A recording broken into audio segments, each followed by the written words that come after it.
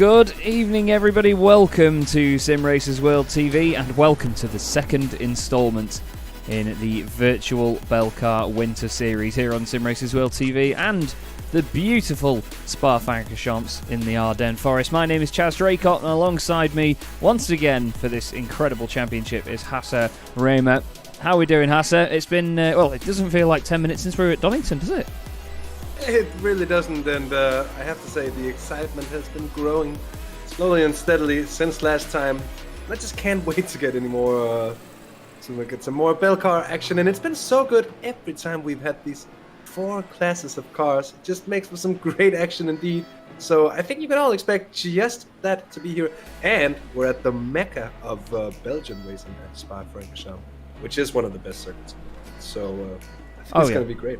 Hands down one of the greatest circuits in the world. It's one of those where, I must admit, with Spa, whenever it comes to like sim racing series, or if I ever get a shout in where a series goes, Spa's never on top of my list, and then I drive around it for a few laps and I think, why isn't it on top of the list? And then I forget about it again.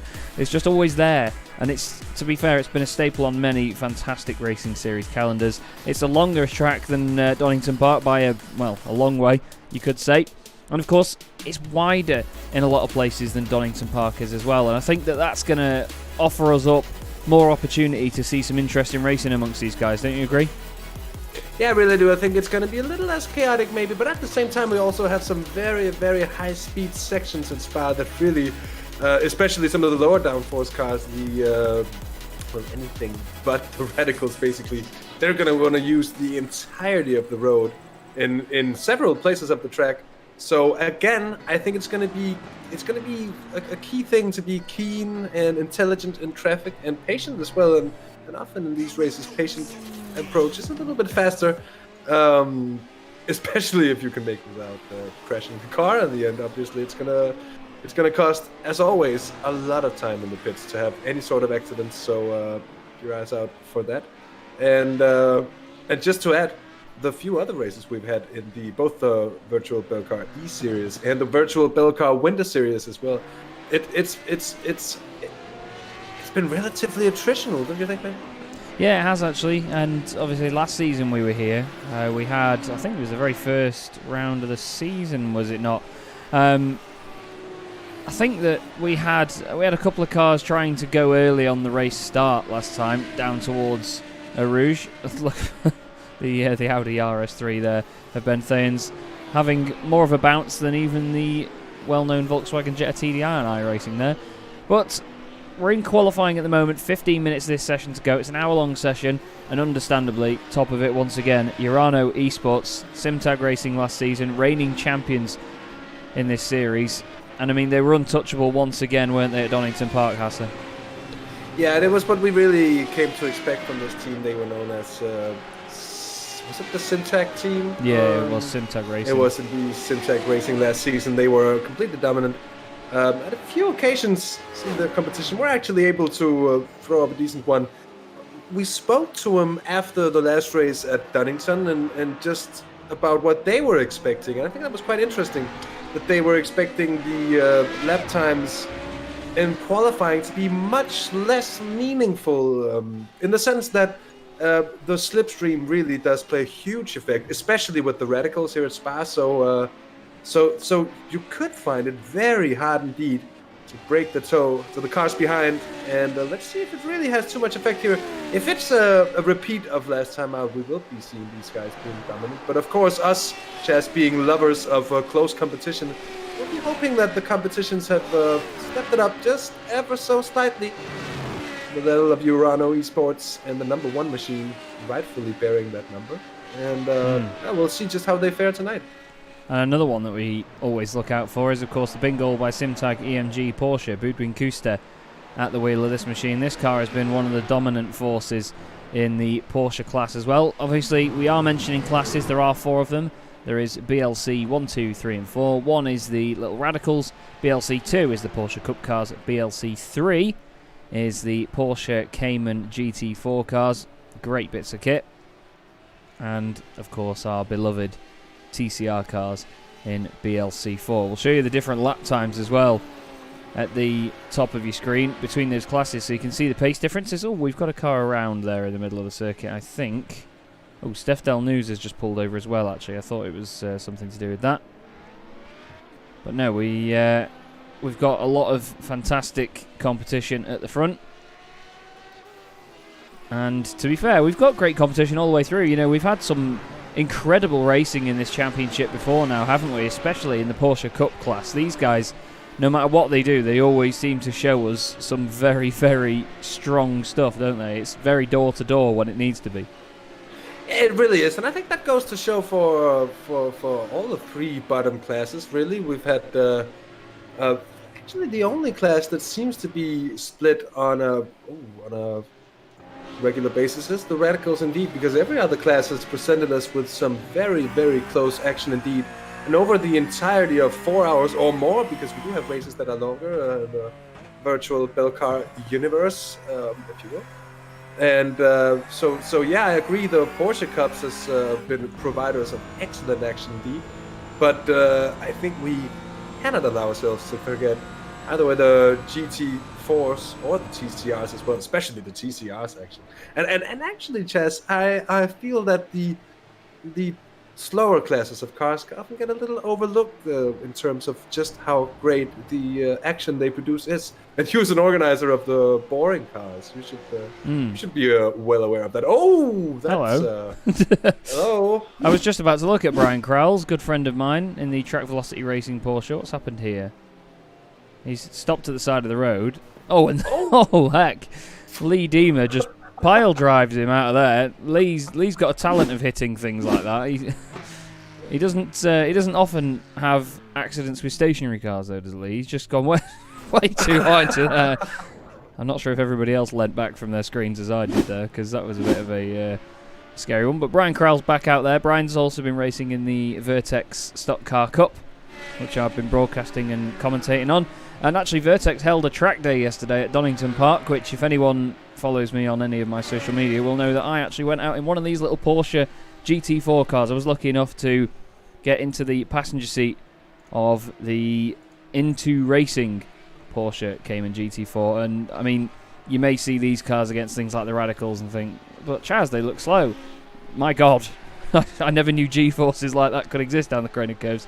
It's incredible the pace these cars have, and like I just mentioned, how slow they look in comparison to something like a Radical. I mean, look here, if we go on board now and look back from Cohen Beaver's car in the Sim Formula Europe machine, just watch how quickly this Radical closes up on us behind. It's pretty bonkers, to be honest.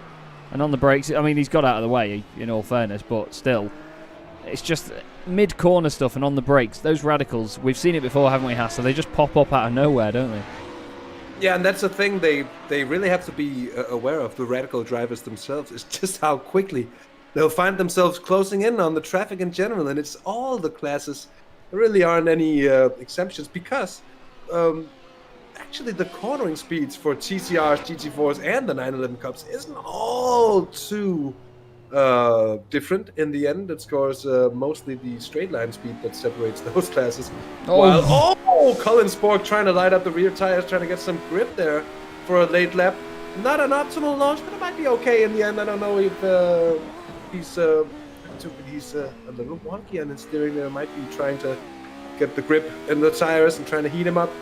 But indeed, traffic is tricky, and I think we'll see on the reaches of the Camel Straight.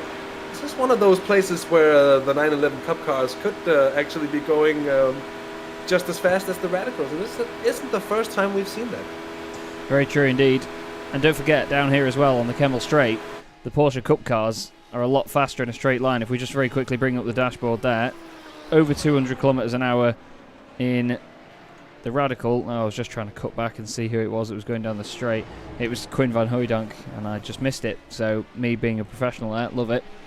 I just want to mention as well the fact that you could see how much Colin Spork wanted to just delay himself, get a bit of clean space on circuit, and really push out the final corner. Oh! He's pushed well too hard. What a save! Colin Spork, how did you save that? Wow. That was... That's lively. That is lively. Yeah, the rear just floats away from him, and he gets a full tank slapper there, and he manages to correct it over a couple of rounds, boxing with the car. You could say it's right, it's a left. He takes a jab, and he finally gets it under control. He's gonna well done there. He's gonna put a whiplash claim into his team, I think, after that one. That was honestly one of the scariest moments I've seen in a while. We've got two of the BMWs just behind. Just trying to see. One of them is Jelle Verstraeten in the Greenleaf Racing green BMW.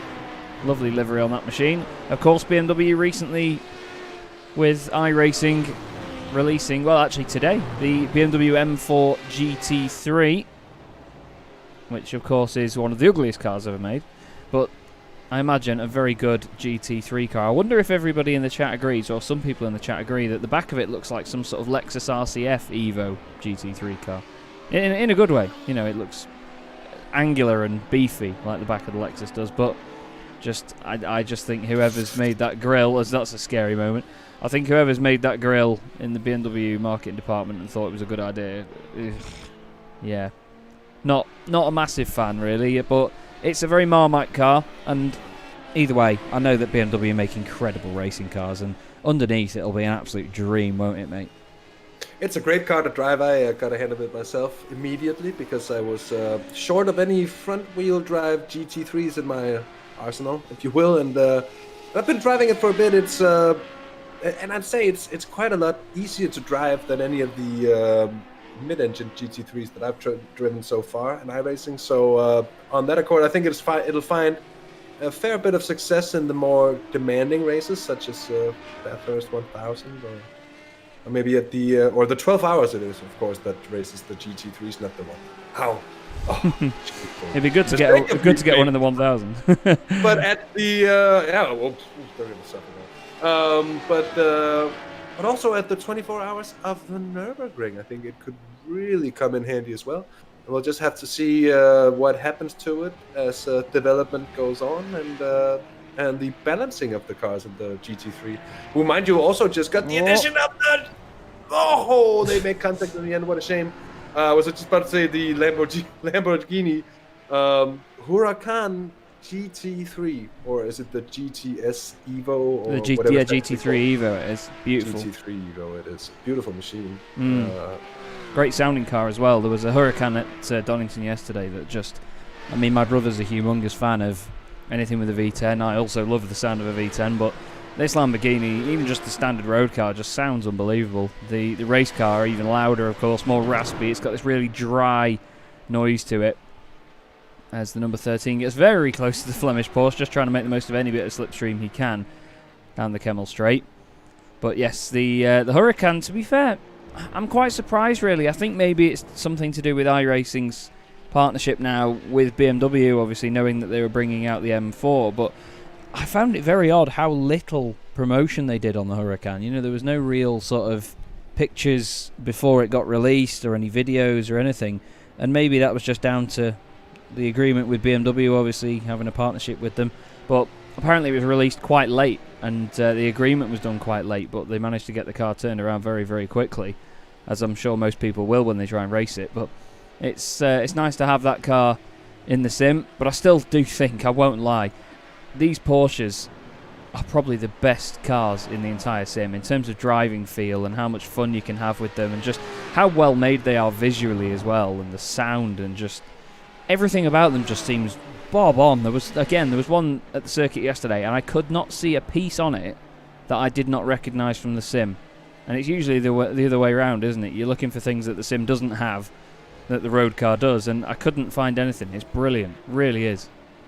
It's fantastic, and it's a fantastic car to drive. You just said it, and I just have to agree. Indeed, it's a difficult machine to get your head around sometimes, but it's very much a Porsche 911, and you just have to treat it as such. So steady throttle inputs and fluid throttle inputs as well, and then no rash decisions on the steering inputs, and in the end you'll be fine, and you'll be seeing that the huge rear tires do quite a good job actually of biting into the road when needing traction, and yeah, indeed, it is. It's definitely one of the most enjoyable cars in the sim per se, as per the driving experience itself. Who's that in the background? One of the. That was one of the. Just trying to figure out. That Traxxas by J&B Service in the number 3 machine, or is it? It was one of the Porsches that was spun in the background. Completely went around. I was just trying to find out which one it is. It was a red and black machine, but I can't seem to find it. Is it one of them that's not set lap? Yeah, it was Thies Vandenberg that went off. Let's have another little look back at what happened. Oh, big drifteroo, and then it just spits him back the other way. Does he hit anything? No. He's done well around there, because to be honest, if you go down through Pouhon, have a moment like that and don't hit anything, I'd say you've done well. Yeah, indeed. And he also manages to hold his brakes and not reverse back out to the track, which drivers with less experience might have found themselves doing. Just in pure panic, basically, just trying to figure out what the hell is going on and just where you are and such. But managing to keep both composure and sense of direction, which is, to be fair, sometimes quite hard when you had a spin. And I remember seeing a driver at a 24-hour race I did at the Nürburgring Nordschleife, all of a sudden coming at me in the wrong direction. You had a spin, and that was a moment to get your heart pounding. And I can imagine. So yeah, indeed. So you never know what to expect, and you can really lose your sense of direction sometimes when getting lost in. If it's 180 degrees, it's often not that bad. But if it's 360 or more, you can really find yourself at a loss sometimes. But well kept indeed, as you said, Chaz, by Thijs van den Bergen in the 16 Dynamics Racing Blue car. As we are checkered flag now here in the qualifying session. It always comes around way too quickly, doesn't it? Even in an hour-long session when we get in and have 15 minutes of it, I imagine these guys will be thinking, well, where did that go? Like, are we going to get more time? Or when you're in a practice or qualifying session, it is so painful when your time runs out, because or when you know that the time is close to falling between your fingers. Let's say it's so easy to just think you've got all the time in the world sometimes, and unfortunately it doesn't always work out that way. And I think that some of them have maybe missed out on that. We're just looking at Thies Vandenberg still in the Dynamics Racing Blue machine. Round Pouhon. And as far as I can see, we still have a few cars out on track trying to get in a last lap here at this point. Of course, it's always difficult to find that bit of clear space that you need now here at Thijs van den Bergen running into traffic with the Flemish SimSports GT4 car. And I think he's just going to be lucky enough to get to pass the BMW before Blanchemont. But it's so difficult, and 1 hour really isn't that long in the end when looking for a clean lap amidst 45, 50 cars. And by the way, a warm welcome to you all tuning in with us. It's wonderful to have you for another round of Virtual Belcar Winter Series action. Yeah, it is indeed. Thank you everybody that has tuned into the show so far. We do, of course, hope you enjoy it, and do hope that you give the video a quick like as well. And don't forget to subscribe to Simracersworld TV in case you want to see everything else that's going on in future. We've got so many different series and events coming up. And of course, the Simracersworld TV Christmas party is not one to be missed off that list. But we've got a lot going on already in this race. And now the guys pretty much finishing up their session. Just seeing, is there anyone else out there? Keanu Bourguignon is just coming out the final corner in the Audi. But I think he's going to be the last car on track, maybe. I think Tim Greven's on a lap as well. 2:34.7. Let's see if Tim Greven can improve. Love the sound of these Porsches as well. We will turn the car sounds just up slightly. Had to turn them down because I was racing, broadcasting the Jetta yesterday, the Volkswagen Jetta in the British Touring Car Championship. So those things are considerably quieter than a Porsche Cup car or a Radical. So having to turn the volume up for them and then down for these guys is, Tim runs very wide through Blanchemont. Not sure if he's just keeping the car out there to put more time in. And yes, the session does complete. And I was going to say it was 3 minutes since the end of the session. So, our grid then. Let's go through El Grido. Fabrice Cornelis puts it on pole position for Urano Esports with Erin Babber of Sim RC Capazunda next to him. Then we have the Traxxas by JMV Services car in third.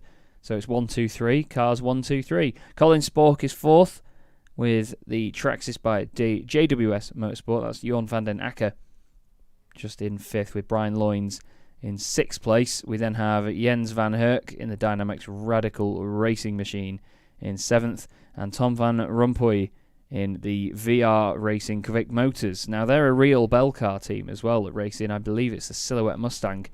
So great to have them on the grid. And then we have our Porsches. Boudin Kuster, fastest for Bingoal by Simtag EMG, followed by the BMS Esports GT3 Cup B. Oh, sorry, Belcar, that is actually. It's just been cut off. And then it's Tim Greven, Vapor Shop RDR. Plenty of fans of them in the chat. Christoph Race in the Flemish Simsports Yellow Machine. Behind him, we have the GTE Racing Machine, which is the number 99 car. Then it's Attila Sipos in Simtag Racing's Porsche. Then it's G-Drive Racing Eximia. And Optimal Sim Racing Red 16th. Lee Diemer lines up 17th for Excite with Reclaim Maker B. Sorry, I think it's Reclaim Maker BE. Hans Blankart, car 18, P18. My mate Brian Krauls in 19th for Track Velocity Racing. Jeremy Hessels lines up 20th for Dynamics Racing Optica. Then it's Brent Verheyen and Thies Vandenberg, who we were looking at then in 22nd. We also have Robin DeVille, Flemish Sim Sports Black, leading the way in GT4, just ahead of the Ecris Motorsport BMW in 24th. Then it's Team MRS alongside Sim Formula Europe. Then it's PSR and JJ Motorsport, Greenleaf Racing Green and McDonald's Racing round out your top 30. Then we have Abel Court and Robin De Becker of Roaring Chicken Nuggets, still my favourite team name on the grid. Sky Limit Racing for Zolder, they've got a new livery today in the number 69 car. Then it's Hendrik de Grave, just alongside for Flemish Sim Sports Red. Then it's the Decipit Racing team in the 209 car with Frank Oosterhuis in the Graphite Racing Belcar Machine in 36th. We will have to cut away though and crack on, but there is the rest of your grid just before we get to the final corner. Now Hasse, Urano Esports, they've been an absolute joy to watch so far. Not just this season, but last season as well. Do you think they can do the same again today? Yeah, I'm quite sure they can, but we'll have to see if their own predictions come true, as the green flag will fly in a short bit of time as well. I'm expecting the entirety field to round La Source and to start at the endurance lights, but I could be wrong. Which I hope I'm not. No, they're going here. They're going on the... but it is indeed early as well, and that's going to cause trouble, I think, or not necessarily trouble, but it's going to string out the field here. Oh, no! That was the Traxxas by JMV Services car completely around. Wow, he was very, very lucky not to hit anybody or anything. Then the race leaders almost getting caught up in that. The GT4 traffic makes its way through. That's Senna Hulsmans in the Flemish Sim Sports black car, just trying to hold off Rob Tyson in the TCRs. It's the Flemish Sim Sports car at the front there as well. Anton Dupin on the back of some of the Porsches. But at the very front, we've got Martin Deckens for Dynamics Racing in the wall. That's big, big damage to that car. But now, remember last time we were here, Hasse, these radicals in the first few laps were absolutely incredible because they're all kept together by the slipstream here, weren't they? Yeah, indeed. And I think the Urano car is going to be hoping for everyone else to be fighting it out behind, because that is their chance to kind of break that toe and just slip away at the front. And if that happens, they're going to be hard to catch. Indeed, Rob Tyson there, I think, finding himself in a spot of bother. And there is Anton Dupin for Flemish Sim Sports in the Audi TCR with Olivier Biltink in the 23 machine up ahead of those people. And he's actually leading the class, which has been so competitive so far there. Dupin finds one of two almost identical cars, actually. But I don't even think they're on the same team, Chaz. I believe the Optimal Sim Racing Purple is that car. Apparently they might have signed up as the wrong team in the event, so we might not have a livery. But once again, we've got epic racing going on in the Radicals. Now the second car in that train there, the green and black machine, is the VR Racing Quick Motors car. Just behind them is Sim Stickers, Ross Nicholson at the wheel of that machine. Fantastic guys, Ross. He's been racing in the Simracersworld Formula 3 Series this season. And in the Porsches, it's nice and close as well between the top two. Although, to be fair, it's close between the Traxxas by J&V Services car and Cedric Wouters, but you'll see the difference in pace around Blanchimont. Look at the Radical, it just disappears off into the distance. But I just want to quickly have a quick look back at what happened with the green flag here, because that Traxxas car nearly cost everybody a lot of time. Yeah, I think it really disturbed everyone into 3-1. You can see it's the car in third place currently on your left-hand side. And under braking, I think, yeah, rear end starts to go, and then he tries to correct it. It just goes all the way around. Cold tires and braking balance that might have been a little too much towards the rear. At least that would be my 5 cents on it. I just want to see how close, it gets to the back of the current race leader's car, the Urano Esports machine, because from the other angle it might have been a bit deceiving. There's a spot of flame, it goes one way, then you see it flick the other, and we're just about to see... Oh, there it is. It doesn't look as close there as it was, but that was a very, very scary moment indeed. But they're back in the race, 7th at the moment, so not really challenging for the lead of their class. But look at this in the Porsches. Constant battling once again. Adam McNally down the inside of Jeremy Hessels in the Dynamics Racing Optica car. And through he goes. Hans Bau asking for live timing. Honestly, boys, if I have to send out any more live timing links, I'm going to start charging you money for them. But do bear with, and I'll grab it for you. But a nice lively start, Hasse, and no mayhem this time. A little bit of argy-bargy here and there. A few cars having a bit of contact, but nothing too bad.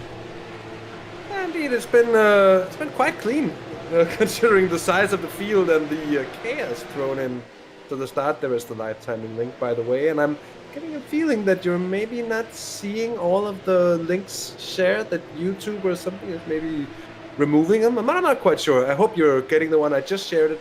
You should have it all now.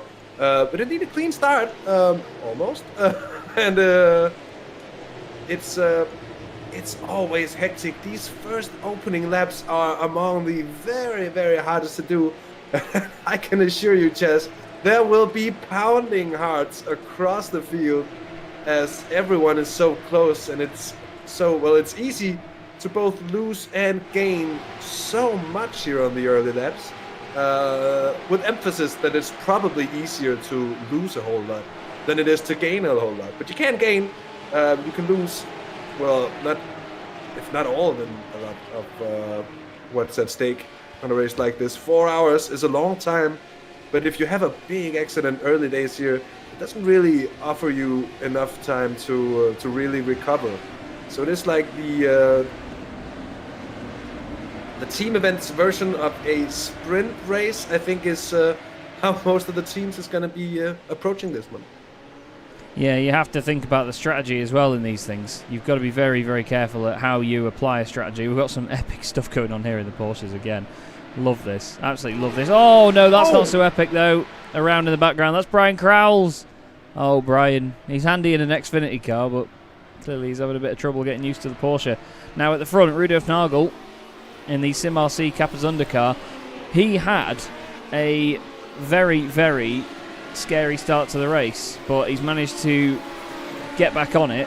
He got caught out massively near the start.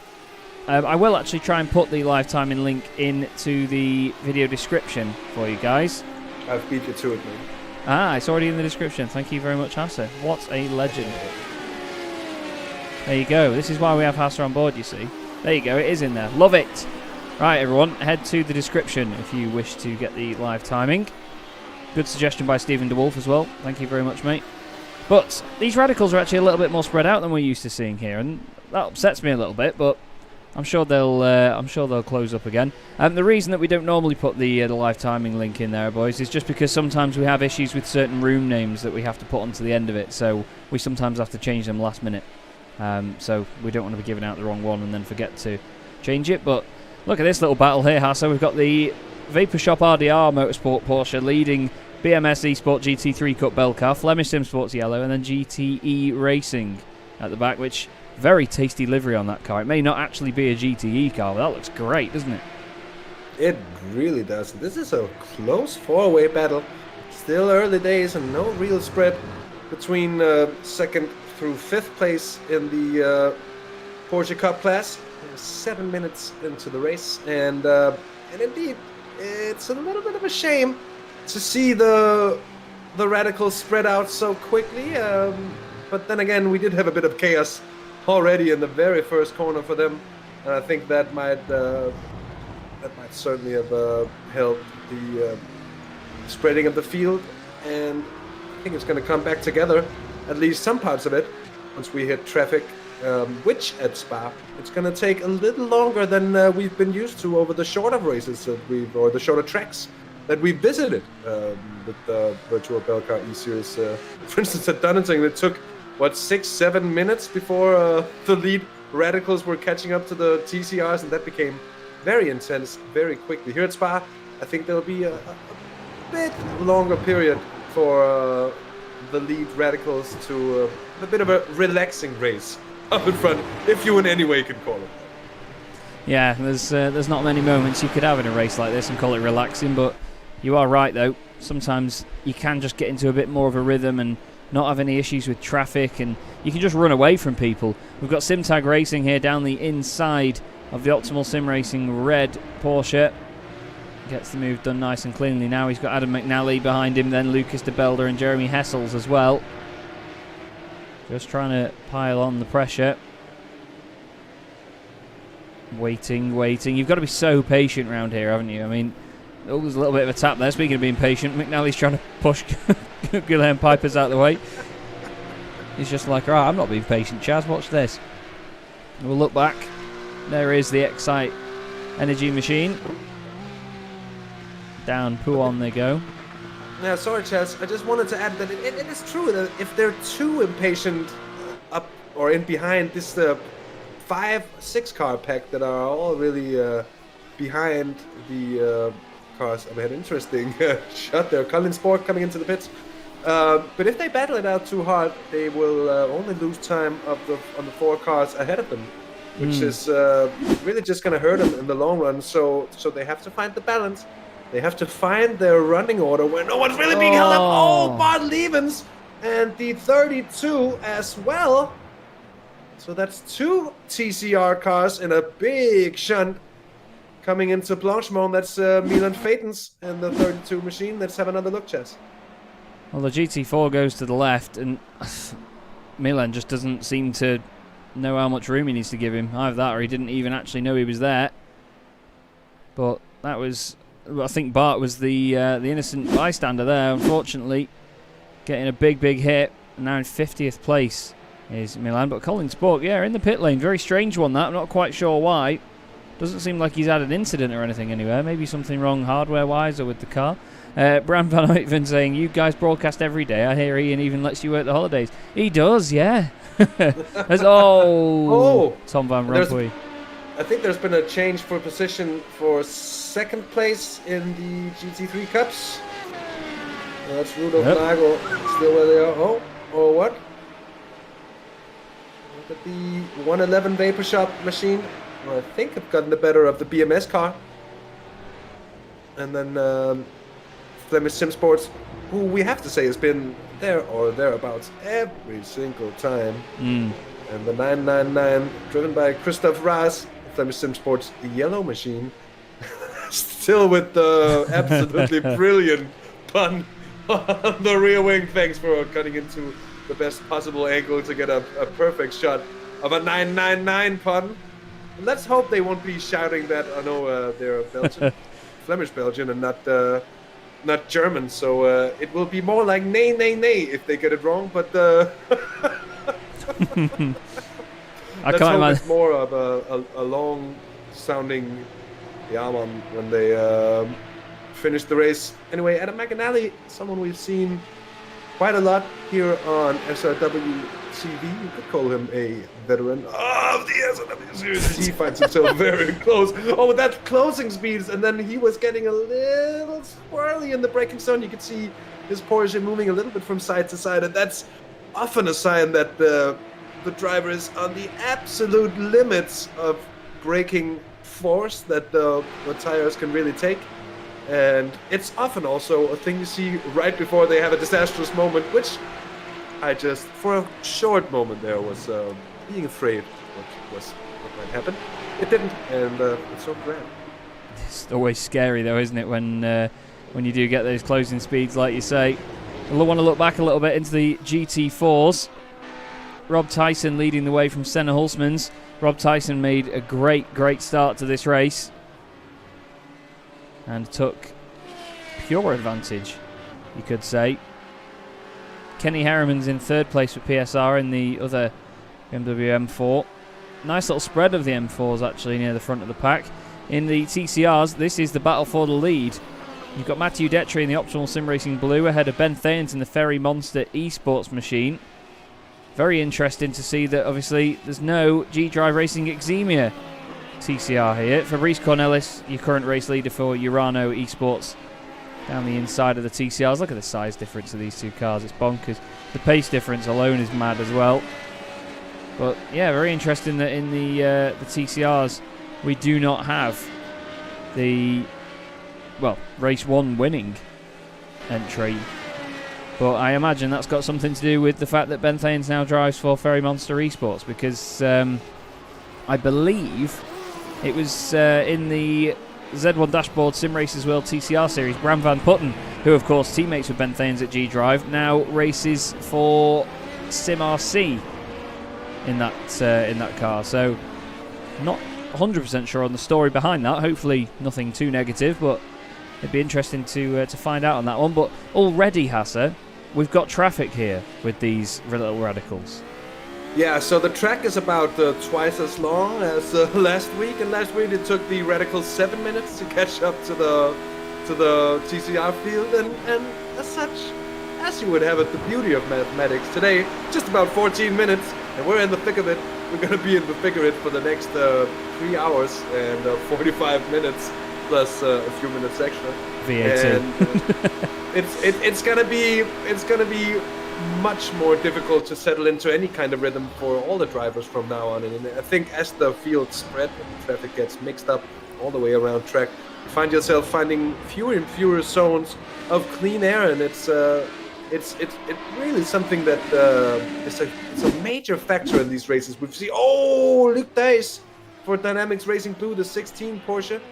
See, it rolls out of the way. It looks like Brussels to me. Yeah, just a little bit of a spin by the look of it. Nothing too hard in terms of damage, but I do want to have a quick look and see whether... Now, was he involved with Brian Crowles? It says Brian passed him. Oh, this is already after. He's just spun it on his own there, hasn't he? No contact from anybody else. Now, Ross Nicholson, we saw these two a moment ago. Cedric Wouters just behind him, looking down the inside already. Cedric is on a move here, isn't he, Hasse? He had that mistake at the very start of the race. And now, absolutely back on it. Rudolf Nagel it was that got caught napping, but Cedric was the one that spun as he goes past the GT4 car there, which we saw last week, which is the Desopit Racing Team. Is it? Oh no, sorry, that's the Desopit Racing Team. Apologies. Trying to find which team that was in the GT4s. Which one was it? Risks. I'm sorry, just taking a bit of risk there on passing the two GT4s. The Radicals wanting to get ahead before Blanchemont. Massive gains made there as well. That's Jan van Lint for Cara Pils Racing, which I think I got explained to me at the last round, Chaz, is the sort of the cheapest beer that you can buy in, was it in Belgium or the Netherlands? Now I'm actually a little bit in doubt. I think it was Dutch beer. Yeah, really cheap Dutch beer, right? Like really cheap Dutch beer. That's fun. I didn't know that. So it's a bit of extra Dutch folklore to know about. Here going Lamont for P Sim Racing in the 912 car. And here are three classes and one very close shot, Chaz. That was a bit of a scary moment there for the number 16 of Luc Thijs. Look at the spread of cars we've got already now. This is it. We're already into this. Oh, Luke, what are you doing? He's gained positions and now he's going to lose them again. Yeah, certainly. And he at least knew where to go down the escape road. There comes the JNV number 3 machine, the Radical just sweeping through. And it's actually a very mature decision, I think I'd call what Luc Thijs just made that there. Because it's so easy to just instinctively want to try and keep the car as close to the road as you can and try and make as much as the corner as you can, instead of just saying, you know what, escape road, lose a bit of time, but make sure, because there are some very nasty kind of sausage rolls there, we could call them, on the off-track section of the Cone. And certainly going across there is actually going to present you with a huge risk of inflicting some major damage on the car. You're Skeeter Pipers in 13th overall, still fighting for good placings in the Porsche Cup class, finding himself under attack from Adam McAnally in the X-Side Racing Machine, number 36 on the front. And I have to say, that X-Side car, Chaz, I think looks absolutely stunning. Yeah, it is a very, very pretty design. A lot of time spent on it. I believe it was Lee Deemer that actually painted that car. And he did put a lot of effort on it. I did just ask the guys what the picture quality is like. I noticed that the bit rate was a little bit lower than usual.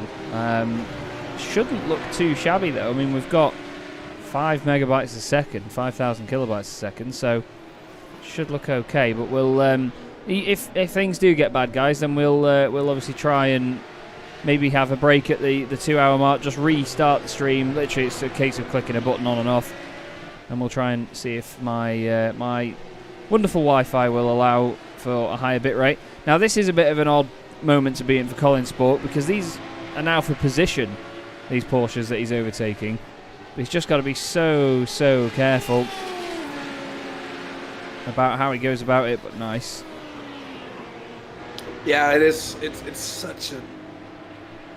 It's a line dancer's dance through the field in the radicals. And I think the tracks is by J&V Surfaces Cars, who, by the way, is already back up into 4th place here on that 9, and mixing it in with the rest of the radicals after that turn 1 spin.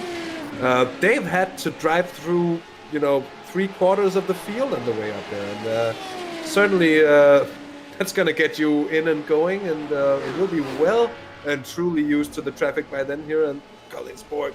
It just, the situation that Colin is in here just makes it all the more difficult, because you cannot just dive in. It's just a row of cars that you're trying to move in upon, and they're all fighting it once amongst each other, and that just makes it all the more difficult, since nobody really wants to give any space away, because it's going to cost them time in their direct competition. So it's just really difficult. We can safely say that. Yeah, it is. And when you're picking through them as well and they're fighting, you don't want the sort of guilt on your conscience that you've sort of upset their battle a bit as well, do you? You want to make sure that you've got everything done right in your way without affecting them too much, especially when you're in different classes. That's one of the main things here, is just that you do have these different classes for these guys. And everyone's trying to run their own race. But you can see the speed of the Porsches down that straight there. Incredibly fast indeed. Around the GT4 as if it's not there. But that GT4 is going to be massively hampering all the Cup cars. Look at that. They're all bunching up in behind. Oh. And that they managed not to run into the rear end of that GT4. And Chaz, to me, it doesn't look like the GT4 had anything really going for it. It's Lara Luft and the 28 BMS Esports GT4 Belcar machine. Yeah, just didn't see him on the pace there down the hill. Maybe she's just getting out of the way of the battling cars coming towards her, because I mean we saw that at Donington, didn't we? She was very courteous in letting the faster class cars by. You can see they're doing the same, staying offline. We've got these two great trains of Porsche Cup cars. We've got the 3 that have just gone by, and then 3 seconds up the road we've got these lot as well, who are now catching up with the TCR traffic just ahead. So hopefully no issues on their part. Look at that, close stuff there as they go down towards Blanchimont once again. Scary corner to get right is Blanchimont. Oh, we've had an issue for Jeremy Hessels, by the way. You've just noticed this. This was on the previous lap. This will be why he's dropped off the back of it. He's just going to clip the Astro. Oh, the car was already rotating. Keep it out of the wall. Oh, that's a matter of... I wasn't a massive fan of the reversing straight back onto the racing line, but he must have checked to see that there was nothing coming. Now, checking about if there's anything coming. Cedric Wouters is all over the back of Jorn van den Akker, and he's going to be looking in his mirror. He's going to be ignoring the damage on the back of it, and down the inside goes Cedric. 2 Traxxas cars, so it's Traxxas by JNV Services and Traxxas by JWS Motorsport. 2 of them swapping places.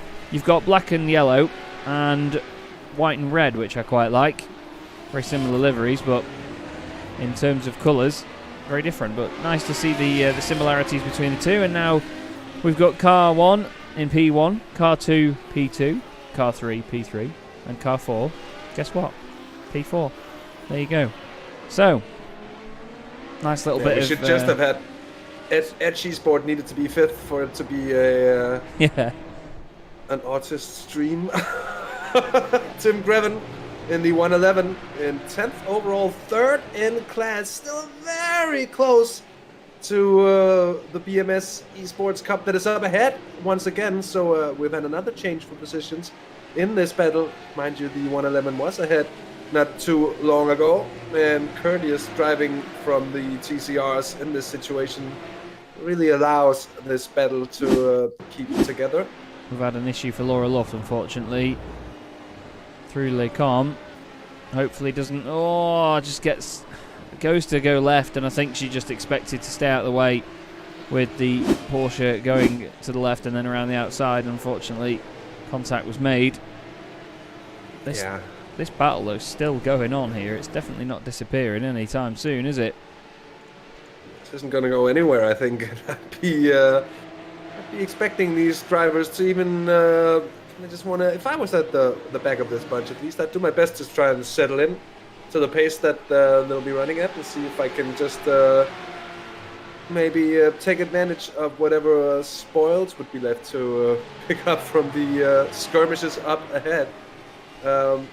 Just quick mention on what we saw before. That is often the problem, actually, that no matter how courteous you want to be with space, sometimes it's that kind of it creates a little bit of unpredictability, if I could just utter that word from my very mouth. But that unpredictability can be a little bit hard to well, of course, naturally to judge when coming up from behind, and that just sometimes makes it seem like you're basically just shoving someone out of the way, saying, "Oh, no," which is very much not what's happening. I'm also very much sure that it wasn't what was happening just before. It was just a case of a simple misunderstanding, and the fact that we're in cars and they don't react as fast as we do. So yeah, I think with a lot of it, we can sit up here in the booth and go, oh, I would have done this, or he should have done that. But we all know that in the heat of the moment, in races like this, it's just so difficult to make the right call every time, especially in some of these faster cars as well. The faster classes have probably got it harder, if anything. Some of the slower guys may have a difficult job in trying to get out of the way when they're coming through, but you've got more time to do it. The car isn't moving as quickly. And as you were talking about before, Hasse, with me doing boring cars, while the guys do poke fun at the car itself, it's epic to race it because it's got less pace about it, so you've got more time to think about what you're doing. That's why it's a real positive to be in some of these slower classes sometimes. We've got flashing lights here from the Optimal Sim Racing Red machine all over the back of Josef Kovacs in the Simtag Racing Porsche. Great stuff again here in the Porsche Cup class. BLC 2, of course. Now, is Guilherme Piper's going to go down the inside? Not there. Can McNally take advantage of that? Oh, a bit of a blink in and out there. It's never good. Now McNally's onto the back of him. And this is one of those moments, isn't it now? Piper's is in a really tough situation because as soon as he tries to make a move and it doesn't work, McNally's going to try and get the jump on him. Yeah, exactly. And that's the very point of just trying to be as patient as you can in behind and see if you can just stay within a relative striking distance. And then if there's a bit of an optimistic move up ahead, well, that's often what you see biting the drivers in the very tails. And it's a relatively easy way to move up, so to say, because it's easier than having to really wrestle your way through against someone who's really defending hard, because in turn what you find happening is you get a better exit than the car ahead, you pass another straight. Yeah, that's what it's all about. There's a lot of corners around here where they're all about momentum for the next bit of track. As well, down the inside goes Lucas de Belder on the Axite iRacing car of Adam McNally. Now look at the speed difference here in the Radical. In a straight line, the Porsches actually do match it, but up somewhere like Eau Rouge, you've really got to compromise in these Radicals. Now keep an eye on the speed of these Porsches. You may get a bit of acceleration here off the corner in Jorn van den Akker's Radical, but look, watch this now, even with the slipstream, McNally's just going to pull away. Look, see you in a bit. Gaining time after time, and McNally makes a beautiful move actually. Oh, I say that. Oh, he's decided to do a bit of rallycross. It's like Schumacher versus Hill in 95. Across the road. Now he's got the TCR car next to him as well, but that was a shame that for McNally because it looked like he was going to pull off a gorgeous move there. Yeah, and it takes a bit of a jumper there as well. But he looks to have ample space for the move here on board with Adam McNally, but it's so difficult to judge. And mind you, he's had the slipstream all the way down. Seems to be late on the brake. It just feels the car going with the rear end. And you know what, Chaz? He actually does a very good job of keeping that car under control as he cuts the track instead of having the rear rotate on him, because if it does so, chances are he's going to slide across the grass and into the wall, and he didn't. Well, and I think in any... Sorry, go on. I was just going to say, to be fair to him as well, it was the fact that you could tell that he knew if he turned any harder than he was, because you could argue he didn't put any steering lock on. You know, he barely turned in. But at the same time, he would have known that that car was going to go in too hot and over-rotate if he broke any harder or turned any harder. So he did the right thing there, in my opinion. Davy Suffley is now in the BMW M4. This is the Garfield livery. They had Where's Waldo on the back of the car last time. They have Golf and Garfield mixed up into one here, Golfield, if you will. That is very nice indeed. I like the idea of that. They seem to be perfect fit for one another coloring-wise, and that's well thought out, I have to say. I agree.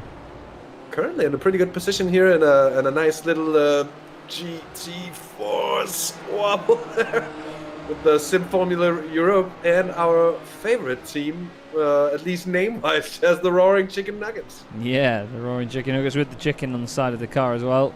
Love it. There's something written on the back. Now let's check out what that says. It says, "Are you talking to me?" Quite like that. Big fan of that. The Roaring Chicken Nuggets M4 certainly does look very aggressive. Apparently livery of the year 2020. I like it, but I wouldn't go that far. But I'd say probably one of the team names. Although I must admit, actually, I'm going to sort of divulge in a different sim and a completely different league organizer for a second. But I commentated on something recently on the SimGrid, on Assetto Corsa Competizione. Shout out to the boys at the SimGrid. But there's a team in that, obviously running in GT3 cars, that were near the back of the grid in a Lamborghini Huracan GT3 Evo. And their team name was We Huracans Drive, which I thought was one of the greatest team names I think I've ever heard that appeals to what car you're in. It's just awesome.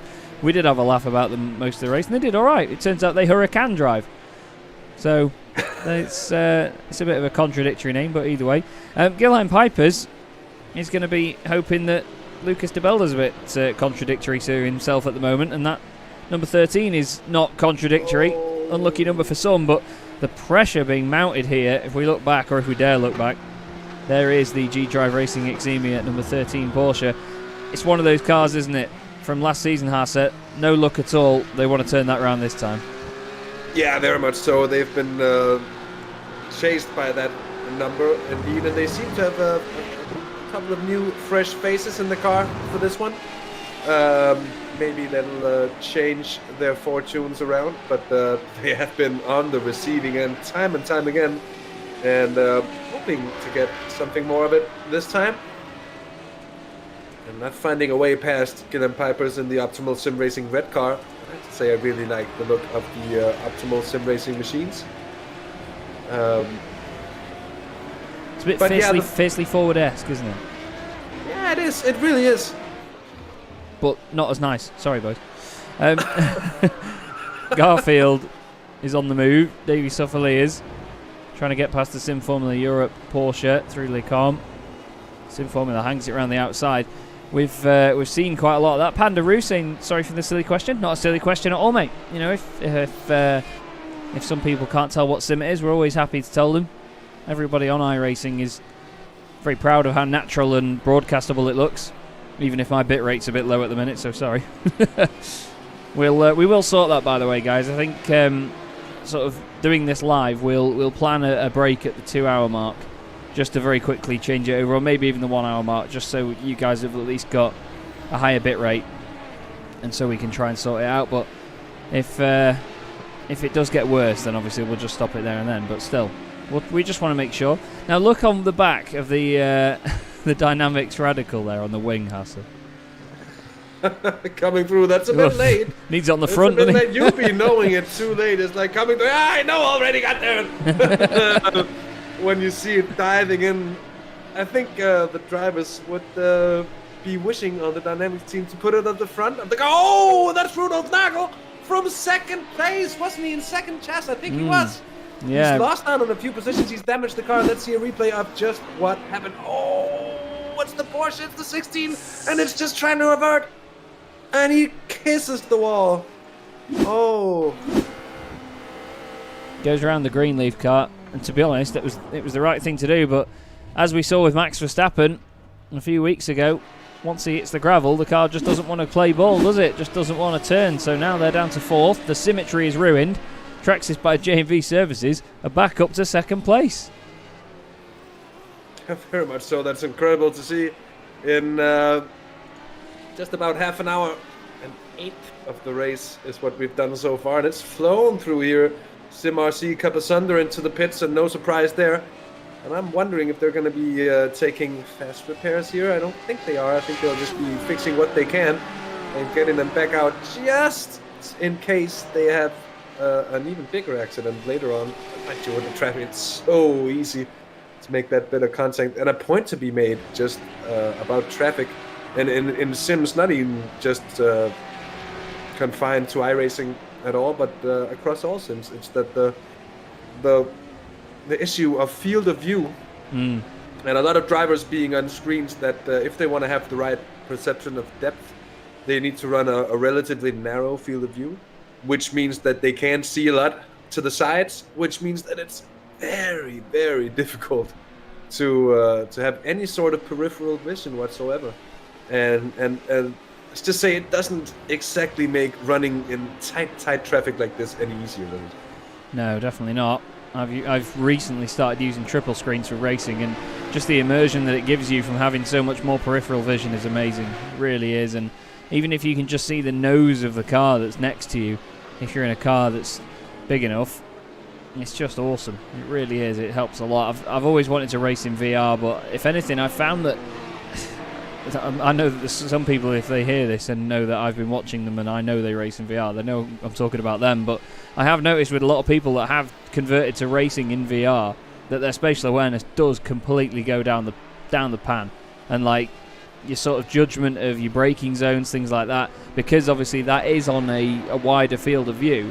Sometimes the braking zones look further away, and you either brake too early or people are braking too late and they can't quite judge where the front of the car is. I know that VR is designed to sort of help that and make you feel like you are in the car, but in all honesty, in terms of the results I've seen before from it, I think it doesn't really improve in terms of people's driving standards. But that's just from me, that's just an opinion. There's no facts or anything about it. I've been told, by the way, we just looked at the GHK E-Racing by T2 racing machine underneath to look at the back of their wing. Now I'm wondering whether you can translate that for me, Hasse, but Getschnock, is that right? Getschnock. Hopefully no swear words. Getschnock. I think it's even in German. Well, we'll never know. It could be the same in Dutch as well. I think it's like, I think it's like, are you alright? Sort of. It's basically like saying, do you want a brew on the rear wing? Do you want a coffee? That would be great to have. Coffee? Oh, you'd smack into the back of every car that had that written on the back of it. It seems, it means as much as, are you still alright, says Sven Janssen. Thank you for the clarification, mate. And it is German. Nicely picked up, Hasse. Nicely picked up. See, I'd never learned any other languages in school. I know how to say a lot of swear words in French, as everybody does, but that's about it. Now, Lucas de Belder won't be saying any swear words in French at this point if Guillain Pipers gets past him. That looked a bit scary, didn't it, up the hill? Yeah, indeed, and he did get past. They were fighting before now, I think. Pipers is going to have a shot into Lake Com, and that is... Let's not call it too early. That is a very nice braking move, just to see whether he didn't continue straight on like Adam McAnally did not too long ago. But that was a beautifully judged move by Guillain Pipers. He said he was going to have a into there. And to be fair, I was going to agree no matter what the end syllable of that word was.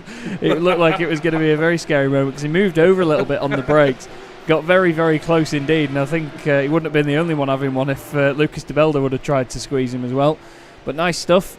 Great battle between them two because they seem to spread out a little bit. Once one had overtaken the other, they spread out and then they closed back up again. Who's the closest on track? It's actually these pair that we're looking at now, but Robin de Becker in the BMW M4. Very strange sounding BMW M4, but I just can't get on with its dashboard. It's like something off Red Dwarf. It's very odd. But he's chasing down the Greenleaf Racing green machine at the moment with Jelle Verstraeten at the wheel, number 22. Down towards Blanchemont. Interesting to see how this car goes around Blanchemont because it's literally like having a touring car with a wing on it, isn't it? Or a bigger wing that you get on the GT4s. Yeah, I think with these cars, I've never driven the M4 GT4 myself, but the Cayman can be quite the handful to keep on balance just because it's all about the mechanical grip. That in turn means that it's all about keeping it centered. Oh. Who's that? That's one of the radicals. Indeed, it's the 88 car. It's VR Racing Tweak Motor with Tom van der Rampe, who's taken a bit of a turner there in the bus stop. He's romped it over the curbs. Oh, he's done all right. Oh, it was already lit up, and then the AstroTurf didn't help really. Takes a moment to just get it all collected back together and gets on with it. And that's the thing in a race like this. You might not see people rushing to sort out their rejoins here because they know that they've got quite a while of the race to go and they've got time to gain. Now look at this here. Look at the Porsche on the right of your shot, the number 99 machine. With a bit of slipstream, Maxime van den Hove is going to start closing and closing and closing in on this Radical. Very menacing because it's only just closing, but that top end difference, you know, if one of these Porsches gets a really good run out of Arouge and Radeon, we're going to see some unlapping down that straight, I think, at certain points as we get to traffic again. M4s everywhere, Porsches everywhere, and then the odd Radical in there as well. There's the Greenleaf Racing car. You can't even see the Radical behind it. There's that much size difference. It literally disappeared for a second then, didn't it? Love it. Absolutely love it. Indeed, that was just gone for a short moment indeed, and the BMW M4 also, when you see it with the Cayman, it's quite a bit larger indeed, and that actually with the new M4 GT3 as well, it stands quite higher than the rest of the GT3 field, and it really, you notice it from far back the field. You see, oh, there's an M4 up there, 6-7 cars up. You still see it on top of everything else. But that's how it is, I think, if you take a normal road car like the BMW M4 racing machines are very much based upon.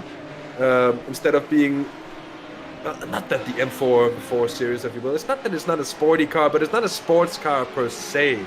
Like the Cayman is a sports car, or Porsche 911 is a sports car, Audi R8, or, you know. Yeah, like the body style of it and how it looks.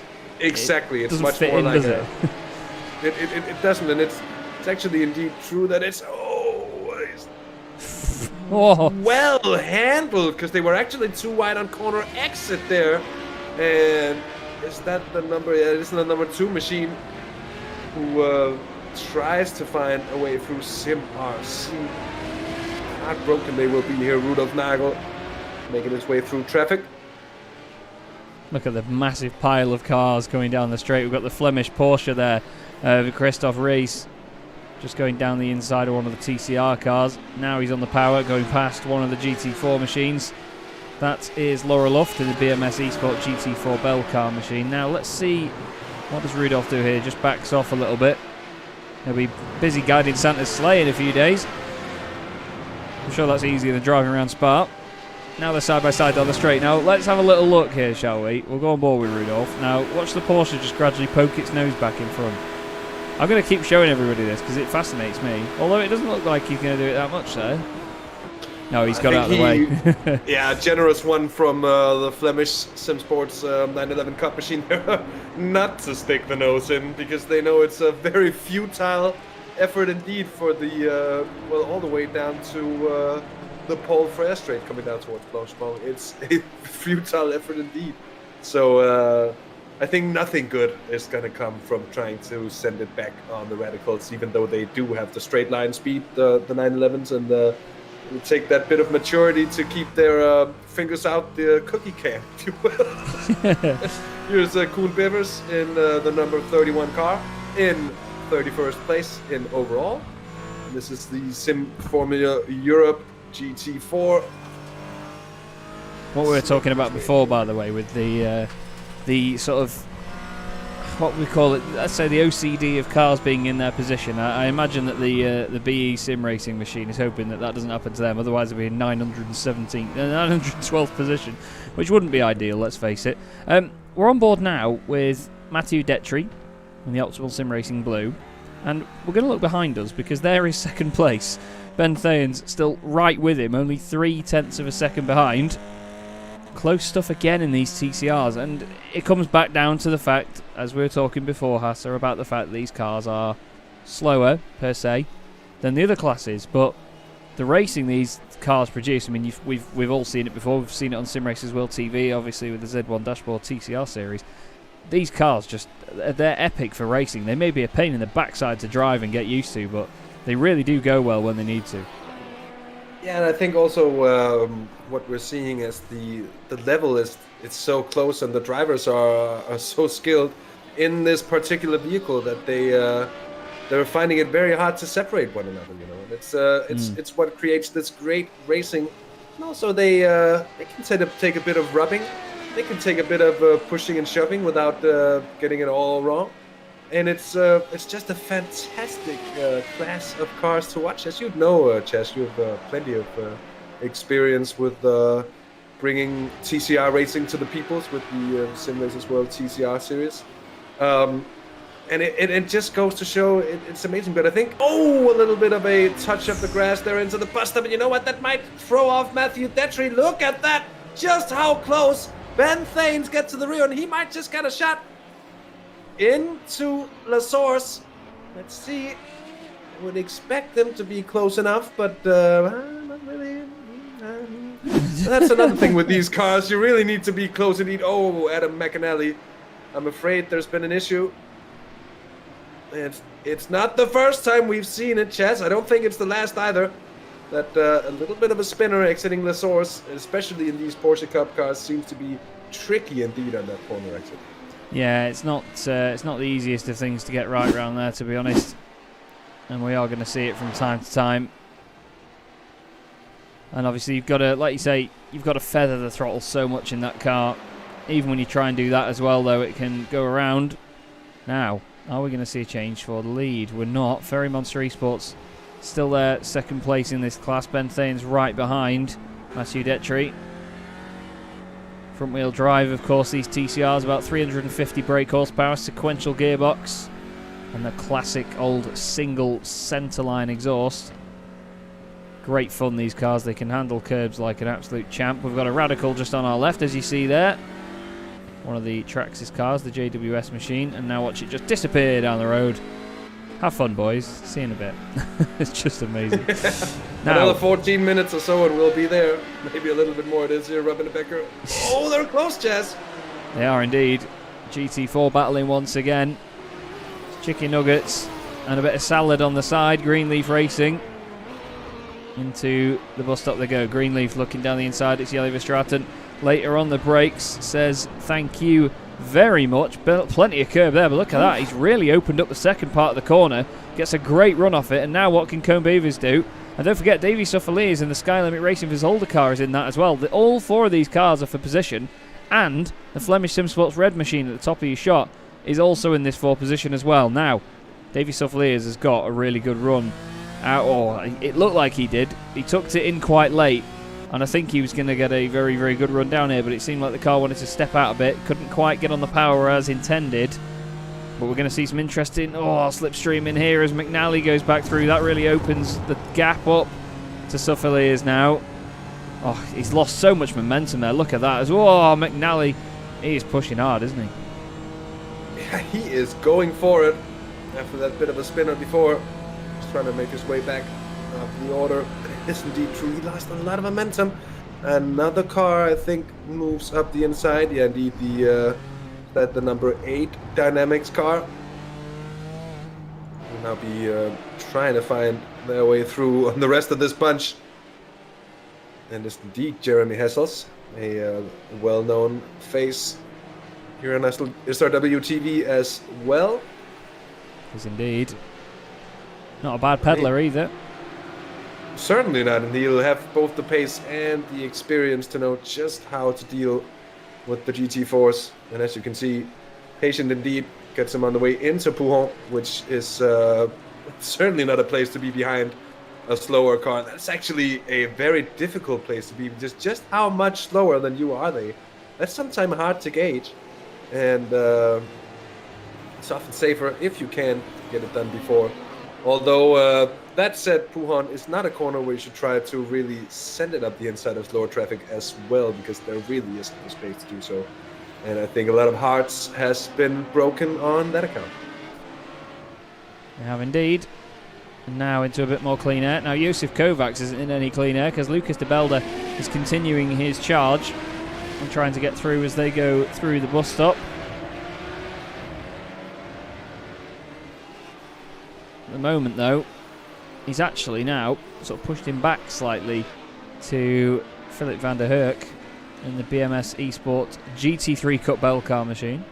He's actually down the inside and alongside and past him before that even happens. Oh, we've had a little bit of a moment there for our GT4 class leader. Now he's going to get a monumental slowdown penalty for that, you've got to think. Could we see a change here, Hasse? Yeah, I think we are. I think we very much are, because Flemish Sim Sports Black has just flown up through the number 12 car.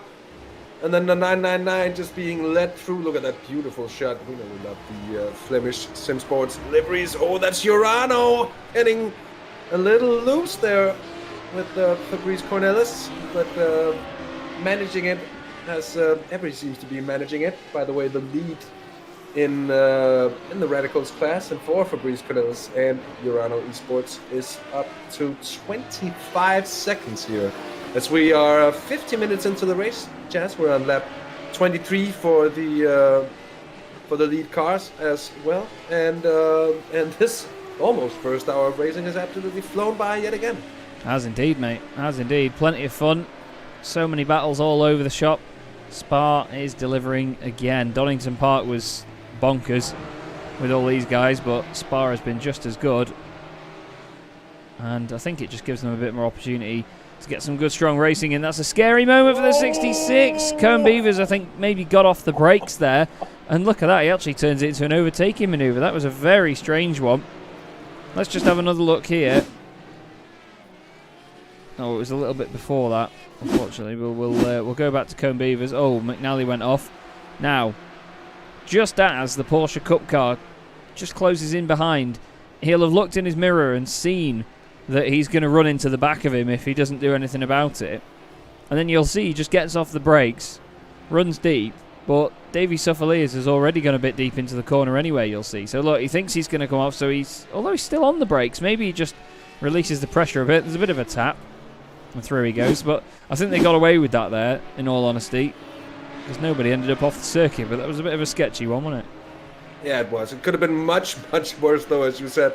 It could have been a real serious moment, but just a slight touch between the two, and it really shouldn't upset the car too much. Look at the 19 Porsche Cup going around the outside of the leading BMW GT4, trying to keep up with the competition here. And that's no longer the leading GT4, of course. That's my mistake, because I very much did get that slowdown on the last lap here. And now having lost the lead to the number 12 car, but they are still close to one another. And thus, I think we'll have this lead battle for GT4 lighting up. We will indeed. We've got to deal with the BLC2 class cars coming through, the Porsche Cup cars. That there is Philip van den Hurk in the BMS Esports GT3 machine. I'm just going to say BMS car in future. Very, very long team name, but I do like it. Nice liveries as well on the BMS cars with that metallic sort of grey colour. Some of them look quite pearlescent. But who doesn't love a Flemish livery, eh? Especially Jack Werrell. Our colleague Jack Werrell loves a Flemish Sim Sports livery. Now the closest two cars on track at the moment are actually these two. The Desipic Racing Team PRV de Sout and Abel Court for Brap, which is the car running Gulf colours at the moment.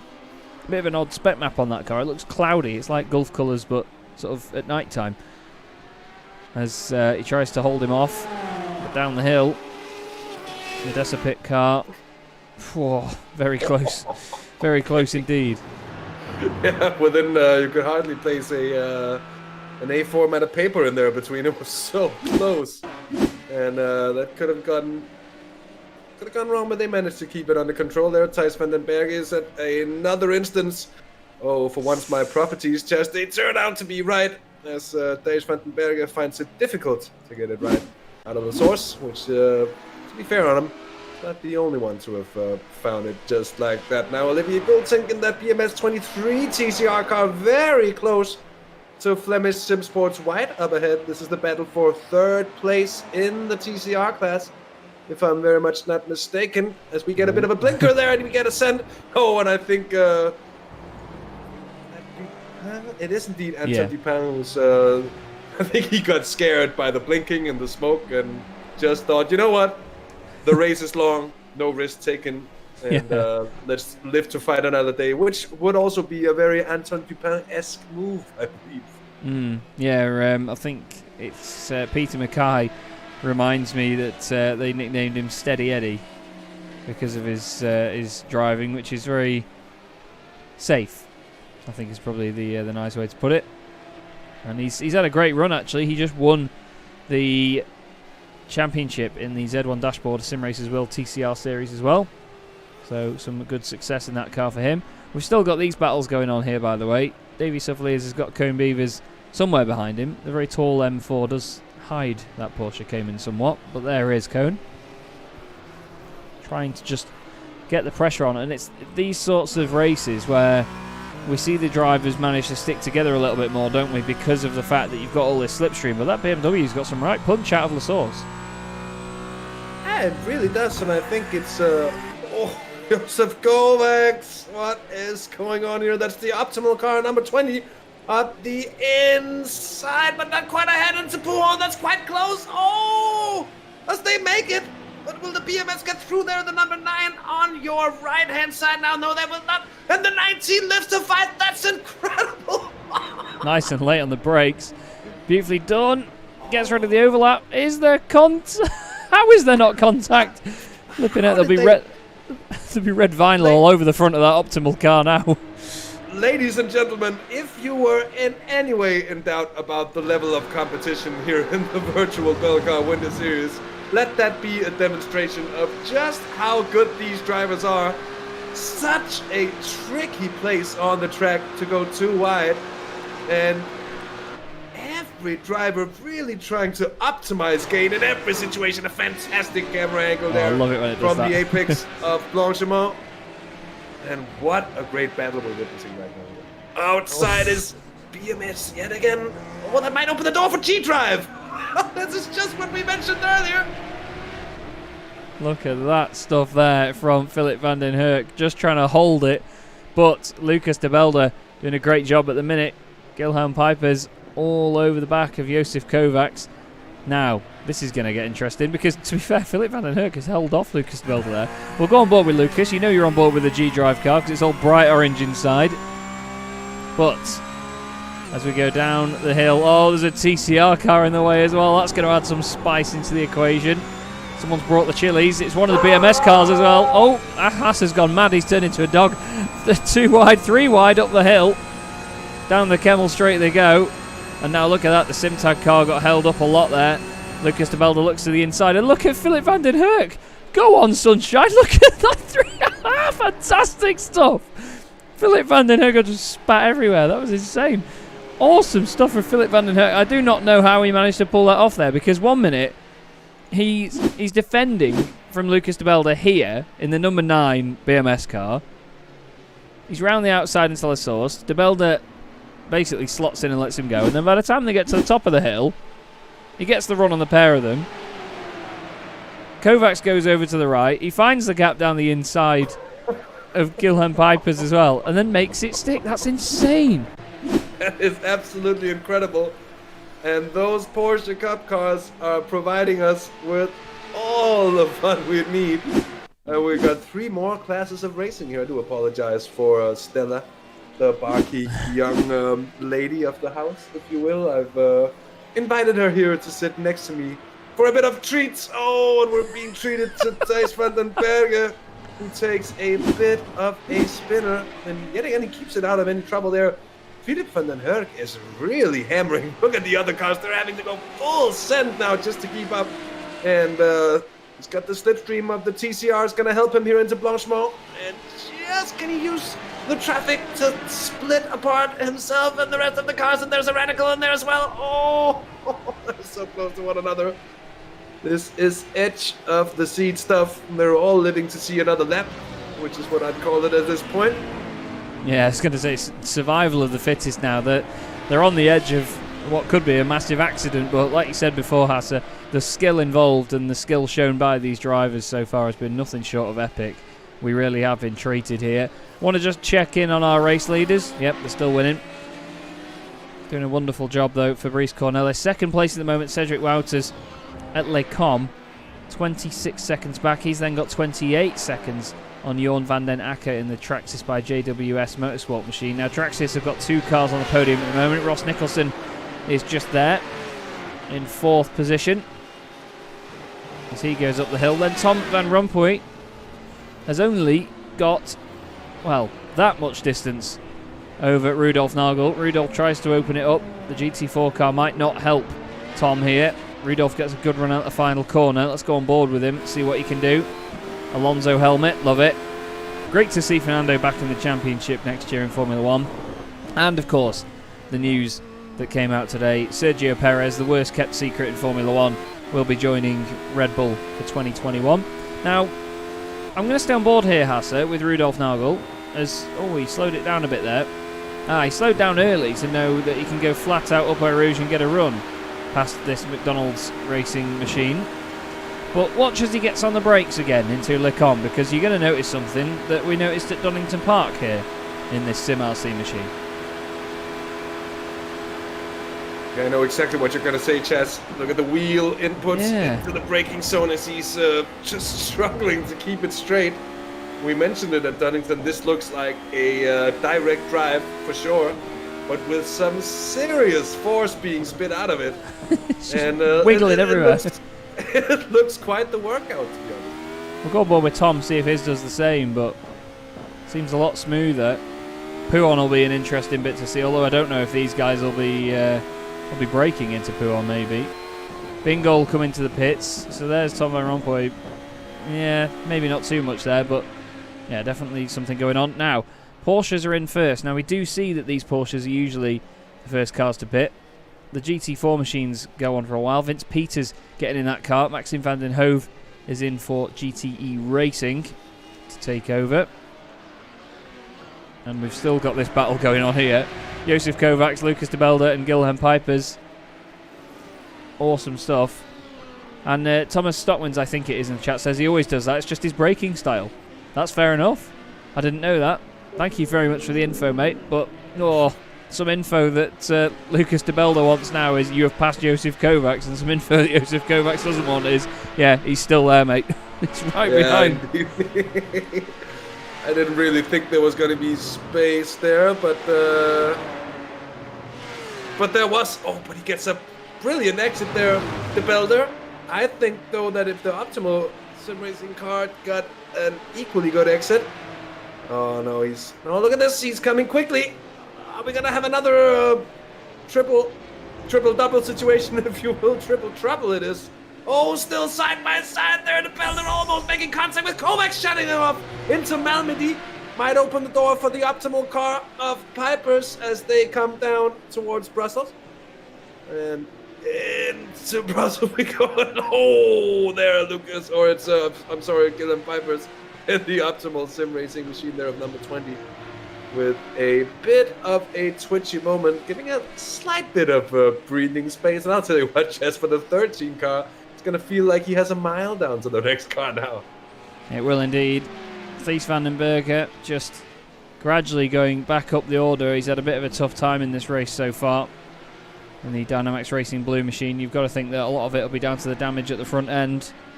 I'm not sure if he actually got hit by the Greenleaf BMW before. You know, we saw the Sim RC car get out of the way and try to avoid the accident, but I'm not sure if he actually got hit by the BMW when stationary. We didn't check. Tom Van Rompuy there, the first radical in the pits. Fabrice Cornelis is now actually over a lap ahead of him. It's almost a lap and a half in the same class. This is Martin Deckens in the Dynamics Radical Racing car. Don't forget as well, actually, Colin Spork, he came in the pits earlier, didn't he, in the Edgy Esports car, so he's back out there and he's still 6th overall. Yeah, indeed. And the question is if they're going to save a pit stop on that. I'm not quite sure because they were in so early that I think they're still going to do the same amount of pit stops after that as everybody else. And yeah, it's going to be a heartbreak for them if they have to stop late. They're going to be losing positions. A lot of Porsches now in the pits. And we are, of course, also into the second hour of the race, Chaz. And I will take myself the liberty to run down the standings in the different classes, just for a bit of an overview. Perhaps there's the top 3, but it's Fabrice Cornelis, no surprise, leading for Urano Esports. I was about to say for the umpteenth time, but it's sometimes, Chaz, I think we make it sound like it's something we all just expect to happen. It's not like they're on an alien level. That is, of course, why they're always winning, and everyone else is left scrambling to try and pick up to the pace of these guys. Second, though, is Traxxas by J&V Services, still Cedric Wouters in that machine. And third is the other Traxxas car by JWS Motorsports with not Cedric Wouters in the car. That's, of course, with Jorn van den Akker at the moment. So we've had a bit of an upset with the 911 Cups. Of course, there is Jorn van den Akker, but with the 911 Cups now, Kilian Pipers is on track leader, but he hasn't pitted yet. So the bin goal by Simtag EMG car, now driven by Vince Peters, is of course going to reclaim that class leading position once they pit in. I think GTE and Renzo Erlenbrook could be in a very good position, chat. Currently sitting second in class, and then that Vapor Shop RDR Motorsports of number 111 in third. Then in the GT Force, still Flemish Sim Sports leading the Ecris Motorsports number 15. We saw the lead change over a slowdown penalty, but that GT4 BMW is closing the gap.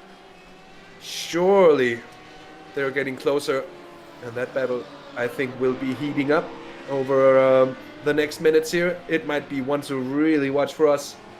And then Kenny Heremans for PSR, also in the BMW chess. Another thing we're noticing here, the BMW seems quite a bit more competitive in GT4 than we've seen it before, and that's really nice. Yeah, it's good to see the mix. I mean, a lot of the time people would go for the more practical Porsche, which, as we discussed earlier, is the more sort of sports car-esque machine of the two. But yeah, the M4 showing some fantastic pace around here. Certainly has been competitive. Which, love that camera angle. I love when it just randomly switches to it. We can't control when it does that, but certainly looks good. In the I nearly said the DTMs there because I was looking at Amjad's comment in the chat. But in the TCRs, definitely not DTM cars, but they're still Audis. Matthew Detry has still got Ben Thanes literally in his boot, just relining it for him, just checking all the carpets in place. And you have to ask yourself, Chaz, by this time, Is Ben Thanes the most patient man in Belgium? I think he is. He's been sitting there for an hour. And basically, he hasn't tried too much. But we know he's such an intelligent driver. He's such a mature driver. And he's a driver who will probably have a plan. And he's, in his mind, I'm quite sure, just executing that plan. And right now it's happening to perfection. He's not giving them a moment of tardy. And Matthew Detry, hats off to him as well, because he has not put a foot wrong in order to still have the Fairy Monster Esports machine number 17 behind him. Because all it takes is one mistake at this sort of distance, and that car behind is going to be through and past. So yet again, it's shown itself on plenty of occasions, and tonight it's doing so again. Those TCRs with great action indeed, as the number... Is that number 2 car? Number 2 Gene, yes indeed. Simracers Capasunder pulling on through. And I'm just looking because they did have that accident earlier, Chaz. I'm just trying to see at the front of that machine. Oh, that went a little quickly for me to see anything. But do you think they took their fast repair after the incident? It looks like it. The front end seems okay at the minute. Well, there's a little bit on the side. A little bit on the side of the car, so it's not completely repaired, whether they've had another moment after that. But in the TCRs, comment from Brand Van Uitven in the chat saying that obviously Ben's going to be saving fuel, so there's a reason that he's sitting behind there. And it's part of the long game here, because if he can just go that extra lap and he knows he's got the pace, then when that lap comes around, he can put it in as an in lap and then try and jump him in the pits. So it'll be interesting to see whether he manages to pull that strategy off. Indeed, new fastest lap for Urano Esports. That's a 2:11.19. That's disgusting. That is disgustingly quick. And you know what? Cedric Wouters on his last lap just set their personal best with a 2:12.11. So that's 0.9 of a second off of Fabrice Cornelis' pace.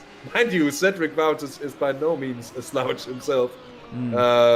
These Traxxas cars certainly competitive as well. But what a pace they're putting down now. And of course, with the Belcar, the Virtual Belcar, or any Virtual Belcar series, basically, whether it's the E Series or now, as we're in the Winter Series for now, it's still a place, Spa-Francorchamps, that all these drivers will be so familiar with. And as such, I think it all comes down to the small margins, indeed, where you can pick them up. Yeah, that's it. It's a track that, if you're involved in motorsport or sim racing, you know Spa, you know the shape of it, you know what bits to expect from what corner, where there's elevation changes, where there's harsh curbs.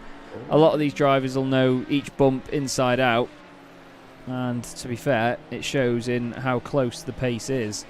And I mean, to be fair, if you look at the times at the top of your screen, 2:35.9 in the BLC4 TCR cars, 2:31.5 in GT4. Now, considering one is a GT car and the other's a touring car, that is some rapid pace from the TCRs. A bit further up the road from this, we've got a battle in the Porsches now. We've got Kobe Class just behind Brent Verheyen. We can finally look... Oh, never mind. I was going to say we could look under the rear wing of Brent Verheyen's car, but he's decided that he didn't want us to see it. Tom Van Rompuy's had an incident as well, by the way. He's actually just done the same about 20 seconds before at La Source. Just gone in a bit hot on the brakes, and around it goes. And then just after that, we'll stay with it and have a look at what Brent Verheyen did, but that was a very, very scary moment for Kobe Class just behind him. As you see then into La Source, onto the brakes. The car's already rotating mid-corner and just avoids contact. It's close indeed. It's done well to keep the car in a whole setting, one piece, if you will. There's the number 13, now driven by Steve Kleiss, and the 999 is going to throw up the inside here. I think they're going to get past. And that Radical is going to make it very hard to make a comeback move. Oh, lead Deemer, and I'm afraid he's just taken over the car, Chaz. Oh, no.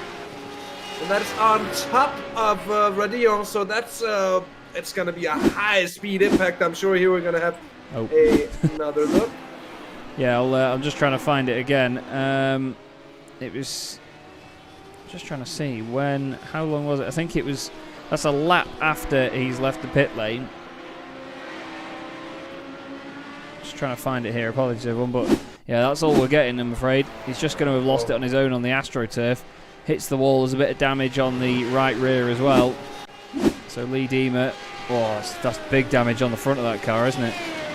Huge damage indeed, and I take it they're going to be coming in for immediate repairs, which is a big shame indeed for Lee Diemer. He just got in the car just a few laps ago, and I think tires will hardly even have had the chance to get up to temp for him there, and that's... let's see, if steering's straight, a head-on collision in the 911 isn't always a disaster. And as I say, if steering is straight, they might be deeming themselves to lose less time than they would with taking an extra pit stop and all the repairs, at least taking it now. Yeah, that's very true. You do see a lot of teams do that, where if the car's alright, they'll just hang it out for the rest of the stint and then take the repairs when they get in later on. Now, 999 and unlucky 13 are right together. Steve Kleiss trying to find a way past. He's not loving it there as the McDonald's racing machine, there's no other word for it, gets in the way. You can't disappear, so there's really nothing he can do in that situation. He just finds himself being in front at a poor time when there's no way he can get out of the way whatsoever. You could say the Porsches were in a McHurry. Oh, yeah. I'm sorry, indeed, everyone. It's like driving a Toyota Hiace in the fast lane on the Autobahn. You're just going to find yourself in the way at some point, which is basically what happened there. The flipping Hiace. What an awful car. Oh, God. My dad owned two Hiaces, an 83 and a 94. And surprisingly, the 83 got stolen. And the 94 was actually the one that burned out on the motorway. So, yeah, we found the old 83 one not too far from where we lived in a backyard filled with stolen goods. It was amazing. Great anecdote indeed. Only with a Hiace, you might Only say. with a... That was story time with Hasse. Wow. I don't know anyone that would pay for a Hiace, never mind steal one. But Sim Formula Europe here in the Porsches trying to chase down the 22 BMW Vielle Verstraeten. And this battle has been going on all race long so far. 1 hour and 14 minutes in. 8:15 in the evening here in the UK. European time is going to be 9:15. 9-9. 9-9. Indeed. We do, of course, hope you're enjoying the show, everybody. We understand the bit rate's a little bit lower than normal, but hopefully the images are still clear enough for you to at least see that that's a BMW M4 and that's a Porsche. But still, fantastic racing once again from this wonderful championship. We're very grateful to have it here on Simracersworld TV. And Matthew Detry is not grateful to have Ben Thayens still just behind him. I love the livery on this car, by the way, the Ferry Monster esports machine. Plenty going on it. Symmetrical as well. R3 design work, I think that says on the back. And now we've got cars in and out the pits in the Radicals. Now Damien pops out the pits and says hello, and the Edge Esports car is right behind him again. There's Colin Spork. I'm not sure if it was him that invented the Spork, but I'd be very interested to find out. Lee Deemer's in the pits, by the way, and he's come back out. And Kenny Heremans has had an issue with the 19. Yeah, and the 19 who's been involved in so much close battling today. That's a poor moment for them. And mind you, Kenny Heremans was in a very good place himself, the PSR in the 29 car. Oh, just the slightest of misunderstandings as they just tapped one another there. Janos Senior, he just got in the car as well, and they picked up a little bit of damage to their front end with their chest. Dries Rohart's just had an issue in the Vapor Shop RDR machine. What's going to happen here? Oh, there's a tiny touch to the left rear with the Ekris car. Second in GT4, they're having trouble with one of the other podium contenders and the 911 Cup car class. That is. Oh, just was that the curb or the touch? I It think looked a little bit weird to me. It seemed like there was hardly even contact. Let's see again. it'll have been just as the splitter goes underneath from the BMW, it just hits. It's wheel-to-wheel contact, I think. It just there. Yeah, it was a little bit of net code, but while the cars did actually touch, it's a bit of a strange one, that. But it did upset the left rear. We've seen that before as well. I mean, in the Porsche Club GB Sim Racing Championship that Peter Mackay and I commentate on, we had that recently where, funnily enough, here at Spa, on the way into Les Combes, there was a car that just gradually moved over and touched the back corner of the car in front of it, and it just completely pitched the rear around. Dries Rohart had an issue after that as well, actually. I think he's had another spin. Oh no, are you just coming into the pits here? Oh, the left. Oh no! It's completely broken something, hasn't it? It really has. That was a very weird bit of contact, but he did have several rounds, and you can see he was crapping a bit already. The side of the car seemed to be ever so slightly bent. Yes, he gets his braking all out of shape as well. Might be that he's red misting ever so slightly there. Now back out on track, and it seems to me they have they've used a fast repair indeed. Yeah. Here is Jonas Windy, who I don't think comes from a still place in the world. Frisky gust blowing. And Jonas Windy goes through on the 40 machine there. You could say he's blown past him. I was just about to say, but he doesn't really like. He rather snuck up there on the inside into La Source, and will save blowing past until he actually goes past someone down here on the Camel Straight. But he'll have to defend himself. He likes to have a bit of his own name in his rear end there, trying to help him along. This is Jean Fendin in the Carapils Racing team, don't drink and drive. And number 40 is it's good for a show, and a very nice livery, I think, the Carapils. And also they had I think it's the faces of their drivers. I believe it is. Beers. I believe it is as well. That's very tasteful. I'll offer them something up here. If those boys can pass me the Photoshop file for that car, I can everything that's on there that seems to be like, I'm not sure whether they want it to be gold or not, but I would happily make that all of the sort of beigey colour that's on it. It's like quite a golden yellow. I would happily make that all metallic for them, because I think that would look hilarious on it. One of them's even wearing a helmet. It looks like Darwin Dees on the right-hand side. If you know who Darwin Dees is, then I really appreciate your taste in music, but it looks like Darwin Dees on the right-hand door of that car. There is Lee Diemer going through, unfortunately now 13th in class in the Porsches, in the GTC or BLC2, whatever you want to call them class.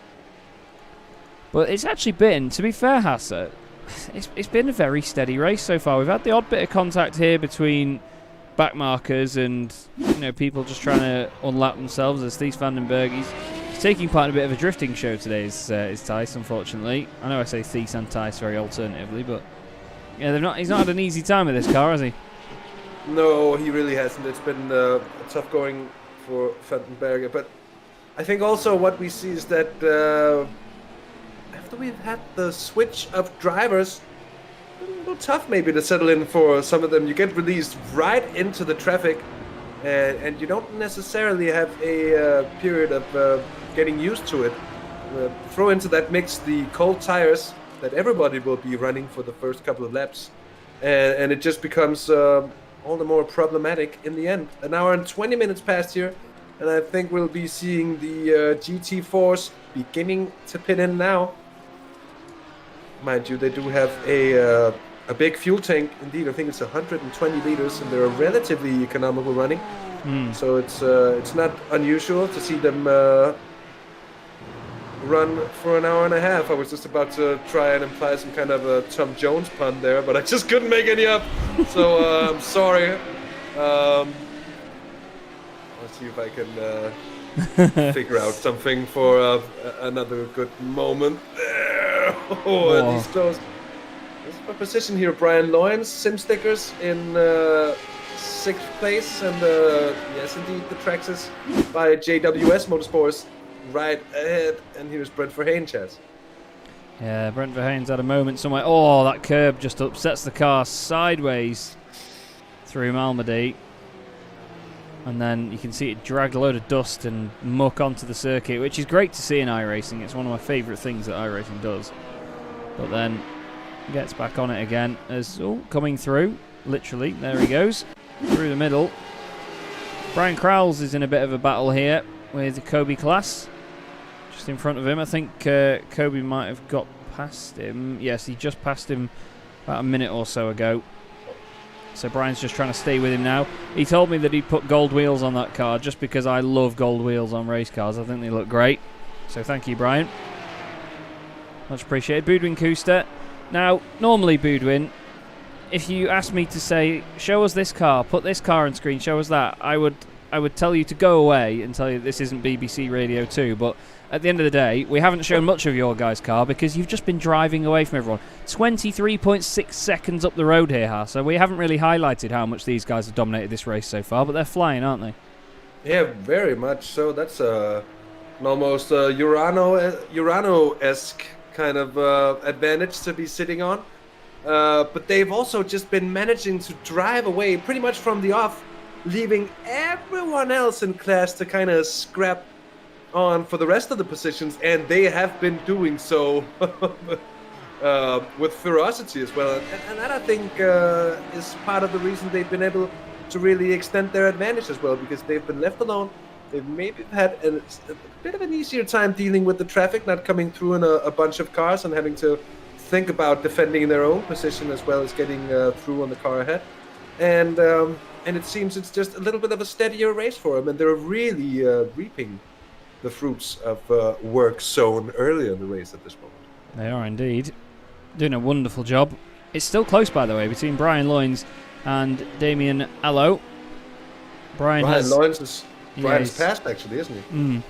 He has succeeded, but Damien isn't going to be letting him get away that easily. That's a nice helmet design. Even though it's a standard iRacing sort of design, it's a very nice one. I used to have similar to that, but with dark blue in the middle, similar to good old Mika Häkkinen's lid. Oh yeah, You've got to love a Häkkinen lid.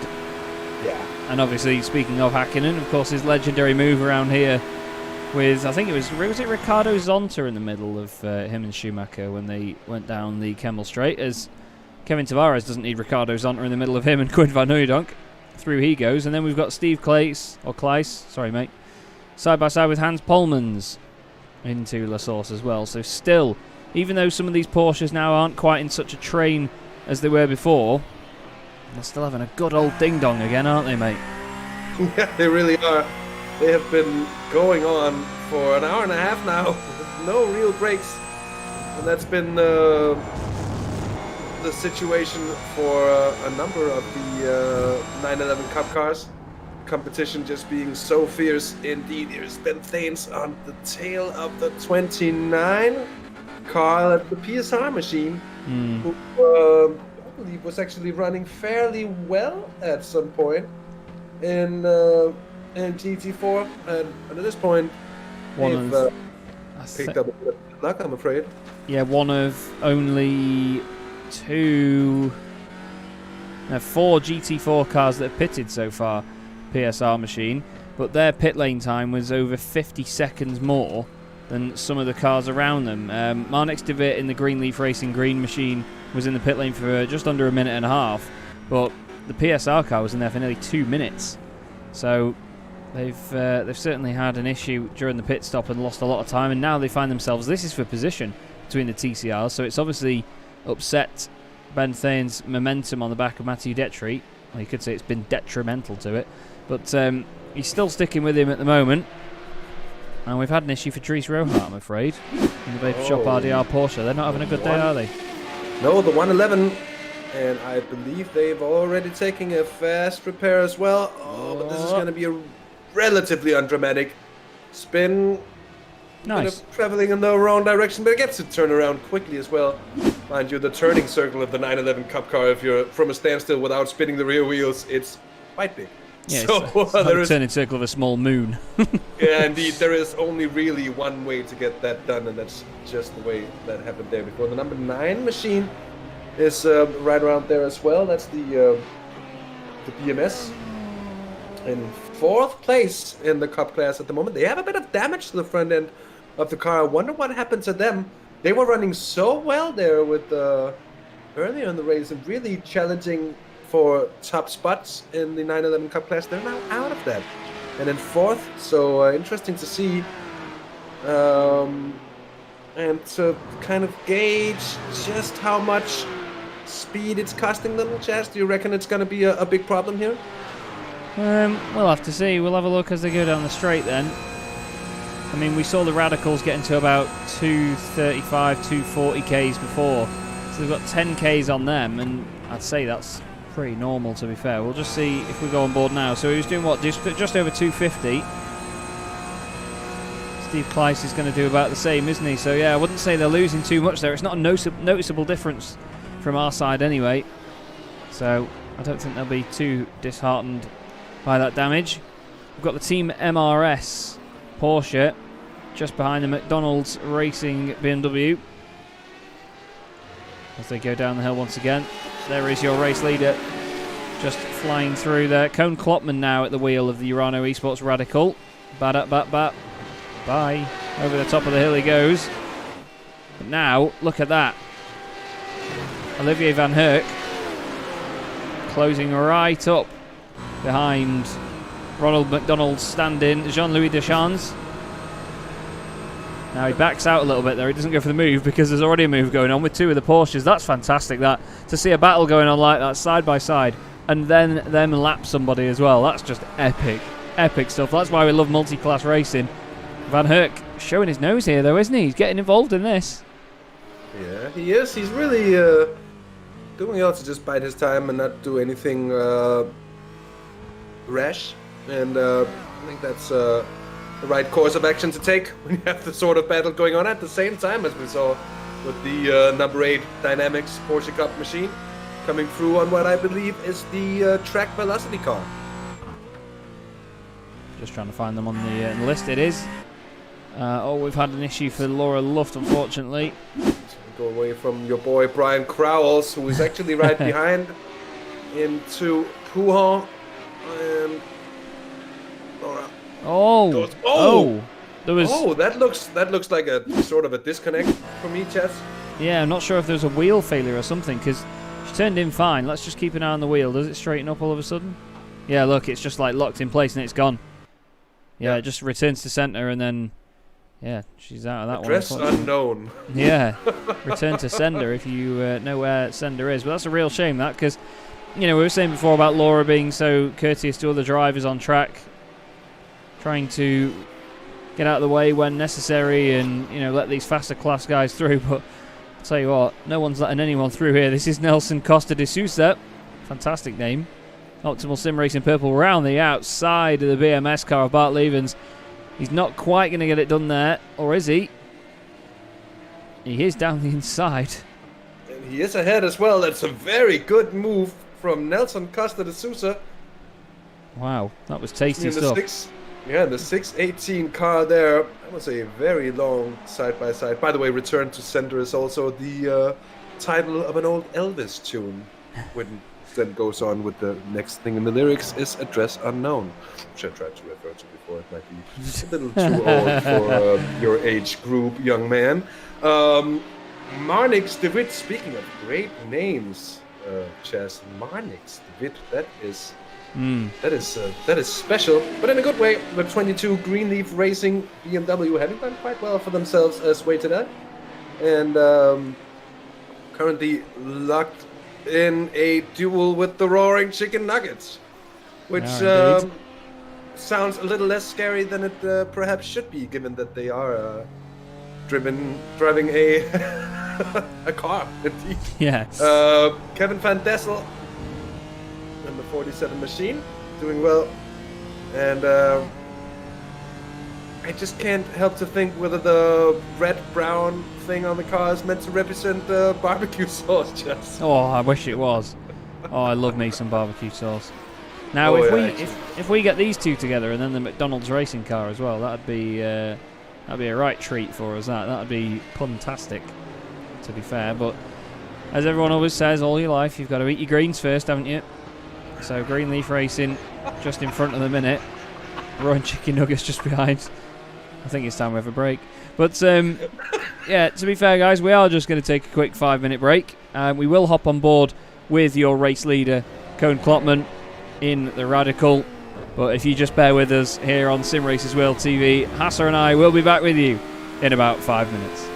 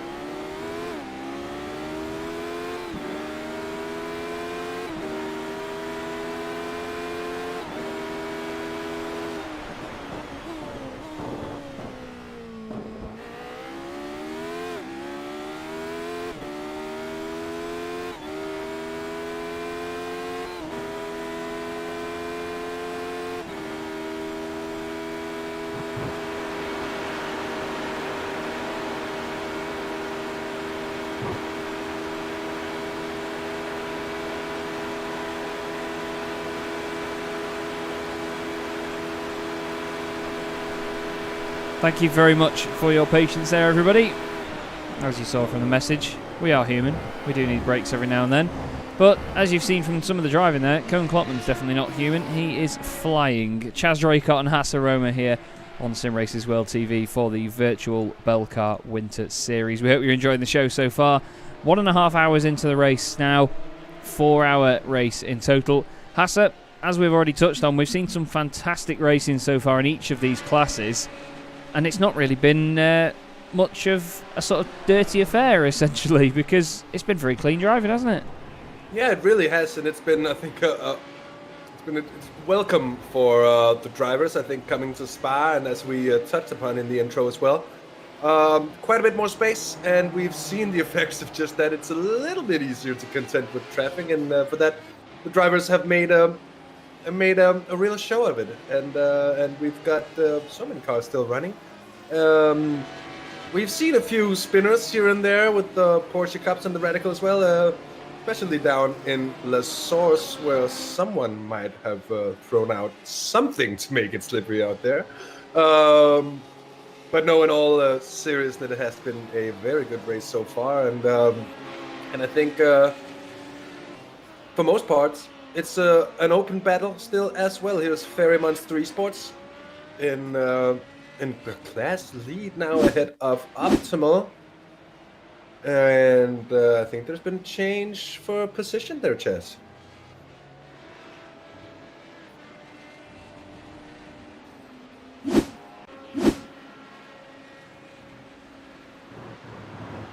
Vijfschaft. That was seriously close there, and Robin DeVille getting his flashing on there for a second. As understandably so, having to really come out of it, and he's gonna send it right back up. No love lost there. You cost me enough time loss already there, mate, and I'm gonna make sure I get by swiftly here. Yeah, they're chasing the Ecris Motorsports car at the moment, so a little bit of a surprise to see the Ecris, because mind you, the Ecris car, Chaz, didn't they have that problem before with the contact as well? They've been in the pits. Question if it's really gonna cost them too much. It was at a time when I think their pit window was pretty much open, but I'm a little surprised to see that they've actually made it out in front of the Flemish Sim Sports car. I think they've had a pit stop, but it was just a fast repair. They were only in the pits for 0.2 of a second. Oh. So Robin DeVille for Flemish Sim Sports was only in there for 32 seconds as well, which is very interesting because the car behind, Team MRS, were then in the pits for a minute and a bit. So they all pitted on the same lap as well, apparently. Very odd. Very odd indeed. Although no, I think there's something wrong there with the pit lane time. I think I know what this will be. So, with iRacing, where the entrance to the pit lane is, we'll show you now because Koen Gressensen's getting around there. If you run wide enough through Blanchimont and you go over the curb and you're on the concrete runoff on the exit, it basically registers you as entering the pit lane. That's true. And for everyone using Crew Chief, you'll be very much aware of this situation when you come through here and you exit the corner here and your spotter goes, careful not to watch the pit lane, what's the pit speed entrance or whatever Activate he says. limiter. Exactly. So like, I ain't doing that around Blanchimont, fool. Oh! Hello. But yeah, there's dynamics radical there. I'm just trying to count how many there are. There's at least 15, 16 cars in the timing that say that they've been in the pits for 0.2 of a second, but their pit stop was 40 seconds. Yeah, they all pitted at the same time though, but the Ecris car was a second faster in their stop than the Flemish Sim Sports Porsche was. And you've got to think now that Robin DeVille would have lost a bit of time after that little excursion. So he won't be so pleased with that. In the background is still that TCR battle going on. We've had a moment for Tom Van Rompuy. Although it's showing us DeVille. There you go. Here's Tom Van Rompuy. This is hopefully not going to be a big one. Upo Rouge. Oh, the car gets out of shape and it is a big one. Oh, that's a massive impact indeed, Chaz. Oh, that's straight a back straight, to the pits. yeah, straight toe indeed. I think we had the TCR battle we were watching before seemed really to be heating up when we were watching before. Here's another problem for Lee Deemer, who loses a no-name and realizes he needs to get out of the way there fast. He's right on the racing line on the exit of the corner. He's lucky no one comes through there. Tom Rompoy now towing to the pits, and they'll be spending some time repairing that car if they've already used up their fast repair. Here's Matthias Maas, second place there in the number 3 car, I'm sorry. And to make it confusing, followed by the number 2 car in 3rd place indeed. There's Rudolf Nagel for Simrc Zolder. Great to see a battle going on here as well with the radicals. We know that can really turn spicy quickly indeed. And especially with the traffic coming around. Oh no, we're talking about the traffic. There's a sliding Flemish TCR. Smoke all over the place. More smoke. Oh.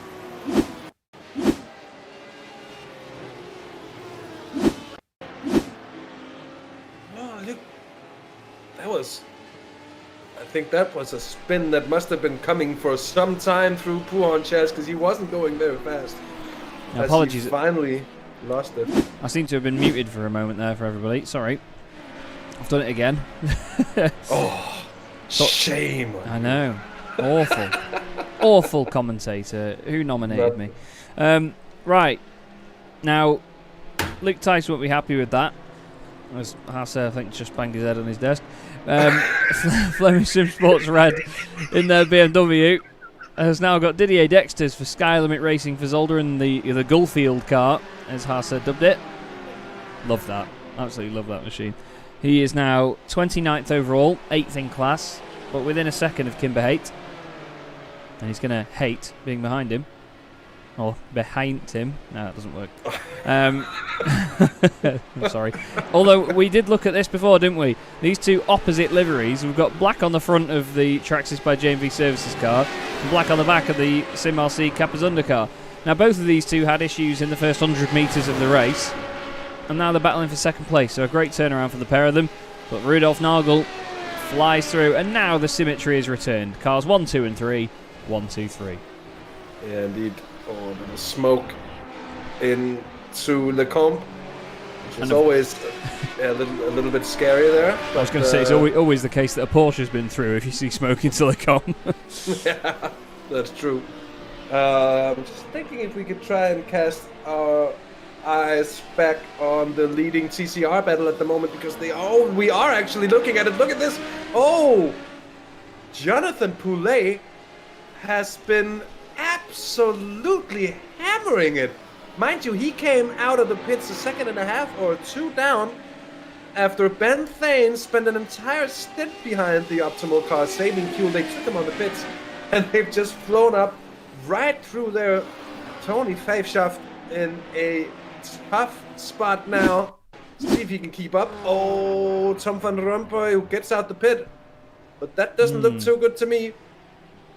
No, something not quite right there with that car. He's not happy about something. He needs to. He's decided to get it straight back to the pits. That's a real shame, that is.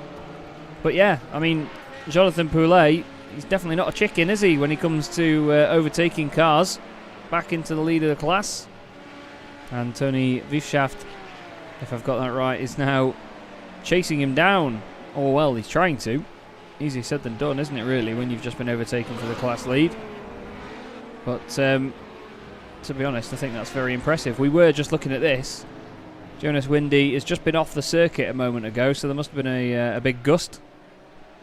But he's got Kimber Haight and Didier Dexters behind him now, so the 3 M4s all together. Just following one another at the moment, and now, of course, behind them is Luke Tice in the Dynamics Racing Blue Porsche Cup car. He's going to use the... Oh, he's not going to use anything. He's going to use the grass then, if anything. As Garfield blocks him. If there's lasagna on the line, then Garfield will block anybody. There's through Blanchard goes. What are we doing? Yeah, I think the Flemish car got a poor exit. It might be under menace from the Gullfield machine. I think that's actually going to be a change for position. And look at the pace that Cup car. Like, the M4 is not slow in a straight line. GT4 cars are fast, but that Cup car just shows you the difference between that sort of specification of GT car. Because it's not GT3 or GT4. It may be called the Porsche 911 GT3, but it's based on the GT3 named road car, which is definitely not annoying. And it just shows you how, even though it's not GT3 spec, it can be as quick as GT3 cars in a straight line. But it's usually in its own class, isn't it? GTC or GT Cup. So it's just, what a car. Again, brings me back to how much I love that car. Just behind it as well, speaking of these Porsches, we've got Hans Blankart and Kobe Klaas. Kobe's been climbing his way back up the order, hasn't he, really? He's been doing a good job in the Dynamics Racing let's start again. The Dynamics Racing Optica Porsche of Kobe Klaas. He's now 8th in class. Is Kobe Klaas in car 8th in class? Beautiful indeed. Very good move there.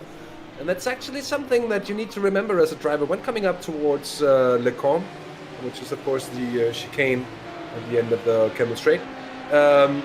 It's actually very feasible to throw it around the outside of the right-handers, again, to get the inside line for the tighter left-hander before Malmedy, which is the right-hander that opens up down towards Brussels. Whoa. Hello. Oh, this is close indeed. The Flemish GT4 machine and the 18 car of Klammaker.be almost getting into a bit of contact there as he's got nowhere to go. Cats now of the golf machine, they're gonna go 3-1 there, it's gonna go wrong! It was coming and it's a pile up indeed. Everybody got a little too feisty for a second. And Brian. I'm gonna blame Brian. That was a little bit of an adventurous move, I'd say, from Brian Lawrence. Maybe we can have another look at it. Here it comes. And that one is fine here through Le Forge, but it's into Stavilo. We all get it wrong. Have a look there on the inside. And I think Brian maybe not really aware of the fact that they're already going too wide on his outside, but indeed, certainly wasn't space for any more cars in that situation, though I think it hasn't impacted anyone too much. Let's see here from the viewpoint of Kim Behavior. I think it's Jonas Windy is the one that's really lost out here. Obviously the initial touch, the 69 car straightens up because of it, and then it's a big hit as well for the 18 Porsche. He's on the brakes, it just doesn't slow down as much as he wants it to. Jonas Windy waiting and then gets going again. But he lost the most time, but you've got to think, is there now damage to... Yeah, Didier Dexter's actually just been in the pits and just come straight back out, so they've had a fast repair due to the damage caused. Tom Van Rompuy's had another incident. Something is not right here. Oh, it started out so well for them, didn't they? It's their debut in this championship. They are a real Belcar team in real life, racing in a Mustang Silhouette car, but... This race started out well, you know, they didn't qualify anywhere near as quick as the other guys in their class. I'll say anywhere near, but, you know, they were still close, but it just sort of unfolded from there, I'm afraid. Rudolf Nagel's back in the pits for the Sim RC Capazunda team. Now, the last pit stops were on lap 33 by any of the Radicals. Sorry, lap 38, actually, by Laurent Kirschmakers in the Edge Esports machine. And the Mew has said, typical little Enya, half sloshed and still posting the fastest times. Love that. Absolutely love that. Yeah, Lechner being a Gran Turismo sport driver, of course. Not only, he also races on iRacing, he races on many different sims, but he's a GT Sport World Finals contender, and he's generally known as one of the fastest drivers around in that game, Simcade, Sim, whatever you want to call it. Let's not get into that discussion, shall we? But Olegna, yeah, a fast lad indeed, and I wouldn't be surprised. No, he's not in the stream. That's true. Ronnie, he says hey to everyone he passes because he's the hey man. And Brian Lawrence, who found himself rather slight nuisance to the other competitor a short moment ago, but now well clear. Still sitting 4th though in the Radicals pass. So the Stim Seekers. I'll try to reverse that. The Stims. The Sim Stickers car is doing quite well for himself. As I was trying to say, I'll try to pick myself up from the. Well, I wonder whether they measure their strategy with stint stickers. As an old StarCraft fan, I was just getting all surprised and confused by the good old stim packs, which did cost hit points, and they made you quicker, so you'd want to stim away with your Marines and make sure you had a medic on. Anyway, what a great game, StarCraft, and what a great race we're watching here from the Virtual Belcar Winter Series, a series that just never seems to disappoint. And tonight, so far, Chaz, as we're closing in on the half the race gone marker, if you will. Hey. Yes. But it hasn't been a disappointing one either here tonight, has it? Not at all. Now look at this. Erin Barber, look at the flames out the back of this Radical. I absolutely love it. Ready? Bang, bang, bang. Love it. Absolutely love this car. Hilarious bit of kit. Stupidly fast. Laurent Kirchmacher is not going stupidly fast in his car. And that's the Roaring Chicken Nuggets BMW in there. I'm wondering whether Kevin Van Dessel has had something to do with this. Oh, and Laurent Kirchmacher's actually, they just both have their own incidents. They don't actually get involved with one another. And I'm afraid Tom Van Rompuy has had an issue. Is he just going to loop it on the brakes? Yep, just very suddenly goes around. He's really starting to struggle now, isn't he, unfortunately? He's actually come back in the pits as well, so maybe changing driver. But this battle now for 3rd place has swapped around. Erin Barber losing the place to Brian Loynes. And we've had another little incident. Bram Bellemans and Antoine Boss. Oh, hello. So I'm afraid the I must big say, impact in the end. I must say, I'm really sorry, but can we just appreciate Antoine Boss's drift from this camera angle now as this changes for just a moment, because it looks fantastic. It's very, very hilarious from that angle, to be fair. I know I shouldn't poke fun at it, but just losing it on the brakes in these TCR cars, it's so easy, isn't it? With it being front-wheel drive, all the weight's at the front, you run the bias really far back to try and get it over-rotated, but sometimes it just doesn't work in your favour, does it? No, that's very true, but I think there was actually a tap from the 2 TCRs to send the front of the 2 TCRs into the rear end of the GT4 that was ahead of him. So I think there was a bit of a domino effect, if ever I've seen one, coming into to the comp there. Yeah, sometimes there is a bit of a bunch up on the way into there, isn't there? It's not always the easiest place to get the car stopped, get it all turned in. Ahead of this, by the way, Erin Barber, Matthias Maas is 1 minute and 13 seconds ahead, and then Koen Klopman is another 47 seconds clear in Urano Esports. Now, answer me this, Hasse. In a series that's as competitive as this, with drivers that are all as quick as this will get confusing, this one. How do you do that? How? Yeah, I've left myself asking myself the very same questions before, because I'm at a loss to how they keep on finding this kind of advantage. But I think every time we've spoken to the Urano Esports fellas, and in particular Fabrice Cornelis in these post-race interviews, it seems, at least according to the drivers themselves, to come down to the fact that they are very, very good at managing the traffic quickly indeed. And I think it becomes a self-enhancing effect, if you will, because I also think a lot of the other drivers in the field see that car and just think, well, you know what, I'm just gonna get out of the way because they're probably gonna send it anyways. And once that kind of establishes itself, I think it could really be what makes the difference, because they are superbly good at managing the traffic and doing it quickly while being very, very, very consistent as well. So yeah, chapeau, hats off. It's incredible to see that level of performance with that consistency. It really is. We're on board with Jonas Windy of JJ Motorsport, who is going to be, you could say, trading a few blows if he gets into any fights with Dirk Bouts in front of him. But at the moment, he doesn't seem to be able to stick with him. So he's not really within his whereabouts of Dirk. I'm really scraping the bottom of the barrel there, aren't I, everybody? This is Antoine Boss still chasing down Ronnie Heyman. Hey, man. In the CCTS Esports Belcar machine. We've not really paid too much attention to some of the other TCRs. We do apologise, guys. There are a lot of cars for us to try and look at. And, Luke Tice has had another issue with the Dynamics car. Little off at Les Combes, nothing too major. But the Optimal Sim Racing purple machine trying to close in on Ronnie Heyman at the moment.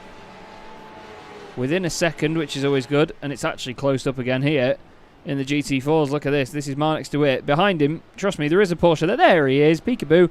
It's Frank Oosterhuis. And he's going to try and go around the outside. Takes a very late turn in at La Source, leaving lots of room. Tries to get a run. Let's see what he can do down the hill. Oh, it looks like he's miles away now, doesn't it?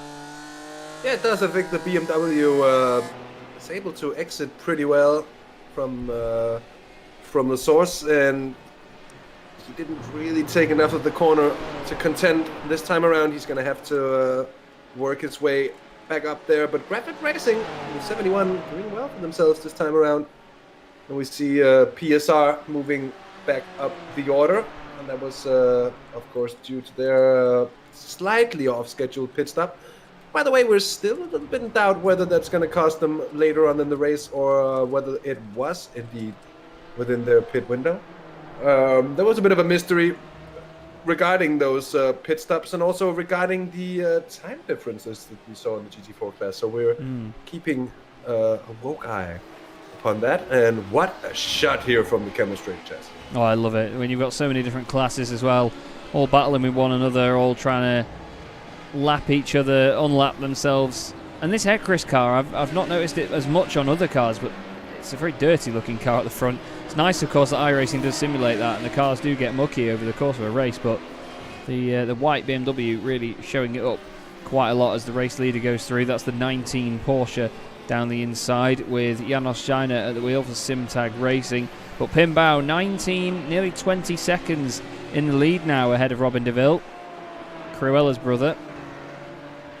Koen Gressens is third. He's 30 seconds back off them, and then 11 seconds behind him is Bavo Follen, and he's certainly follow in. 25th overall, 4th in class, and it's close again between Oosterhuis and Marnix de Wit. He's got all of his wits about him as they go up towards Blanchimont, but Oosterhuis round the outside. He must have had a mega run out of the previous corner to get that done there. And he holds on into the bus stop as well, it seems. I don't think Marnix de Wit is really going to look for trying to send it around the outside. It seems to me that the Porsche may be a little better in dealing with the corners, while the BMW seems to have picked up a fair bit of pace. They're being led by the number 20 car. I was just about to say the number 11, as it kind of looks like it. Whoa. Oh, yeah, that was actually a bit of a moment there, I think, as the BMW might slightly have misjudged the braking of the Porsche. There was a bit of a flash, and the Greenleaf car lost quite a bit of time there as well. Yeah, it wasn't a comfortable scenario for either of them. We were looking at the battle before for third place. Erin Baba, who was in said battle, has got ahead of Brian Loynes and dropped him by 6 seconds here. So I'm not quite sure when that happened, but we're going to find out.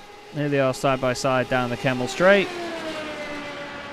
And then Brian Loynes was 3 seconds slower on the lap after it. So what happened to Brian? Did he have any moments? Did he go off? Doesn't seem to show that he's had any certain moments. He's not had a crash or been off track or anything in terms of what we call our event viewer. So, yeah, very odd indeed. But unfortunately not able to stay with Erin Baba. But, I mean, these Sim RC boys, they nearly won the championship last season, didn't they? We've seen it before just how fast they can be. Yeah, very much so. And they were very, very close to have having been race winners on several occasions. And last season they were indeed the team to really take the fight to what is now the number one car of Urano Esports. So certainly I think they'll find themselves ever so slightly disappointed about this race so far, but they certainly got time to make up positions. Here's Bram Bellman says a bit of an off-track moment into the bus stop, or exiting the bus stop there, of course it is. Dexter's has had a problem as well, I'm afraid. Let's see what happens here. Apparently he's overtaken Jonas Windy and then been overtaken again, but it was within 8 seconds of each other, so I think maybe there was a bit of an internet connection problem there that's swapped the two of them around, but they're definitely still how they were. This is Brian Crowles in the Track Velocity Racing Porsche. He's got the GTE racing car 21 seconds up the road, but just behind him, Hans Blankart is just following along at the moment. A bit of damage to the front of that car. Tim Jacobs Racing in the chat saying Vapor Shop got unlucky again and for some reason ended up in another battle with G-Drive number 13. That is always the case, actually. It happened last season a lot as well. So hopefully we get to see these guys battling some more. Great shot there at Blanchimont. And now into the bus stop once again. Halfway through the race already though, Hasse. That has definitely crept up on us, that, hasn't it? It really has. It tends to just go much, much quicker. Often you find myself thinking, 4 hours, that's a long race, and what are we going to talk about for 4 hours and keep it interesting and such. But I think often with these, of course, one thing is multi-class racing, but multi-class racing at this level, it's it just presents itself basically, and we just have to kind of convey what happens on track, and it's often plenty interesting. And as a result, I find that often when we try to take a moment to tell a bit of a story or something, we also often find ourselves actually missing out of a moment of action on track. It is that hot. Oh, look at that! The Greenleaf racing car, and yet again, oh, the cornering difference. You just see, that's the potential of the GT4. And that Radical, it seems like it's snailing along in behind when used to quickly normally goes. That's a very, very, very, very dangerous maneuver into Puhan. You could see Tom romps through down Puhan. Wow, that was last minute, but he got it done. And he got it done cleanly. Brian Crowell's just coming into the pit lane. And we were looking at Marnix DeWitt though, because he's only half a second behind Frank Oosterhuis still. And Jeffrey Mariel, he's trying to make sure he doesn't get reeled in by Kimber Haight. Otherwise, he wouldn't be a fan of that, but he certainly wouldn't be loving it. We've killed that joke, I think, but still. Yeah. Jeffrey, looking back at the moment to see that Flemish BMW, wonderful looking car as well. They've got a Porsche and a BMW out there. The Flemish car currently second is the Porsche, and then the BMW in 6th in class. Yeah, indeed, you could say that the Flemish BMW behind got a little bit more reeling in to do. Before, and actually he's doing that right about now. He gets a very good run out of Radillon. It's a much better exit in Arouche, and he's now going to go side by side. Up the Camel Straight they go. And there's a TCR ahead, which could spell trouble. And Jeffrey Mariel, I don't think, is having too much of this in the McDonald's car. That might turn out to be the wise decision. So I think he's just going to try and see if he can follow him through on Kimby Haight. Maybe the traffic is going to give him a bit of an opportunity as well. Sim Stickers is coming through there as well in the number 7 machine. Currently in 4th place, and I have to say Chaz doing very well for themselves. Yeah, doing fine at the moment. Wonderful, wonderful job. Down the hill once again for Brian Loynes. Oh, Tim Jacobs has said that G-Drive has spun at pit entry on the way in. So let's have a look. Did just spot this on the event viewer just before I read that comment. But I didn't realise. I thought it might have just been, oh, hello. And there's the Vapor Shop car, and he goes into the pit. Says, "Whoa, Steve." Hello. That's a moment, and now he needs to try and... Oh! Flipping heck. Wow. That was certainly a scary one, wasn't it? It really was, but I was actually just amazed to see how Steve Kleiss was able to just... Every move he made was like perfectly timed with the traffic coming in, just really not to be too much in the way, considering that it's a very, very bad place to find yourself facing at 90 degrees of the direction of travel. This Frank Oosterhuis in the 71 car of Graphite Racing Belcar.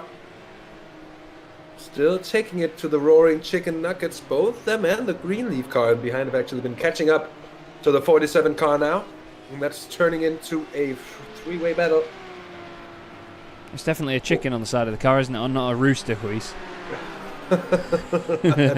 That's poor, Chaz.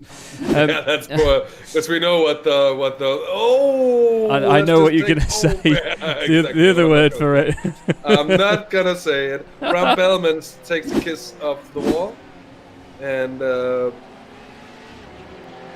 yeah, that's not brilliant, is it, for him? No. It's one of the really irritating little slides that you get in these Porsches. You know, they just float through the corner, and then when they have a bit of a slide, it's so hard to get it back. It really is. I did want to give a mention as well, by the way. We were told, let me just try and find them in the field. Here is Kevin van der Wielen in the Decipit Racing team. Now, I'm not sure if it's Kevin's parents or another member of the team, but their parents are celebrating their 38th wedding anniversary today. So they've got a big heart on the roof of the car to sort of send the message, let's say. I'm just trying to find the chopper cam. There you go. You can see the heart, even though upside down at the minute, on top of the car, which is lovely to see. And apparently they're watching the broadcast. So we do hope you guys are having a great anniversary. And we do hope, of course, you're enjoying the broadcast so far. Lovely little message there, though, from the Decipit Racing team. And it's, to be fair, it's a very good-looking car anyway. The yellow and black certainly suits that Porsche, and it matches the overlay for it as well, which is even better for my OCD. It's beautiful, and it is good-looking. I think when you go with these colors, we've seen several teams go with these kind of black and something color schemes, which could be taken as a safe bet, but we also just know that everything seems to be going well with black. And especially the lighter colors, like especially yellow or pink or purple or a bright green or orange or... Every get the picture. Every color, but especially the bright colors look really good with black. And we've touched upon this before as well when we're watching these sim racing broadcasts. I think it's amazing to see, first of all, the amount of work that goes into these car liveries from the side of the designers. Also, I think it's so great to see the amount of freedom all of a sudden, because it's of course it's a world that's getting increasingly more serious and just about avoids contact there between the Roaring Chicken Nuggets and Greenleaf Racing, getting very, very, very close in Stabilo. I was just saying that with sim racing becoming ever more serious and professional, I think it's so great to see that we still have the amount of artistic freedom with the liveries, and that goes from the level of what is basically a plain joke, and not meant in a bad way, because you know me, if anyone enjoy a good joke. Until the C-Bus goes around. And yes, that was an old Monty Python reference as well. And just about takes care. He's had a bit of a shocker of a stint so far until the C-Bus in the car. But it's just, we also see some fantastic designs, just to round off what I said before. Some amazing designs and some daring designs, dare I say. Yeah, that we mightn't see in real life. Well, I mean, this Vapor Shop RDR car looks absolutely wonderful. There's so much going on it. Might not be everybody's cup of tea, but you could probably expect to see that on a real car as well. It may be a very complex livery, but I reckon that would be what we call a realistic livery in sim racing. You could see that on the real car. I do agree, though, with what you're saying in terms of having the artistic freedom to do whatever they want with liveries. It is awesome, and it's nice to see that there's still the fun factor in it as well. You know, some of the teams changing them round after round, especially the Garfield livery as well. Obviously, the number 69 machine, Didier Dexter's at the wheel of that at the moment. The Sky Limit Racing for Zolder car. These guys had Where's Waldo on the all over the back of the car at Donington Park. And now Garfield. Although I think, does it? I'm not sure if I've got this wrong, but does that say Carfield rather than Garfield? No, it does say Garfield. Yeah, it does say it, but it would have been a good pun indeed. It would. Well, would indeed. I'm thinking maybe we should have a kind of a betting going on which cartoon they're going to feature on their next livery for the next round. Might it be Asterix? Might it be Tintin? Might it be Donald Duck or someone? Who do you think? Let us know in chat. Yeah. Pop suggestions in chat, everybody. Could even be Woody the Woodpecker. But I'm wondering whether Asterix and Obelix know Marnix. To be honest, whether he could be like the third of the group or something. Marnix, son of Miraculous. Kevin Van Dessel is only 1.6 seconds behind him in the Roaring Chicken Nuggets machine. Just down towards Blanchimont once again. Through Blanchimont. Looks quite calm through there, does the BMW. I can guarantee that from inside the cockpit it's not. Tim Greven and Attila Sipos still having this awesome battle, by the way. They've got GT4 traffic in there as well. That's the Sim Formula Europe car. Hello. Introducing themselves bit by bit. Ed, and Eddie, says Adam McNally. Yes, that is an absolutely hyper cartoon. Ed, and Eddie. Real corker. Yeah, that's a good one. That's a good one from my childhood days on Cartoon Network. As I say that, we have contact, and the 19 car has been sent off into the gravel trap, and what could be even worse as well. I'm not quite sure what just happened there. Sim Stickers is in the pits as well. By the way, let's have another look here, Chaz. It looked like a bit of a wobble from Attila Sipos. Let's just go back a little bit further than that. So this is just as they came down the hill.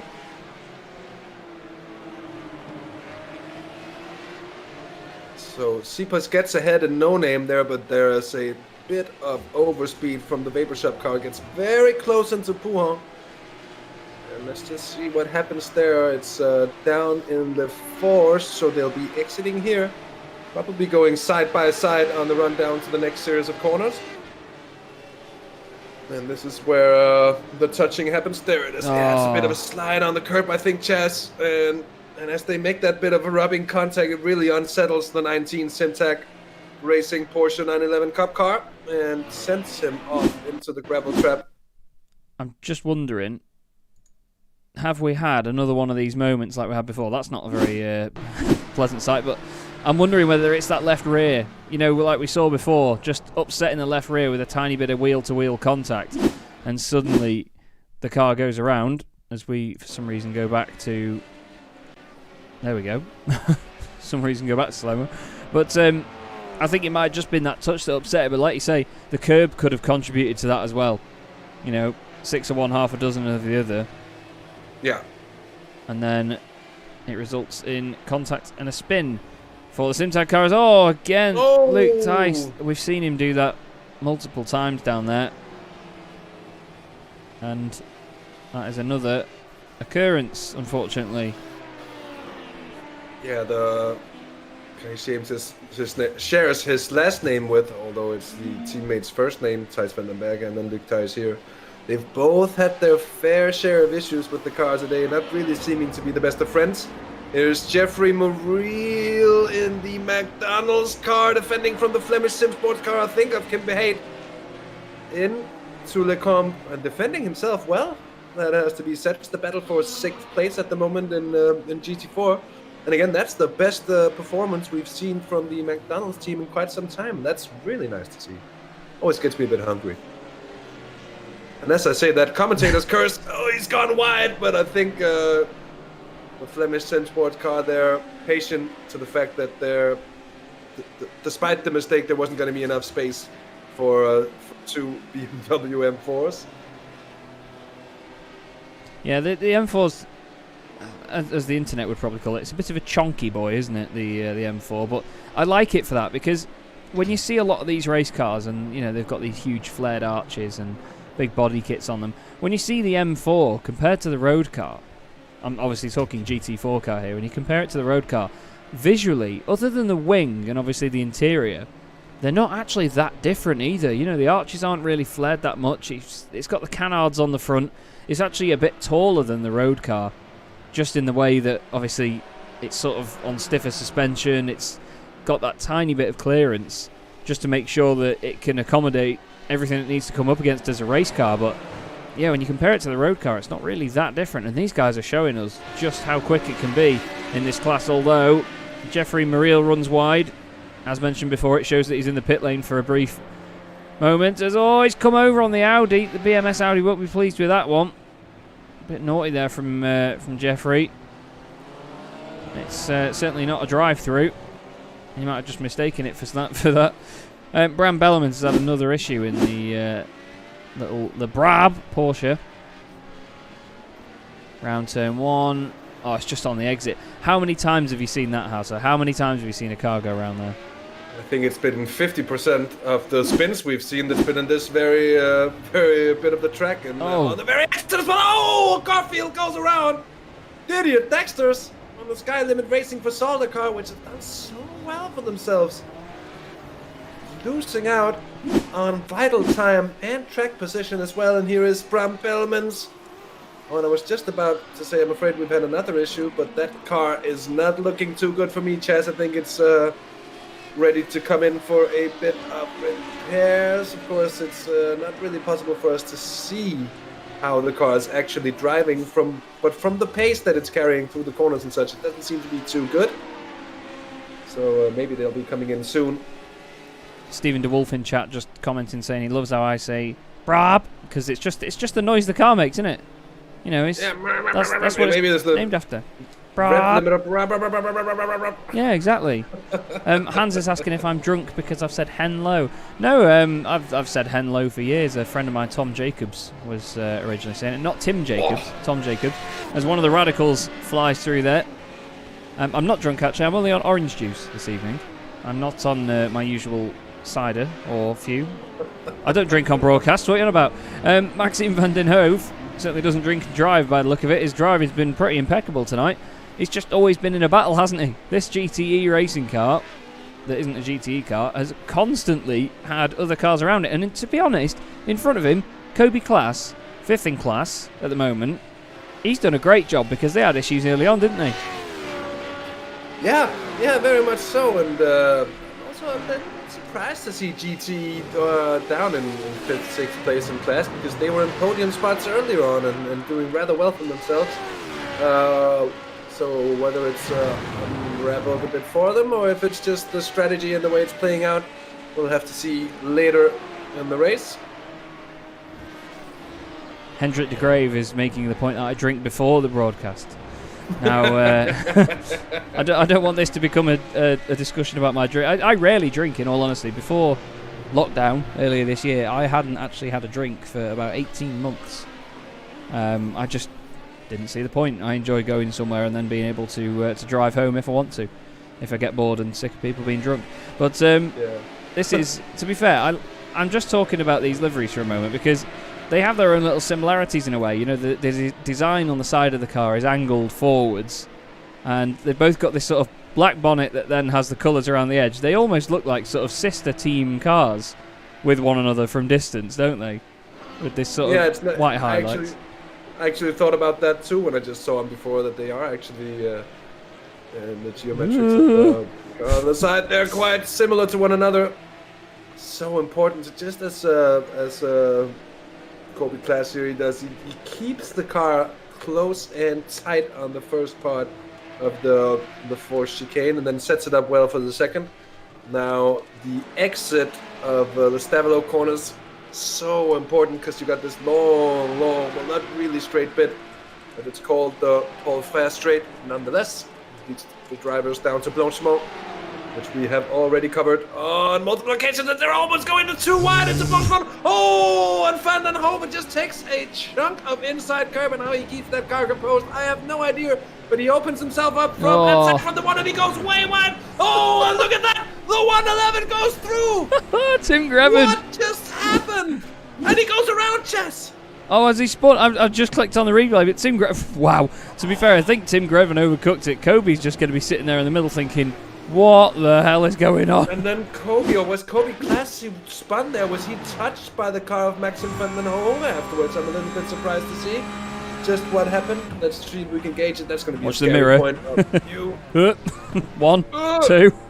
He's there somewhere. Good lord. And then, in his fright, I think there might have been a tap as well. It sounded like there was a bit of contact, but these boys don't mess about, do they? Absolutely not. And I'm not quite sure that that's just how they intended that sequence to play out.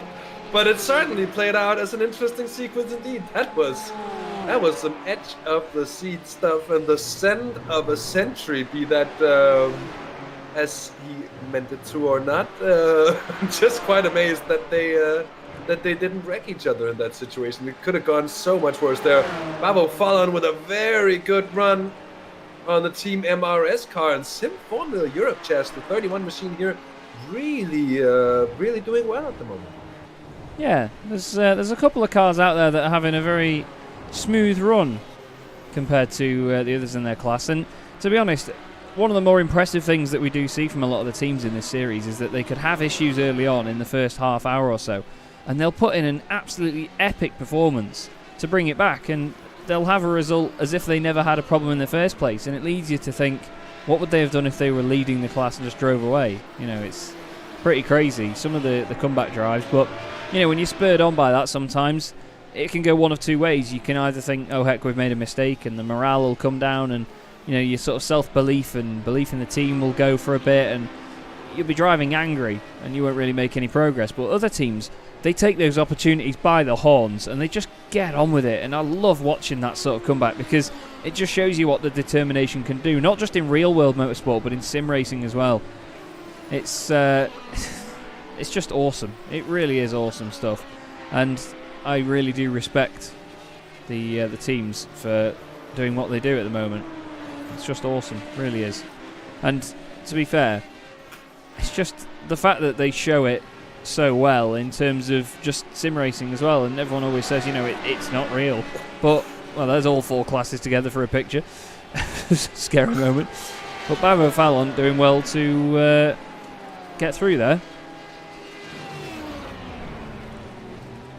Yeah, very much so, and as Jimmy Broadbent rightfully so has stated, that the cars might not be real, but the racing very much is, and the feelings that racing invokes in human beings are very much real too.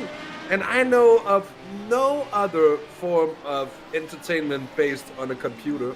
So we'll not call this a game. Will not. Was that the lead car? It was. Urano, I think that was Cone Clubman. Ooh, that was a close call indeed. Whoa. That was a big old oversend there. But that's just what I'm talking about there. The emotional registry that will go through in a race like this. You can go from, you know, elation to heartbreak to fuming anger to sorrow and guilt and shame and back to elation again within the course of 4 hours. And I have to say, I know nothing else that will take you through just such an emotional roller coaster. And as a driver, when in the car, when driving, you really have to be able to deal with this stuff and still keep a cool head, still focus on the track. That's actually very well evaded by the Porsche as well, right there. Oh god, yeah, that 90% of that not being an accident was on the Porsche. Then if he would have carried on turning in the way he did, that would have been a big hit. So massive, well, you could say bravo to Bavo Fallon for avoiding that one. Fantastic reflexes, and again, just shows the quality of the drivers we've got. Unfortunately, we've got Bram Bellemans having another issue, and again, it's going to be La Source. It's really been his bogey corner this stint. But it's just as the car goes out of there, there's a slight sort of dip in the road, and he's hit the wall as well. There's a slight dip in the road, and as the suspension just sort of decompresses and the car lifts up and the weight gets away from it, it'll just spin up the rears and it'll be gone. We've got Adam McNally and Roy Maas right together in the Reclaim Maker BE Porsche just behind. Adam McNally in the very nicely spec-mapped XI iRacing car. They've been a formidable force in a lot of different leagues. I've commentated on them for a good few years now.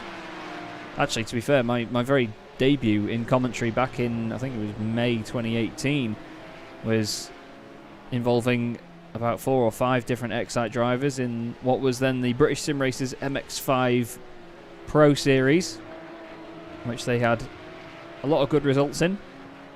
But this Reclaim Maker BE car, one of my favourite liveries on the grid, with Roy Maas at the wheel. I hadn't even noticed the R as in the logo of the Reclaim Maker BE, and just how that is what splits the white from the dark blue. That's absolutely brilliant. Tasty. Beautiful. Very tasty. Tasty indeed, very tasty, and that's something you definitely see in real life. Matter of fact, I wouldn't even be surprised to see if that is a real life car running in the Belcar. Here's Jonathan Poulet in the 118 car, Optimal Sim Racing Blue. They have been very, very, very good so far today. Yeah, very strong indeed. Now, no G-Drive Racing Exemia team to try and sort of hold them back. Not that G-Drive held anybody back, you know, they were just quick. They just drove away from everyone, really. Absolutely awesome performance all season. And now we're seeing a bit of a different time here in the TCR class, which is always lovely. We certainly do love having it. Down the straight they go, and to be fair, it's not a slow car, is it, this TCR car? Really no, cool. It really isn't. Yeah, I'm sorry, it's just it really isn't slow. It's just made to look slow by the speed of the other machines, basically. And then another thing with sim racing, it's that feeling of speed, especially when in the car, doesn't always really translate, and that I think has to do with the several things, mainly with field of view as well. But yeah. But it doesn't really feel like you're necessarily taking corners at the speed that you're actually going. But certainly these are fast cars, and I think if you were ever to drive or just catch a drive or a ride, even in the passenger seat of one of these cars, it would be certainly fast enough to cause for plenty thrilling experience. Here's Alex Baines in the 912B sim racing car, driver we have yet to see, but the car still looks good, and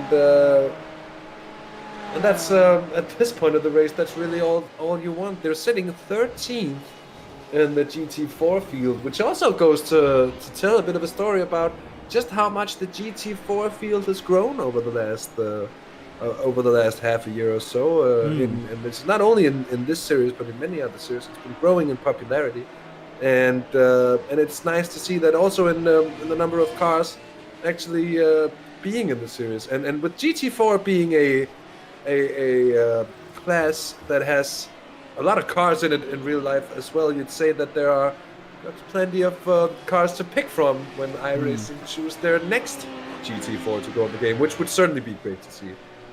Just as we've mentioned before as well, we've spoken about it on plenty of occasions, Chaz. We'd also love to see some additional TCRs added. Yes, yeah, definitely. It'd be good to get a hatchback TCR car to go up against the saloon shape of the Audi RS3.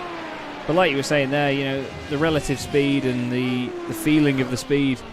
I mean, I've got a wonderful sort of comparison in my head now. You know, I've been out in the GT4 Porsche in real life yesterday, and to see it on iRacing now, and you think, oh, it looks a bit slow, but it's just, it really isn't. Stefan Kalbrecht is going to hit the wall. To be fair, though, that Audi is a proper tank, isn't it? And it doesn't have any issue. You can hardly even see anything. He's hit the soft barrier, and it's just spat him out. Reminds me of seeing some kind of animal trying to eat some other well, either plant or animal. It's very distasteful. It's like putting it in the mouth and like, no, I'm gonna spit you back out. It's exactly what the barrier did to the car of Stefan Kalb right there. I think he'll be pretty happy he's in the TCR. Alex van Oosthuizen from the Carapils Racing Machine being overtaken 4 positions by the 16 car, who's been the lost soul, if you will, of this race. At least the unlucky soul so far. They have had a fair bit of trouble. Stephen DeWolf is saying in real life the Audi TCR is a tank as well, which I can completely understand as well. I mean, I was there for the World TCR race at the Nordschleife this year, and some of the stuff that those cars were put through there, and I love the fact that the TCRs are so well built. It's pretty insane. They are very, very sturdy bits of kit. What we'll do, everybody, is Hasse and I are just going to take another quick break for you. But I say for you, but it's for us, isn't it? We'll stay on board here with, let's go on with Christoph Ries in the Flemish SimSports yellow Porsche, just so you can see what happens in this battle as he chases down Quinn van Hooydonk for 3rd place in class. But Hasse and I will be back with you in 5 minutes, everybody. So hold on tight and we'll let you ride on board with Christoph Ries.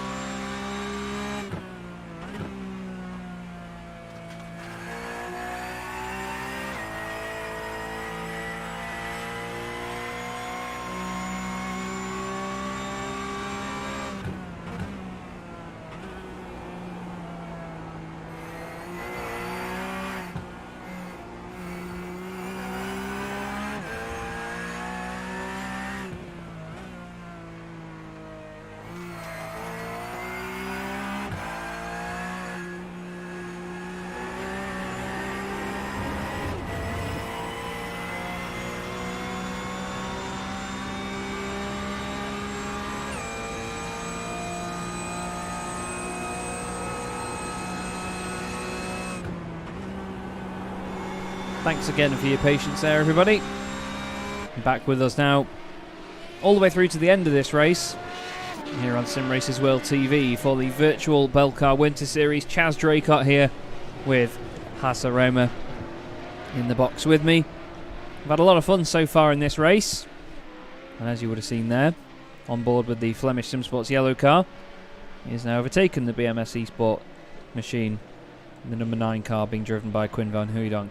Vince Peters currently leads that class in the number 11 Bingoal by Simtag EMG machine.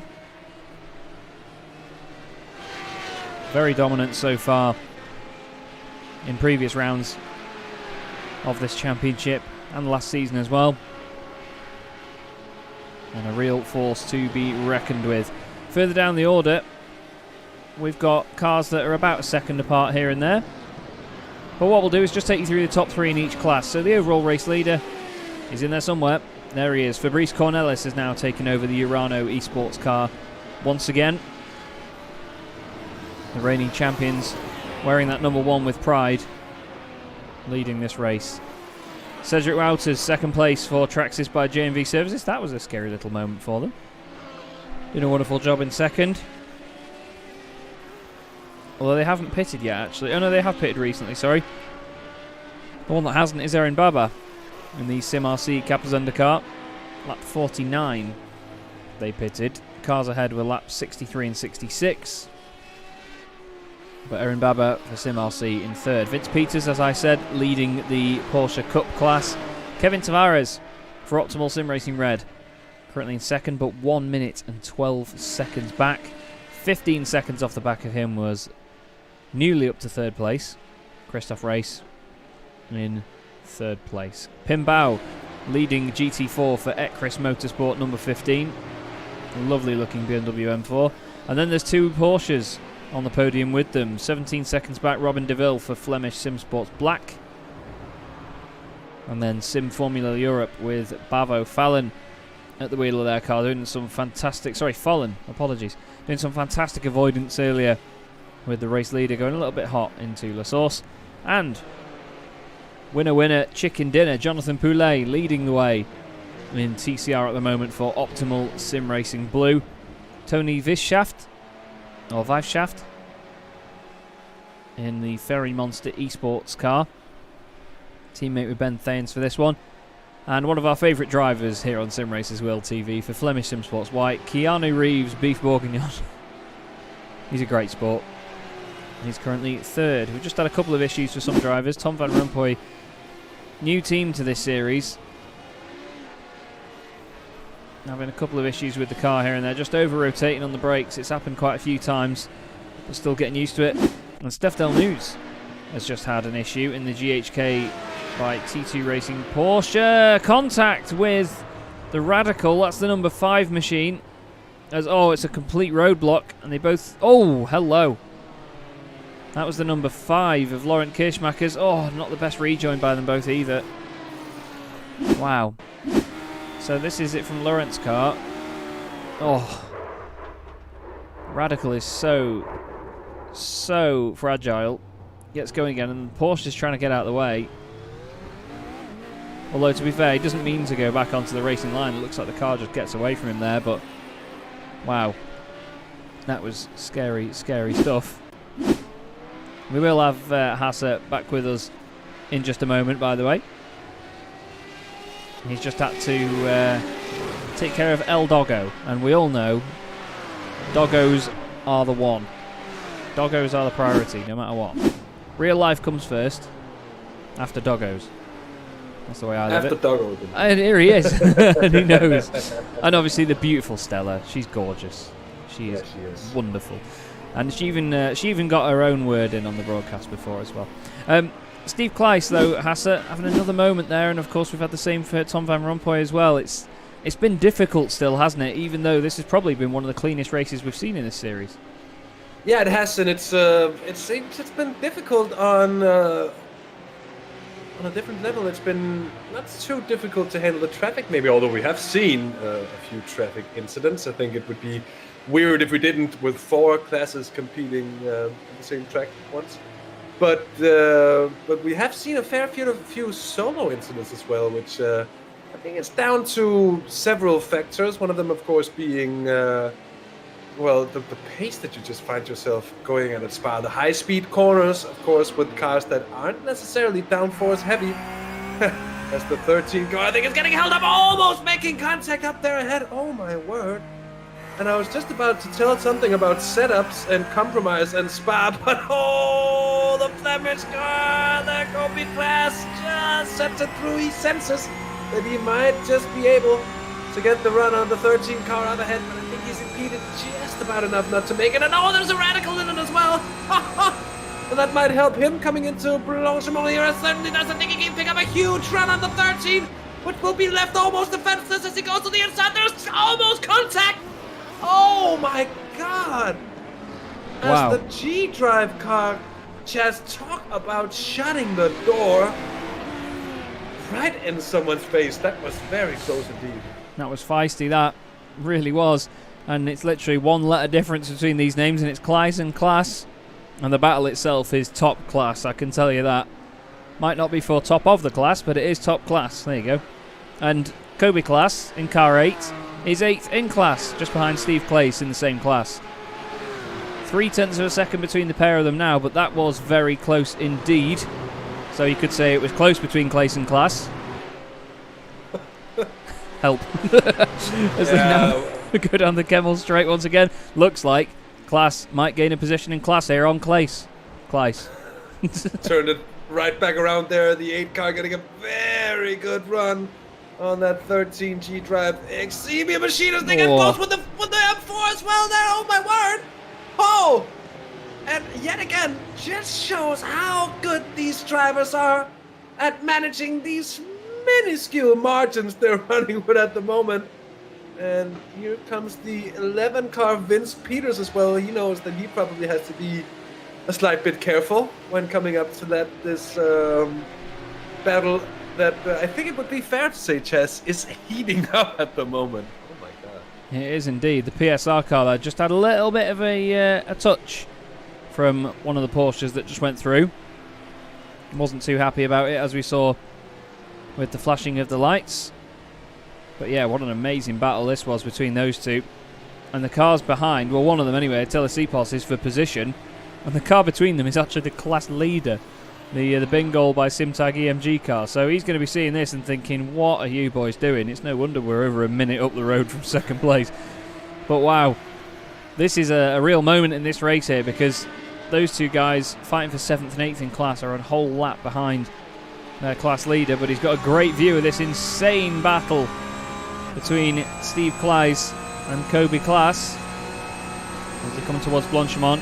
There's an M4 in the way again. This is going to get focused in, trying to figure out which one of them that is. It's not your class leader, is it? No, it's the Garfield car.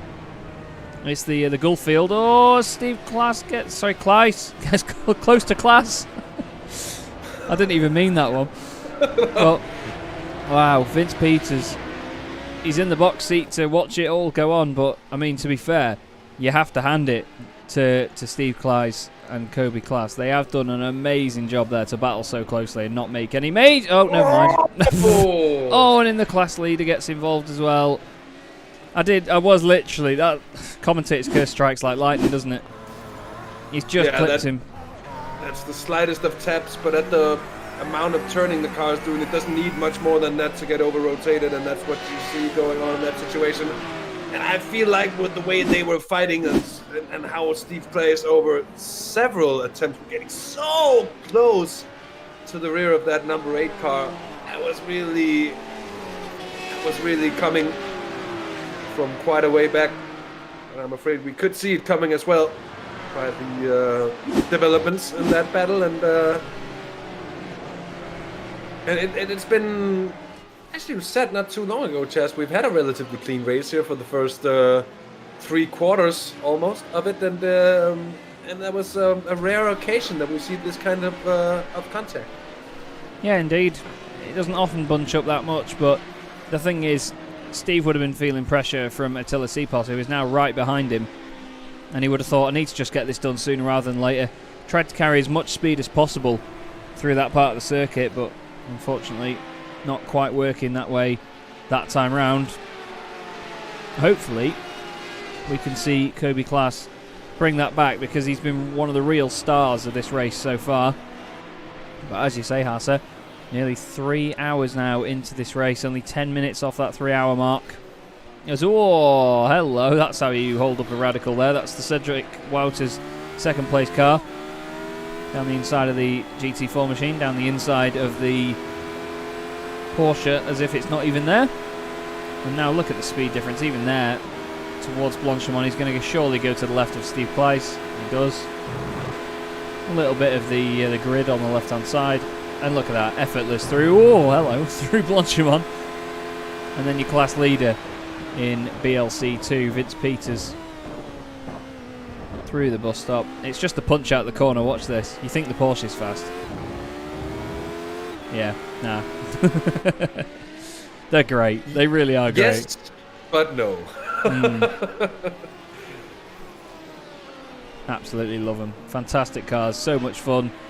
And oh, we've got Jens van Herk off the circuit in the very pretty Dynamics Radical Racing Radicale. Let's have a look.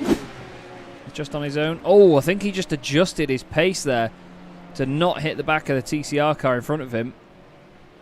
Unfortunately, that did not work out for him. Niles de Kuiper, by the way, he's raced in the Z1 Dashboard Simracersworld TCR Series this season. He's 10th in class at the moment. He's not had much luck in this race. And he's got 3 BMS cars ahead. He's got the number 33 of Mike Goossens, number 23 of Olivier Bulting, and then the 34 of Bjorn de Feite. But unfortunately, again, none of them really having the run. Actually, sorry, there's 4 of them. Dries Mas. 4 of them in a row, actually. I just forgot to, I failed to spot that there. There you go, you can see on the left. 4 of them in a row. They're on our timing screen. You get the driver's name first. So the other 3 look like similar length names, but the other one's not. But yeah, there you go. Third at the moment, Keanu Bourguignon in that class, with Vive Shaft just ahead. I say just ahead, 13 seconds up the road. But the closest cars on track is still Steve Kleiss and Attila Sipos. And Attila's had a lot of pace here, hasn't he? And I think he might just start catching a little bit more now, but it depends on if he's looked after his tyres or not, because Steve, of course, would have been battling with Bram before that. Not Bram. Yeah. There's Bram class and there's Kobe class. It was Kobe that we were watching. Apologies. Well, Chaz, it do happen that we get confused just once in a while. But Steve Kleiss and now Attila Sipos, who, except for a bit of a spinner early days in the stint, has done a very good job indeed. Although the 19 car has not been the luckiest soul on track in this race. They've had the pace, they haven't really had the luck, the consistency, or whatever you want to call it. Could be many things indeed, but it hasn't really worked out for him the way it has on other occasions, I would say. Also, mentioning the TCRs before, we saw BMS, at least with one of the cars, in a very good place, fighting for podium positions earlier on, and it seems they've lost out a little bit in TCR as we a quick glance here at the good-looking 45 machine at the moment, driven by Dries Mas. There's 2 Porsches coming up into Eau Rouge and ready on. It's a dangerous place for the cars. It's where you try to get the run on the car ahead. And now it's going to be the time for Attila Sipos to get past on that 13 machine that's been holding him up for a bit now.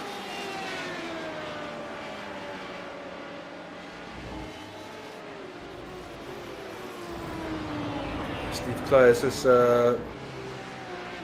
is holding off the opposition for now. It is sometimes think that it's impossible to defend on the chemistry. A little bit of a loose moment there for the 13, but the Radical gets in the way of Attila Sipos, and the Simtag car then looks for the space to go up the inside before Brussels, but not really find the space to dip in there unless he's willing to take risks that are rather unacceptable. I say a slight bit of blocking there as he's shown the outside into Pouhon. He might go wide and under huge pressure at the moment, Steve Kleiss, as they're like a train connected by a coupling in there at the moment. And while he's closer to Lasipas, he just cannot find a way through on Steve Kleiss here. On board we are. Whoa. Slight bit of correction there, and that's lost him a bit of time. And that's another situation where that's slight advantage that Steve Kleiss up ahead just felt is gonna feel like a mile back to Lasipas' car now, isn't it? Bit of oppo there through the chicane, as everyone loves to call it. A bit of oppy lock. Now down towards Blanchimont again. But like you say, Hasse, Attila Sipos, he's got the pace, but he's just not managed to find the magical key to get through past Steve Kleiss at the moment. Might have to be a bit of a sendy moment. That's late on the brakes, looking down the inside. He's just trying to get in his head now a little bit, I think. Just to say, I'm still here, I'm not going anywhere. Either I get past, or I don't disappear. Now, it's a good point to be made, because if you can just put yourself in the mirrors of the guy ahead and make it a constant that you're just there for lap after lap after that building pressure, we've seen it so many times that can really get to people. Even some of the best drivers around get put off by it as well. And as such, there's gains to be made up through the roller coaster that is Eau Rouge and Radio. And now, yet again, chemistry. wonderful sound of the Porsche Cup car. The legendary Flat 6. Oh, hello. Well, that's the B Sim Racing GT4 machine. That was a bit of a weird one. That's Nathan van Kerkhove. Again, I've had a quid for every time I've seen that. The car just gradually, the rear end coming around as you go into Lake On. You can see he's looking at the relative, he's waiting, he's realised there's not many cars coming, but then, whoa! It's the fact that he still points right a little bit once he gets going again. That was very scary. Oh, Adam McNally's had an issue. What's happened? What's happened to the Geordie? His favourite word is "hi." Oh, around he goes. It genuinely is. You should hear his interviews. He's great. Oh, and he's tried to get it going again. Stays out of the way of his Porsche Cup competitor, and then thinks, "Oh, stuff it. I'm going to the pits." He's like, "Oh, I don't want to do another lap now." Abel Court has gone off the circuit in Brab, and he's going to give it some Brab at the moment. Oh, it's just the Astro. That's fine. Got away with that. This is still going on, and there's plenty of Brab going on here. As the Simtag racing car of Attila Sipos makes his way up behind Steve Kleiss once again. Beautiful timing for that shot there as they battle through Blanchimont. Now, Steve's going to defend the inside. Attila's going to go, oh, okay then. Around the outside I'm going to go. He's going to try and carry the run. Hugs the inside line. Now, you're going to be wise here if you try and get the cutback. He's not turned in early enough. He's slid the rear. He's ruined his chance now. Has he still managed to carry the speed, though, down towards La Source? We're very close to the final hour of this race now. Very obvious move down the inside.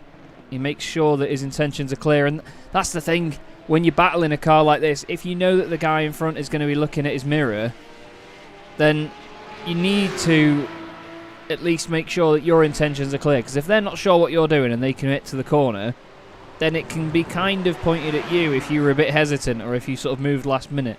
I always say that if you are going to make a move, you need to make it a bit clear what you're going to do. Attila Sipos makes it clear that he wants to go one way. Steve Kleiss makes it clear he doesn't want him to. And we're going to see Sipos have the outside for the first part of Lake Com, and he's getting shoved off there, maybe not really wanting to go side by side with Steve Kleiss, who certainly took the racing line as his own, and we've seen people go around that outside of the first right-hander in the comb and then really make it stick through the second left-hander of that complex, and it just wasn't to be this time around. Yeah, you've really got to get a good run, and it depends on when you get alongside as well. A lot of the time on this circuit, if you are going to get a move completed, you need to have the overlap by a certain point. And you can almost guarantee yourself the place just because of the natural flow of the circuit, but sometimes just being eager can just have you overdo it a little bit. You know, if you get on the throttle too early or if you're on the brakes a bit too late and a bit too hard. it will just ruin any chance that you've got of making a move. We've had Frank Oosterhuis pass Thomas Hellemans, who's just lost 2 places. I think actually Hellemans was in the pits at the time. He was, yes. Oh no, there you go. He's just come out of the pits, that's why. Is he driving 2 cars actually, Hellemans? Was that him coming out of the pits? It was. Hellemans. Oh, it's Hellemans and Herrimans. Who's the other one? Both on the same team, huh? Oh, and Bellemans as well. So we've got no Hellemans, Herrimans, and Bellemans. No worries for getting those 3 very like names slightly messed up, Chaz, indeed, and yeah, incredible stuff. Hurts me head. The Sky Limit Racing for Zolder's 69 machine, who's pretty well for themselves in 5th as they 6th, I think, as they put it in. They're now slight bit further down the orders. That battle for behind, and behind is for position. That is Herrimans. So Kenny Herrimans is right on his tail, actually. It's Hellemans and Herrimans. So the PSR car is actually now going to run up into Pouhon. And mind you, Thomas Hellemans, he just got in the car. He's on cold tires, and he's going to have absolutely nothing to do with that. At least not right about now. He's wanting to fight back. But be that in a few laps when the tires come up to temperature and everything's kind of back into the running gear of things. You can see the Radical there, the JWS Motorsport car. Sorry, the Traxxas by JWS car. Really flying through the pack. 5th place overall at the moment. Currently 3 minutes and 12 seconds off your race leader, Fabrice Cornelis. And if you want to go all the way down to the back of the field, we've had Laura Luft is out of the race. Jarno Larray is currently the last place car, although it's coming up as a GT4 car on the overlay, but it's actually a GT... well, it's not a GT car, it's a TCR car. But they are currently over half an hour behind Fabrice Cornelis, which just shows you how much time he's managed to open up in this race. Has Jans van Herk's had an issue, Hasse? Yeah, it's the oily corner, as I think we should probably name it. As whoop, right there, he's hit that very same patch of oil that everybody else has hit as they're going around. An imaginary bit of oil it is, but it's true what you said. All jokes aside, Chaz, that little bit of a bump that seems to just when it lifts the car off as they're coming out, that's the very moment when they lose traction. It breaks traction, and Jens van Herk is putting the relative to good use. It's a dangerous place to try and rejoin the racing line if you're not really sure if anyone comes around the corner there. Got Stephen DeWolf in the YouTube chat saying they've got the entire alphabet in elements. We have pretty much. It's not a long way from it, at least. Oh, the Simtag car's passed on the G-Drive machine. Let's see if we can recall whatever happened here. Oh, it's hacking in on Schumacher. It is! Fantastic. Amazing. Oh, I love that. I love that. Let's see if we can just grab this from a bit earlier. Here we go. Attila Sipos. It's not quite as far down the straight, but Steve Kleiss goes one way. Attila Sipos goes the other. Thank you very much, Sunshine. You're not going to get much closer than that without staging it, are you? So that was the backmarker, so I overtook the backmarker at the same time overtook the Steven. Yeah, because he always used to say the Michael, didn't he, Mick? Loved it, the Michael. Absolutely legendary. Oh, brilliant stuff. A bit of a story time very quickly, now that Attila's gone past and that battle's dissipated somewhat. I was watching a video about Mika Häkkinen and Nico Rosberg when they went driving in the mountains in Mika's P1, a special edition P1 that he owns, and he made a joke saying that he didn't really want Nico to drive, and he got his helmet at the back of the car, and or the front as it would be in the McLaren, and he joked saying he had 5 kids, and I was like, flipping heck, does Mika Häkkinen have 5 kids? And it turns out he does. So I had a look on his Wikipedia, and it turns out that oh, hello. Cara Pills Racing have just provided us with the perfect distraction for me to not complete that story with the very depressing ending that I was going to give you. But, wow, that was a very, very scary moment there because he nearly hits the M4. That was quite close. The rear end traction just breaks as he clips the grass. Just about avoids the M4. but doesn't avoid the wall. And I don't think the damage to the front of the car there is too big, considered that he actually tapped that steel fencing. Well, But, what was yeah. what was going to say? Sorry about Hakkinen, is that I didn't realise, but he had a home built a long time ago. He had a house built for him, as you could probably afford to if you were Mika Hakkinen. But in his like trophy and like sort of memorabilia room from his entire racing career, one of the lights in the cupboard short-circuited and burnt the place down, and he's lost every single trophy he ever won. Which, considering he's my favourite driver of all time, is absolutely heartbreaking. Yeah, No, me too. honestly. I was speechless. I was just left with my eye open, like my mouth open, like what? I felt like crying for him when I read it, honestly. Yeah, that's really sad. Then you're telling a story. I was expecting to be kind of an upper story for us to leave on Sorry. a high note and laugh about, and then you're just completely depressing. Yeah, Mika Hakkinen's lost his entire trophy collection. Yeah, it is a Like- real shame. Yeah. Oh, that's a bummer. Ivan Bauman's has just put Carapils Racing. If they drive it like it tastes, they've got problems. I love that. Well, to be fair, it's in the pit lane at the minute, so it's going down slowly, which, yeah, probably probably what you need. Now, Ward Mallarts. Don't know if he's avid about bird watching or ducks, but I'm sure he doesn't hate them. This is Kimber Haight trying to chase down Ward Mallarts at the moment for third place in the Sim Formula Europe machine. Although actually recently Ward got through. We've had another incident for Yeah. Thijs van den Berg. Yeah. Hans Yeah, you asking, could say that- does it taste? Does it taste? That's something we've seen for. You could say that Ward Mallarts has really been steaming ahead at 125 miles an hour before breaking down, just before reaching the station where the international press was waiting. I didn't know of I'm anybody a else big that knew. train fan, actually, so I that's was another gonna- thing about myself. So I was going to say I didn't know of anybody else that knew that train existed.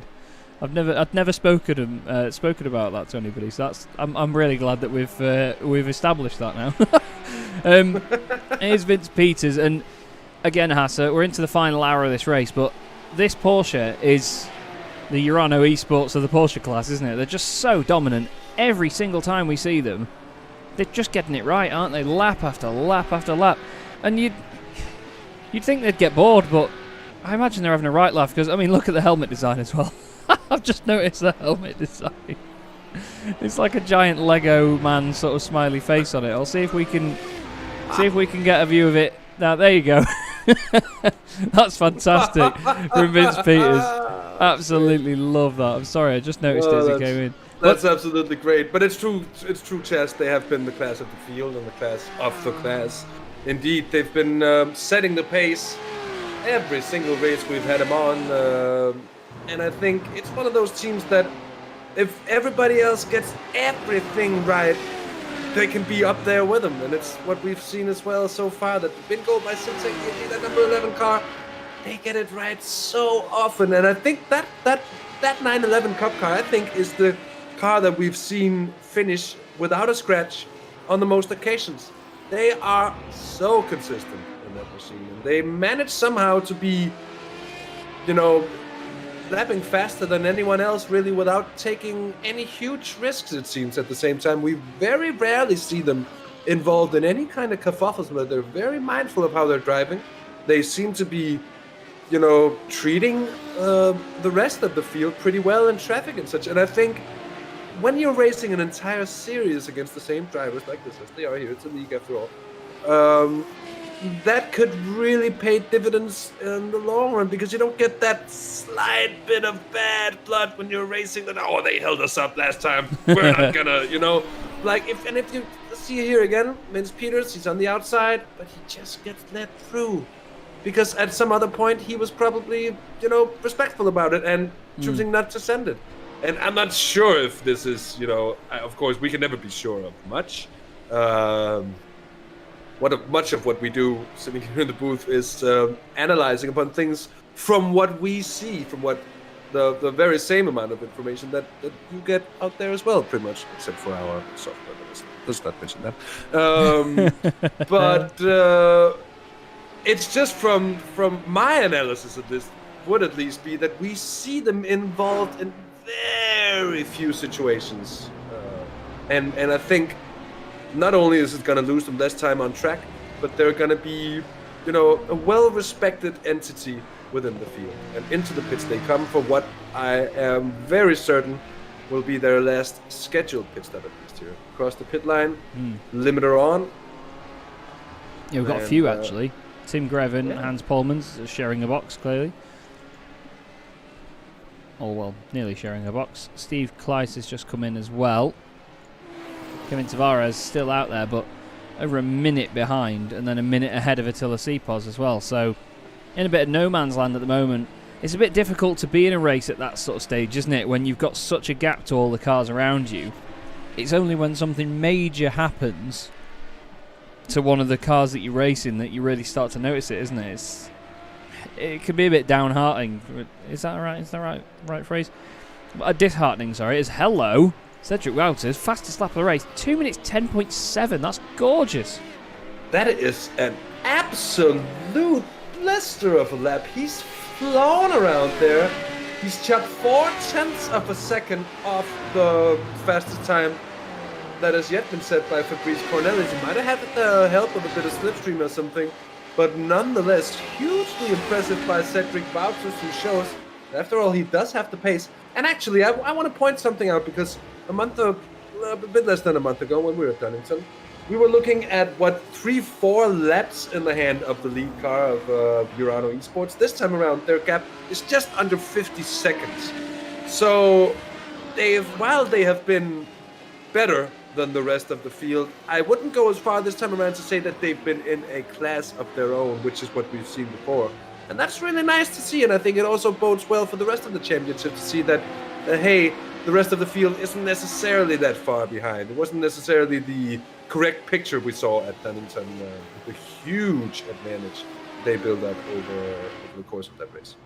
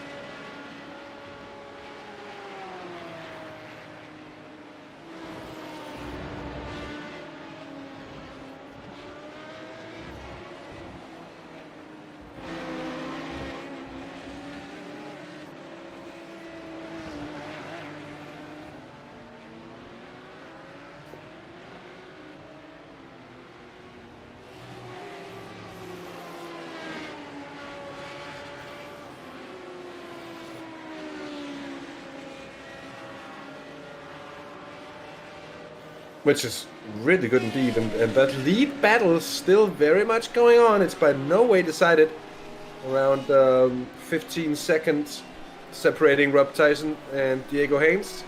Diego Haynes in the 12th car there, the GT4, very familiar with his machine, and should Chris Motorsports on the 15 car go ahead and take the checkered flag. I think it's going to be the first victory in the Virtual Belcar Winter Series and E-Series as well. The first Virtual Belcar win for the BMW M4, which is, of course, a confirmation of the fact that they have gotten pace into that car. I think there have been a few updates on EOP coming into this season. That's, of course, on the terms of iRacing themselves. That's been helping them along, because to me it seemed they were slightly off the pace when we were at Donington. Of course, we've had a substantial update for iRacing come out in the meantime, and what I make of it, it's been aiding the M4s along. Yeah, the M4 has been... It's a very sturdy car. Like I was saying before, front-engine GT4 car, it's always going to be pretty stable. You've just got to be worried about understeer more than anything else, but to be fair, I'd rather understeer than oversteer. It's easier to adapt to a car that's understeering than it is to adapt to one that's trying to kill you by spinning all the time, in my defence. But yeah, this M4, it looks the part as well, this livery, but yeah, they've been flying so far. It's clean as well now. It was a lot dirtier than, earlier on in the race, but seems to be a lot cleaner now. Sometimes it does do that when drivers get in the car. It does refresh and give it a quick wash, which is nice. But yeah, they've done a good job since leading the field. And obviously the Flemish Simsports car, you can say they had that issue before where they got held up, but they've just not recovered since then, I'm afraid. Not been able to close the gap. Mathieu Detry still leading it in TCR for Optimal Sim Racing Blue. They've now got a 27-second lead over Ben Thanes in the Ferry Monster Esports car, so his teammate obviously not able to keep up the pace to the same extent. Big slide in. Let's see that there from Ben Thanes. The car is literally drifting on its way into the corner. Absolutely awesome stuff. I love it. Yeah, indeed.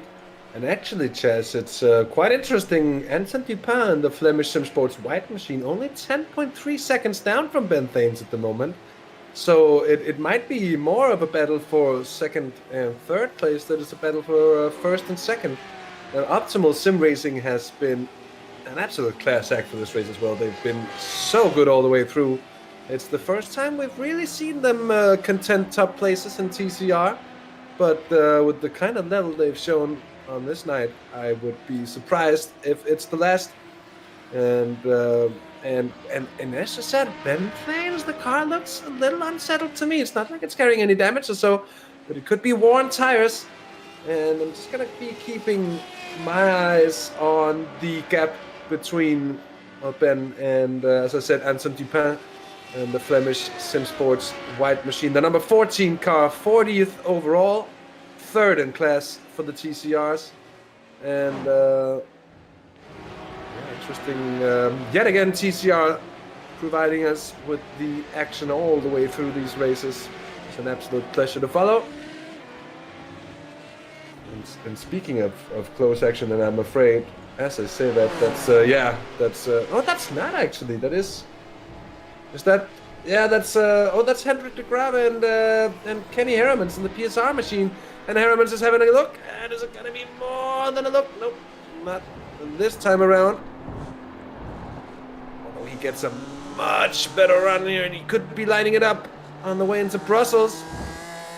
Very much the ways of the GT4, that if you come in too quickly, you'll just find the car understeering with no real remedy. There comes the send up the inside of the Flemish Simsports machine. And Nice. There's no grip out there on the marbles, Chaz. No way of defending it.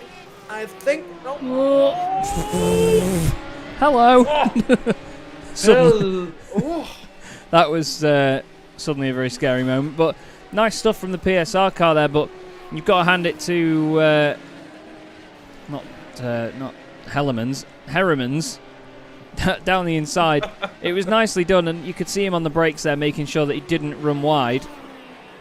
And Axel Van Oostoy said he managed to pick up our colour about the Carapils livery, and it's the original colours of the best beer in the world, he says. Well, I'm glad that that you think it's the best beer in the world, mate. I think some of the people in the chat might disagree, but that's absolutely fine. I just didn't know if it needed some gold or not, but it's nice to know that you've replicated it so well, boys. Fair play. It is a good fun livery as well, so good to have you in the series, and good to see the creative fun on your car. We do hope you're enjoying the championship. But now, Hendrik de Grave is one I want to mention for that little moment at the Brussels hairpin, because he ran so wide in there and gave so much space to Kenny Heremans. He thought there's no point fighting it too hard, there's no point causing an issue, and it was just really respectful stuff from the pair of them. He's still right behind him though, and oh, never mind, he's going in the pits. So he's going to shut Chaz up, prove him wrong, and I think that's probably a good move really, just pitting a little bit earlier, maybe get yourself in some clean air. You've got to roll the dice a bit, haven't you? Yeah, indeed, and I also have to think with these GT4s being able to run quite a lot more than an hour, just how are you gonna structure the stints with these cars? Because you have quite a bit of freedom of taking longer stints, or perhaps putting in fuel just for an hour. There are many ways to kind of approach it, whether to take 3 or 4 stops, and all these things. It all adds up to different sums in the end, and Russ Nicholson's finds plenty of gentlemanliness from the 912 car there. So it'll be interesting to see just how the GT4s stand when we come into, well, I'd say in 20 minutes time, as we're coming into the final 20 minutes. At that point, I would be expecting at least that we're not going to see too many pit stops there. I think that's what you really want to avoid, at those kind of splash and dash stops at the very end. Often proves so costly indeed. Russ Nicholson there, very confident around the outside of the Track Velocity Racing 911. And there I think is the Narviflex GHK car, the military 911, if you will. Yes. Love that car. Love that livery. Looks absolutely awesome, doesn't it? Especially as it's matte as well. Looks really good. And yes, thank you for asking. We are all right. There's a moment through Blanchimont for you. I'm sure that's not the only one that anybody's had through there today. We haven't seen too much of an issue through Blanchimont, actually, considering that so many of these drivers have had little mistakes here and there coming out of La Source. I'm just trying to think now, how many cars have we seen go off through Eau Rouge? It's only like 3, I think. Because Lee Deemer, we had Van Rompuy hit the wall at the top, and lap 1. Yeah, lap 1, I was just about to say we had a radical up there on lap 1 as well. I don't recall really having seen any big offs in Blanchimont, which usually with GT cars is one of the most difficult corners in the world, I think. Basically, Blanchimont, if you don't know, which I expect you all to, but if you don't, I'm just going to go through it anyways. Blanchimont, in any car that doesn't provide you with enough downforce to basically just floor the throttle and go flat through it, is so difficult, because it's a question of the finest of margins, lifting just in the right place, getting the car turned in, getting back on the throttle, balance, and you're all doing it at 240, 50k an hour.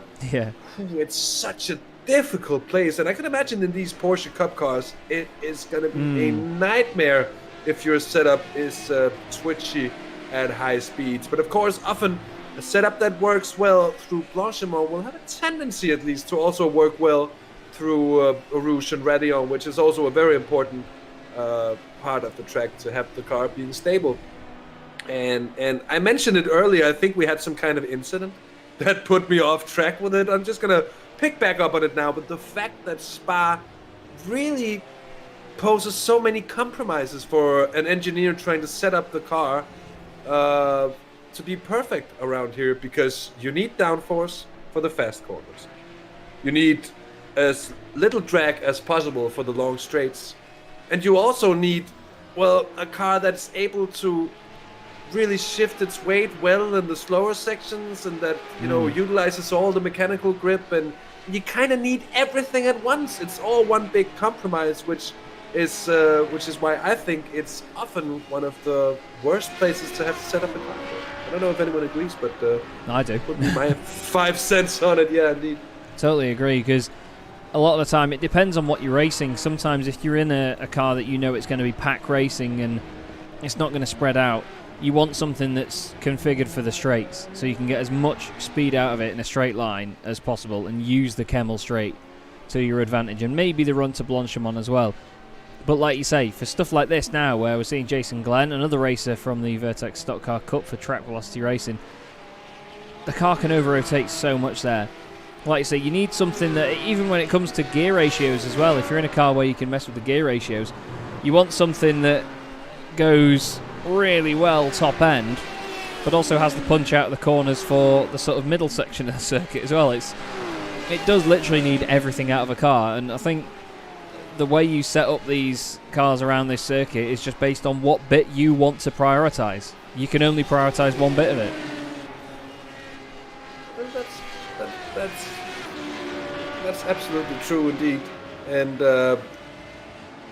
it is. I think many drivers find this always being difficult indeed. I think, as I also mentioned, once you get up into a certain level of cars, might even be from like the radical levels of downforce and up through LMP2, LMP1s, and different prototypes and such. They all more or less offer you enough downforce to be flat through the difficult places, and already there, well, it's even though you're going faster, the middle part of the track is still hard, but it's just those few places on track where the car is just so much easier to deal with. Here's the 16 car again!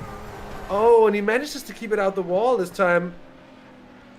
Oh, just just about. I just said, I had a feeling that I might have called that too quickly in this situation, but I'm happy I didn't, and I'm happy they kept it out. Nathan van Kerk over here. Oh, is that a bit of a spinner in Malmedy? That's a dangerous place, and a lot of traffic coming through. That's a scary one. I want to see how he gets out of this. Oh, nice. Yeah, that's fair. I thought he was going to go completely into the gravel, but, you know, if he's got a bit of time to get it done, then, yeah, perfectly all right rejoin that, to be fair. Now it's close here. Hello. Whoa. Good lord, yeah, of course you're going to flash the lights after that one. Anybody would. Oh, coming back on the Decipit car there. Oh, Rouge and Radion as well. They keep it alive. Just about so. Ooh. Now, Nick Stoop, that's for position, sorry, just behind Nick Stoop in the M4. Oh. That's for position now. He's held him up.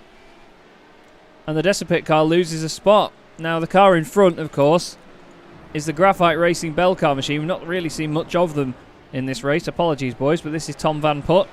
And he is definitely staying Van Putt at the moment with his position. But that Roaring Chicken Nuggets car, well, he has come absolutely flying in out of nowhere and stolen a position away. And the Decipit car just losing out, unfortunately, but this is multi-class racing. That's what you can expect, isn't it? Yeah, very much so. It's what happens. Traffic giveth, traffic taketh, and and it's something that you really have to remind yourself of once in a while in these races, because it's so easy just to lose your head when getting frustrated about losing half a second here or a second there in these situations. And if you were running into consecutive few laps where you feel like you're getting handed to every time, I'm losing again, I'm lucky again, it's so easy to get frustrated in a way that you forget all the laps when you were lucky in traffic. It just went right through and got the perfect run here and there, and, you know, everything just worked out. And that's again, I mentioned it earlier, I'll gladly say it again, but the mental side of endurance racing is something I feel that doesn't always get enough attention.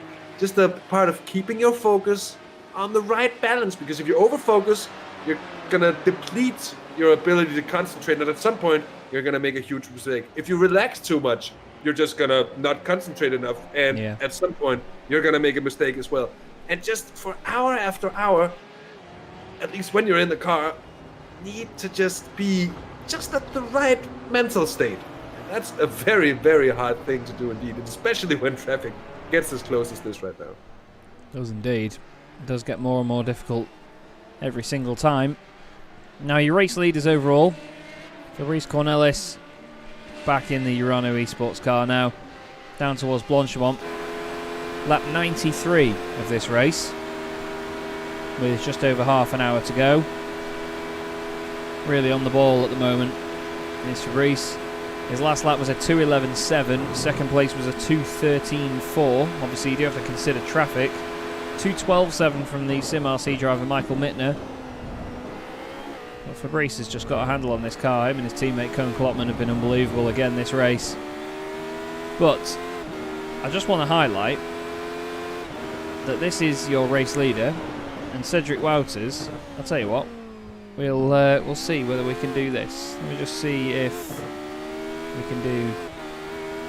Okay, so there is Cedric Wouters. Let me just see if we can get this to work. No, clearly not. There is your first place car on the map. There's your second place car. So he's nearly an entire lap ahead of second place at the moment. 1 minute and 56 seconds clear. Yeah, So- but seemingly, I think Cedric Wouters has had a pit stop more than Fabrice Cornelis. Of course, at this point, they're going to be able to take a short stop for that last one. They're not going to lose a lot of time. Oh, yeah, But, you're right, actually. I think the de facto gap is closer to the around the just under the minute mark, as we saw before the last pit stop round really started kicking off for the Radicals. Yeah, very true, actually. Their last pit stop for Fabrice Cornelis was on lap 66. Cedric Wouters pitted 20 laps later on lap 86, so Fabrice will probably be in any time soon. That was a misjudgment by me, so apologies everyone, but I'm a commentator, we never get stuff right. So, it's been a good drive though, to be fair, because bearing in mind, this Traxxas by JMV Services car nearly took the race leader out at the very first corner.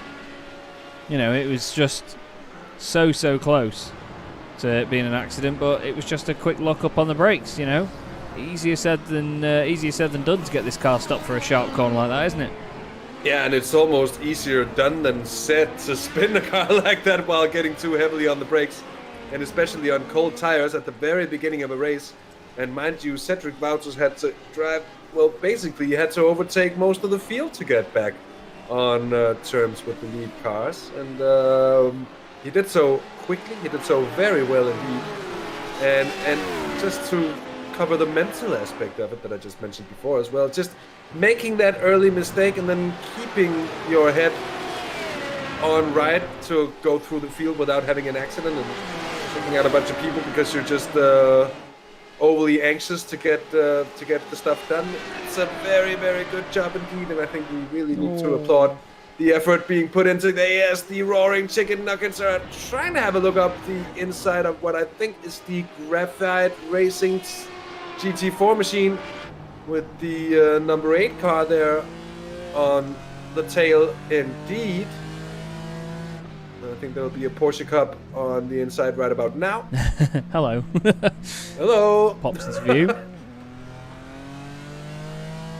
Oh, held up tenfold there by the But you Porsche. should. I'm sorry, Chaz, but that's one of those situations where you know that you're carrying more speed through that corner with the wide rubber underneath the Porsche Cup car, and what you need to do in a situation like that, and I know we said this earlier as well, it's very easy for us to say these things. It's a lot harder to pull it off in real life.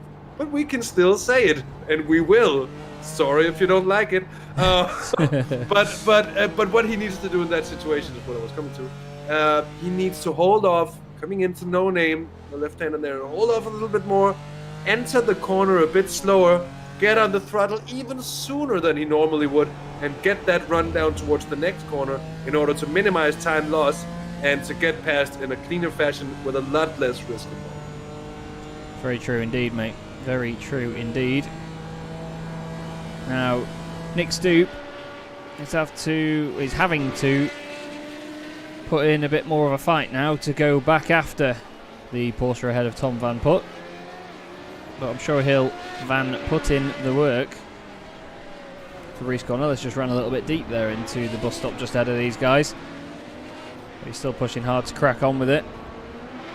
Oh, we've had Pierre de Sote off the circuit. He wants to go into the pits though.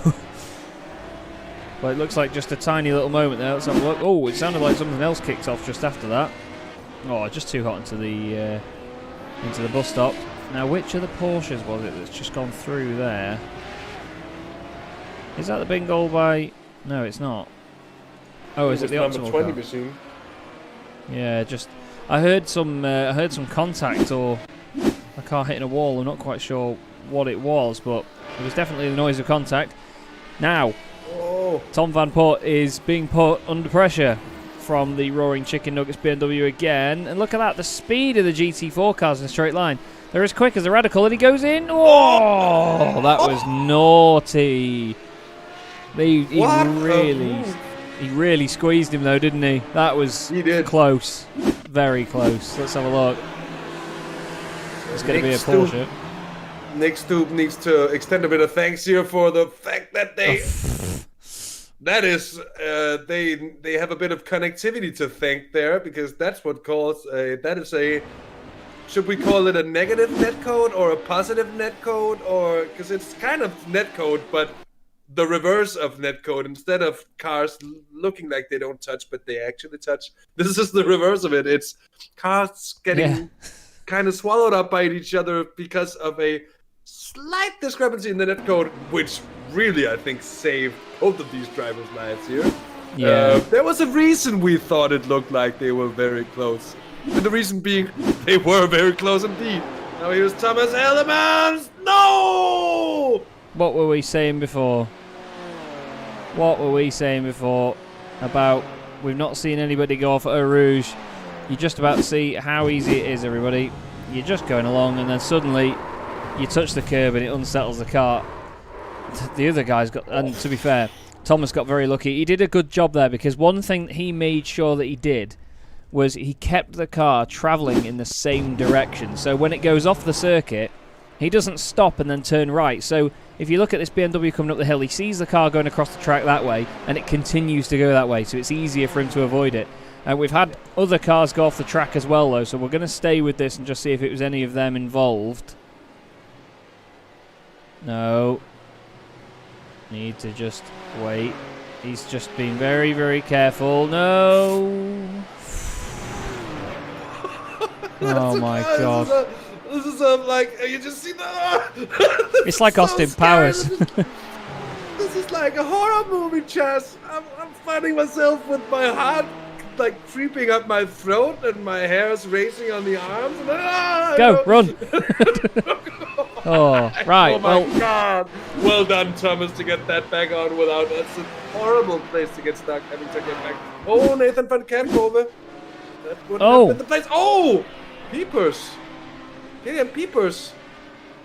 That's the slightest of touches with the barrier, and except for the fact that he's massively slowed down by the incident, I don't think it's going to hamper him too much.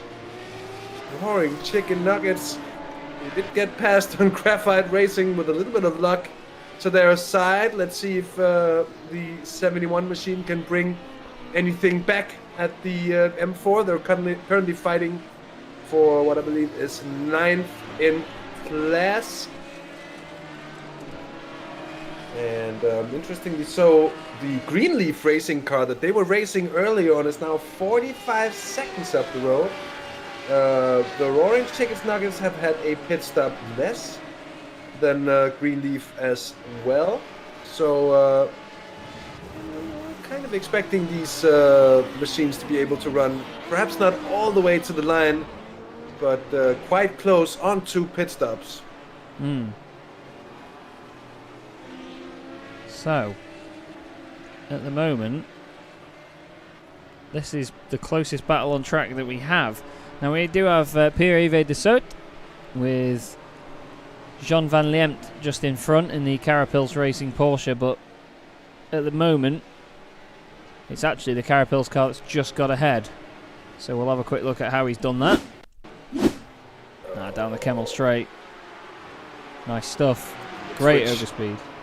Yeah, indeed. Pierre-Yves Desaut, which if you would spell Zoot a little bit different in the language of Dutch, it means sweet, which means that you could almost translate his name into Pierre-Yves the Sweet. I like that. Yeah, I like that too. Oh, again, Nathan van Kerkhove, the second time in a relatively short amount of time that we've seen him facing in the wrong direction. Just picks up the grass and more grass. And can we just appreciate this? That Audi it looked a bit worse on the other view, but that Audi got mighty close to the side of that Porsche. But he got away with it, and he's continued 36th place overall, 14th in class for the B-Sim Racing machine. Flemish Sim Sports Red now in the pits, Hendrik de Grave, and there of course is the Gulffield BMW. But we're nearly into lap 100 now for Fabrice Cornelis and his team, Urano Esports, and his teammate Koen Klopman. Amazing performance so far. Once again, seemingly untouchable. But it's just been another one of those nights for them, hasn't it, Hasse? It's been, I wouldn't say it's a walk in the park, because it's not easy at all what these guys do. But they do make it look easier than it is, don't they? They do make it look a lot easier than I think it is, and they also managed to make a field of extremely good and talented drivers look perfectly normal, which is it does go to show just what level these drivers here on. Fabrice Cornelis yet again here taking the car into the final 20 minutes and on point to pick up another win, another overall win, another max set of points for them to bank on in the championship. Mind you, we've got 6 rounds of racing altogether, and after this one we will have 4 more to go of the Virtual Belcar Winter Series. Be interesting to see if anyone else can kind of see. He just licks the stamp from a long way back, Chaz, and he sets it anyways. So Fabrice Cornelis is also, I think, counting on the, you can say, the cooperation of many of the other cars, and it is impressive to see. Oh yeah, Pace, it's consistency, awesome. precision, all that stuff. It's like whenever you're watching someone doing something they're really good at, it's just impressive. It's Yeah, it's pretty mega. And the fact that they go through it so quickly is just awesome. Now, we've had an issue for Cedric Wouters, a second place car here with Bart Levens. What's Bart going to do? Not clip the grass on the brakes. Oh, he's late on the brakes. Taps the back in second place. Oh, and the secondary contact. Wow, they got away with that one there, didn't they? Yeah, that could have been a lot worse as well. So I think a sigh of relief in that situation in the end there. Very scary moment. Now we'll come back to this because the battle is still going on. The car behind is actually the third place GT4 car, the Sim Formula Europe machine. Just trying to make their way through the order. Just trying to get through the traffic. And again, similar sort of situation, isn't it? You know, you've got this cooperation that you need from the guys around you. And at the moment, it seems like they're getting that. It's been very respectful today in that regard, I'd say. It's a much easier track to be respectful on compared to Donington Park from last time, isn't it? Because Donington's a lot more narrow, it's a lot shorter. Spa's a full-blown modern-day Grand Prix circuit, despite being a very old circuit in itself. It's still up to modern standard. Not that Donington isn't, you know, Donington's a fantastic circuit, but it just doesn't have quite the same size and capability as Spa. No, it's true, and it's a longer track, as you mentioned earlier. It's a wider track. It has longer straights. Like, I think every part of Spa just invites to have an easier time in terms of multi-class racing than you would at, say, Donington, Zolder, Zandvoort, the other tracks that we've had in virtual Belcar terms. So yeah, I think it is one of the more generous tracks in that sense. It leaves a little more space, but it's also very uncompromising in its places. There are so many places where the slightest of mistakes will cost you a huge accident, as we just saw not too long ago for the Gulffield machine that really that slight loss of the rear end over the top of Radion. Oh, it's something we've seen so many times.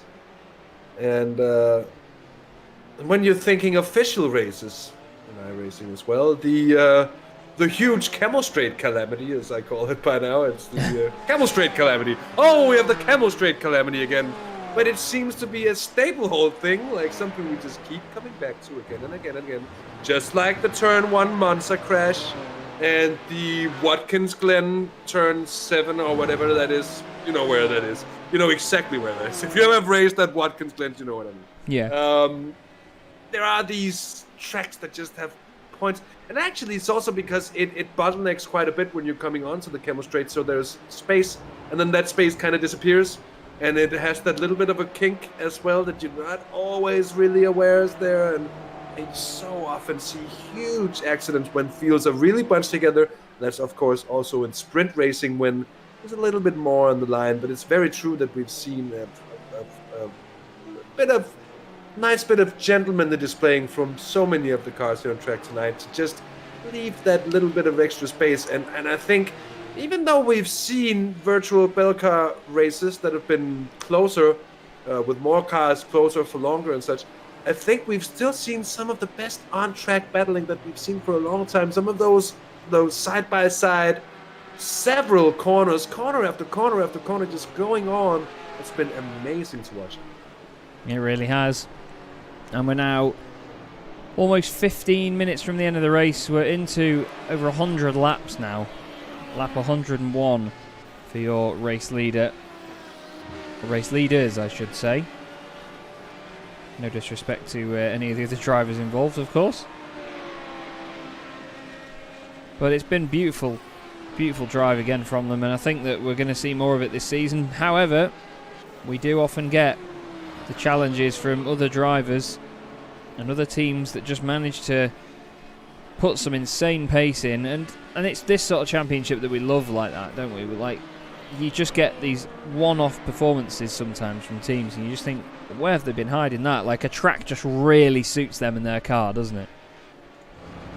Yeah, that's true, and it's and also you just need the right amount of luck here and there to, you know, these races, they can come down to, you know, 2-3 situations where you either lose it or save it. And if you lose it, you're not gonna have a good result. And if you, in those couple of situations, if you manage to save the car, well, that can save your race, your entire race in the end. So if there's so little on the line, or there's so much on the line, then the margins are so small. The margins are always small, and it really doesn't take a lot to get it wrong. So, and also to be fair and just respect to everybody doing these endurance races on iRacing. I have never tried another game simulator, another bit of computer entertainment that have such small margin for error and at the same time require you to run for so long. It is a big challenge that and that fact is just something I think we all need to remember sometime, you know. Yeah, that's it. It really is a sim that does demand the practice, and it takes some getting used to. And Tom Van Rompuy has another moment there. Also, Jean Van Liempt has gone off the circuit, although just at the top of the hill. Oh, he's just run wide out of Arouge and Radion. We've seen that a lot of times before. Oh, Jason Glenn. Jason Glenn, no, my mate at Track Velocity Racing. Again, these boys, they're handy in NASCAR Xfinity cars, but clearly struggling to get to grips with the Porsche. Oh, it's just, again, rear ends around. I love that he's just planted the throttle. Listen to it. I think that's out of frustration more than anything else. It's like, God damn it, man! Just stuff it, and then, well, he replicates another team name and just goes brap on the throttle. Just absolutely canes it. Love it, really do love it.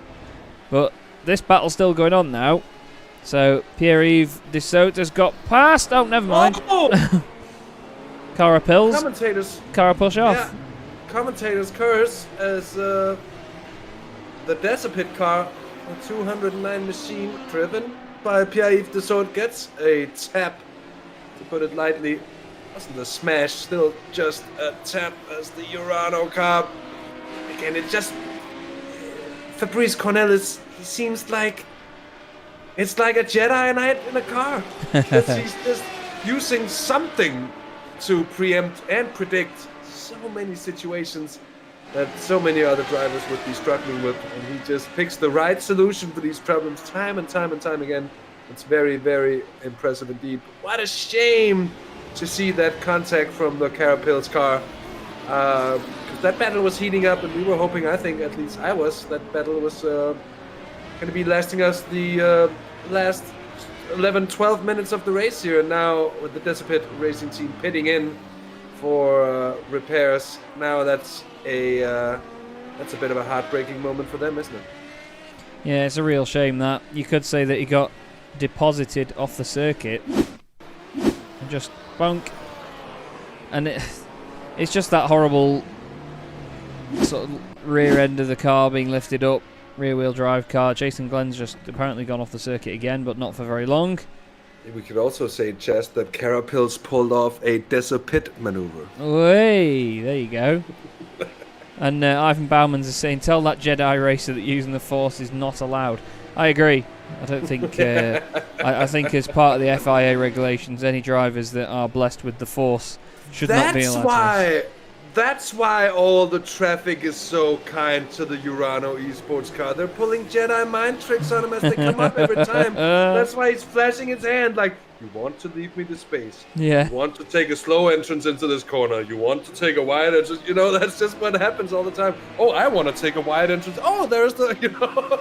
But in the Fernando Alonso one, he's like, you must leave the space. Yeah, but he doesn't have the Force. No, he doesn't. He's good, but he doesn't have the Force. He's good, but he doesn't have the Force. Although, to be fair, as Fernando Alonso wasn't here, I don't know how... He's pretty... Oh, he's decent on Sims, isn't he? I know. Well, not long from the end of this race now, everybody. We do hope that you have enjoyed the show so far. Obviously, we will be getting driver interviews at the end. Whoa, look at this. Another fight in the Porsche Cup class here. Right to the death here from Philip van der Herk and his BMS Esport Porsche. Flemish Sim Sports yellow just in front saying 999. And BMS think that that's an invitation because their car is number 9. Fourth in class, they want that final podium spot. So this is an important battle as this race goes.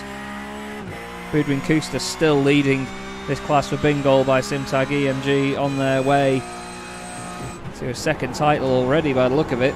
They're certainly making intentions clear, aren't they? Urano Esports doing the same. But again, we've been treated here to a wonderful race now. Down the straight. Oh, look, there's a little pesky radical involved as well. That's going to be getting in the way now of this battle, or it might just look at the slight gap opening there on the left-hand side. Philip van den Herk was thinking about it, but he didn't decide to do that. That was probably a good idea in the end, but there'll be plenty of chances here to take if he knows just when and how to take them. Very good drive so far from the 999 machine, by the way, to creep up into the podium spots, very much under the radar. And as you can see on that car, they've managed to keep it very clean as well so far. And what a time to take a podium place as well here, just less than 10 minutes from the checkered flag, Chaz. Yeah, it'd be a great time to do it. They'd be very, very pleased if they get it right. It's not easy. Not easy to get it right at all. But still on the chase they go. And further back as well, actually. Dries Rohart all over the back of Renzo Eulenbroek in the GTE racing car. There's the class leader just behind the Bingoal by Simtag EMG car. 3 Porsches once again down towards Pouan. Tom Van Putt has just gone off the circuit for a moment and come back on.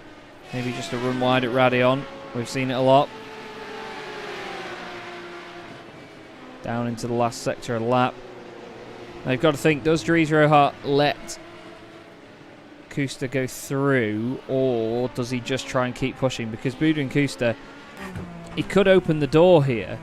If you have played this right in the mind of Dries Rohart, when Kuster then laps Oilenbroek, you could try and follow him through. What do you reckon? It's a good call, and it's an actual strategy. I was about to say it's a very viable strategy indeed, because at some point they're probably going to have to let on Christer through, and if they do so, that's going to leave the space at some point. Then it's down to the car ahead to try and do that in a way where it doesn't interfere too much. There, as you can see, Budeman Christer, he's just taking himself the space. He's not even asking for it. He kind of just does it, and as the race leader, he's allowed to as well. Now comes the time you mentioned, Chaz. Let's see if the 111 Vapor Shop RDR 911 can just follow the race leader closely enough to be there. Because that's, of course, what you need to be. You need to be there in the situation where it actually happens. It could be that he's able to catch up over the course of the Camel Straight. It could be that they'll be taking this running order into the middle part of the section, or middle part of the track, the middle sector, which I think would increase the chances of Dries Rohart here to actually get something out of it. Yeah, he doesn't seem to be close enough to Boudewijn Kuster at the moment, but Boudewijn's obviously going to get held up by Renzo Oilenbroek just in front. You can see he's filling his mirrors at the moment. He's letting him know that he's definitely there and he wants to get by. So, as you can imagine, his intentions, the intentions of Dries Rohart, who are on board with now, they are not on the priority list for Boudewijn Kuster. Dries is going to get held up here. Does he go down the inside of the TCR car? He doesn't. Oh, more time lost. Look at that now. They're just driving off into the distance. That was the number 14 of Anton Dupin, currently third in TCR. Well, can he take advantage of the fact that there's even more traffic and close that gap further? That's one of the Porsches, isn't it? I think that may be... Is that the graphite car? It is, isn't it? Yeah, it is. The graphite Porsche. Less than 5 minutes to go in this race now, and it's really hotting up because I think Dries Rohart's going to have to push very hard indeed. Oh, and it's actually changing around here as well. Oh, there you go. Well, get out of the way, says Philip van der Herk. Let's have a look. He was chasing down Hans Polmans. What's gone on? Hans covers the line off. Philip's very late on the brakes, but what a brilliant bit of driving around the outside. Oh, the big turn in. Hans, if anything, turns into him a little bit. Yeah, I don't think he realizes that he's where he's necessarily at, but he makes it stick. Philip van den Herk for podium positions. The 9 has made the number 999 say 999 indeed, because there's lost out on that podium place with under 5 minutes to go. As a matter of fact, that's 4 minutes by now, and probably to count a little bit of extra time in as well, as we get the white flag and all that stuff over with that.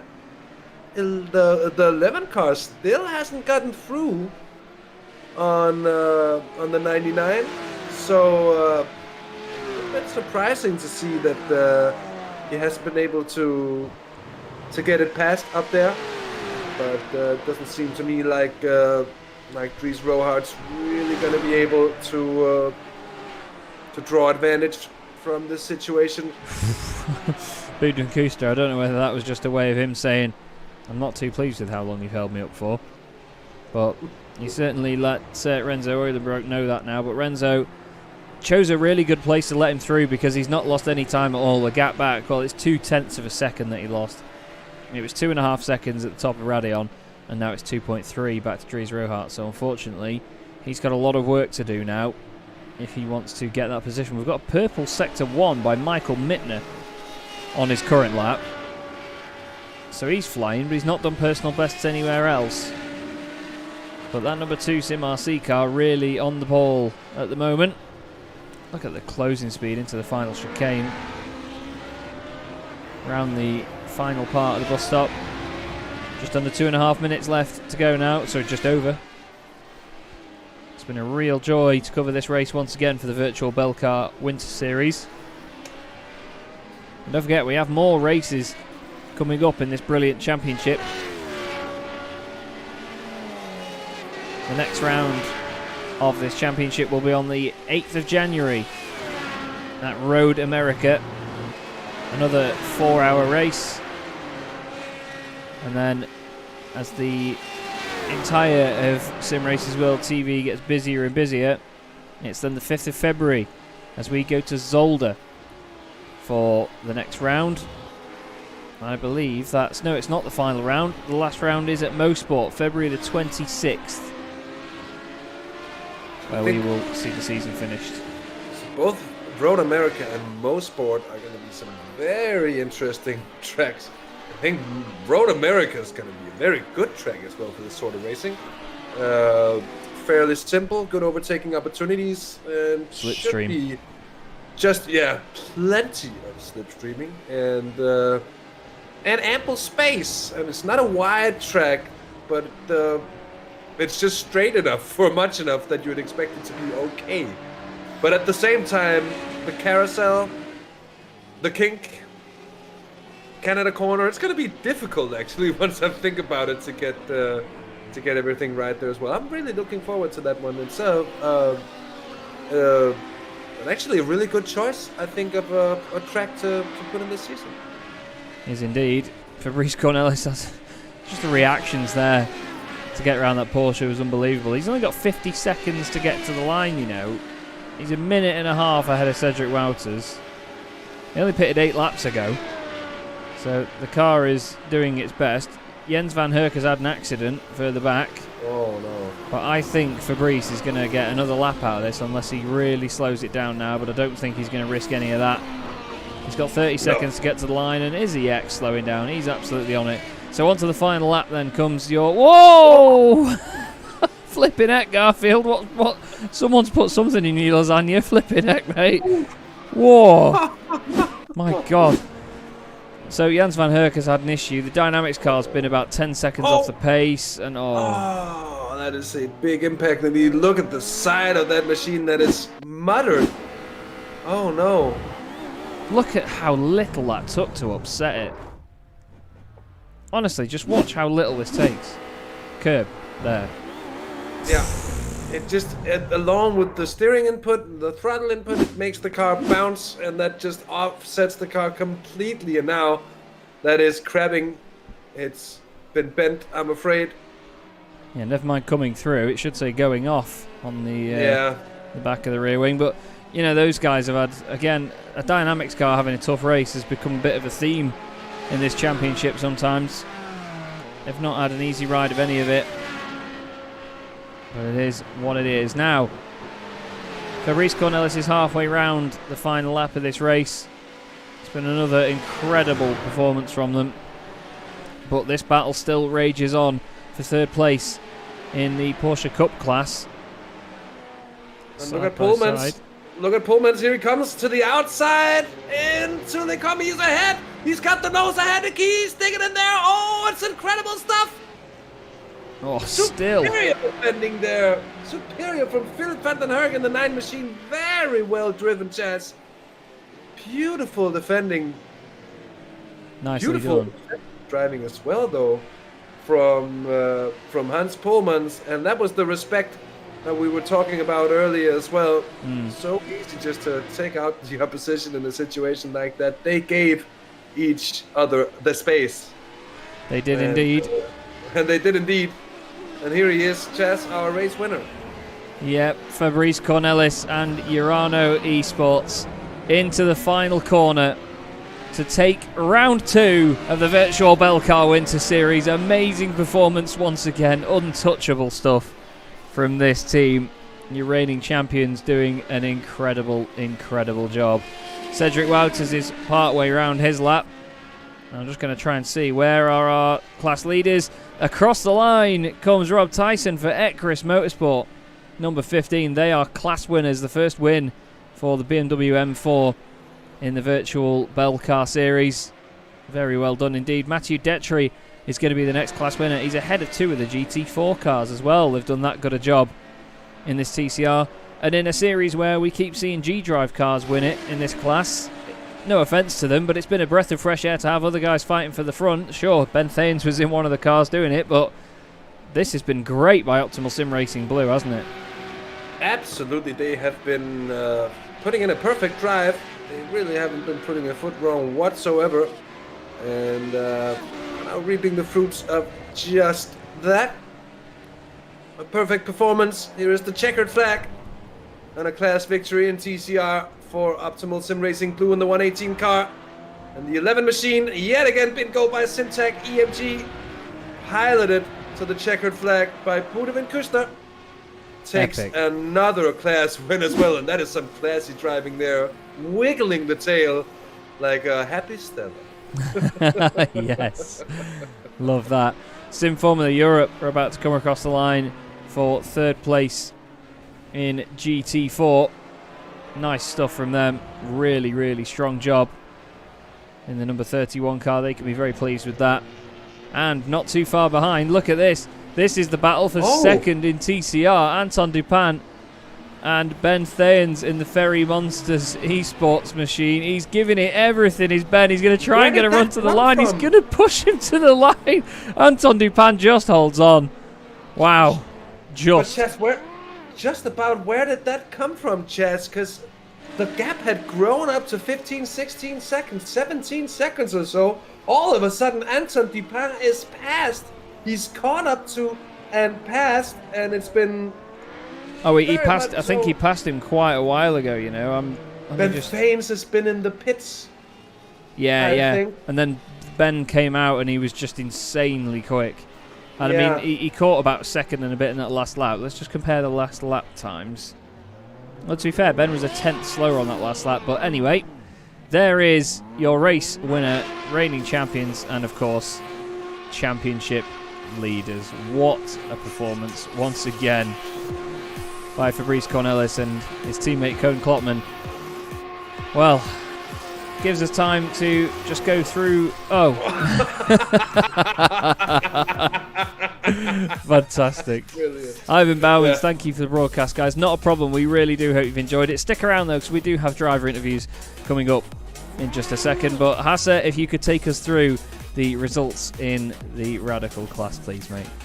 The pleasure shall be all mine. Another overall win for Urano Esports with a couple of fast fellas indeed behind the wheel of that machine, and they've proven so yet again, winning by a minute and a half in front of Traxxas by J&V Services. Of course, not the first time we've seen them be the prime challenger, but yet again just coming up ever so slightly short. Simracers Capasunder in third place, down by 2 minutes and 6 seconds, so that's just about that. Sim Stickers in fourth, then Traxxas by JWS Motorsports in fifth, Edge Esports in sixth, Dynamics Radical Racing in seventh, and VR Racing Big Motors in eighth place in the Radicals. Then in sorry. Yeah, I'm sorry. I will take this. in the BLC2 car class, that is the 911 Cup car, spin goal by Simtag. EMG takes the win yet again by over a lap in front of Optimal Sim Racing Red. The number 20 car also driving a superb performance in the end. Take that second place. BMS Esports GT3 Cup car Belcar. Then the number 9 machine that tangled almost with the 999 and danced their tango of respect all until the checkered flag. What an amazing battle that was for third place, and that went all the way to the line as well. GT Racing, which is still not a GT, in fifth. Vapor Shop with the 111 car in sixth place for them, so maybe a slight dissatisfaction there on the result. They've been better before, but still a tough race for them this time around. Simtag Racing in seventh. Dynamics Racing Optica in 8th, then G-Drive with the 13, the ever unlucky 13 car in 9th place today. Track Velocity Racing in 10th, Reclamemavre.be in 11th. We've got Excite Racing in 12th, GHKE Racing by T2 Racing in 13th place, and in 14th, Dynamics Racing Blue. I'll tell you one thing as well, just about that class very quickly. Unless you're the number 20 car, if your car number has got 1 or 9 in it, you're going to do all right in this championship, aren't you? Tell you, we've got the 11, the 9, the 999, the 99, the 111, and then the 19. It's just, honestly, they're the digits you want, I tell you that. In the GT4 class, Ecris Motorsport took a beautiful victory. Only 17 seconds back to Flemish Sim Sports Black, though, who put in a very good fight. Sim Formula Europe, well-deserved third place, ahead of Team MRS in fourth position in their Porsche, I believe. Apologies. Yes, it was a Porsche. Team MRS. Then we have an absolute plethora of BMWs. McDonald's Racing in 5th, PSR in 6th place ahead of JJ Motorsport and Greenleaf Racing Green. Roaring Chicken Nuggets entertaining as ever in 9th, with Graphite Racing Belcar finishing in 10th. They were the next Porsche in the field. Flemish Sim Sports Red just behind them. Then it's Tassapit Racing Team after that contact, and the B-Sim Racing Team as well. Carapils Racing 14th ahead of Radeon Motorsport by QSR2. Then Sky Limit Racing for Zolder, the Gulf Field car. Then Brab in 17th.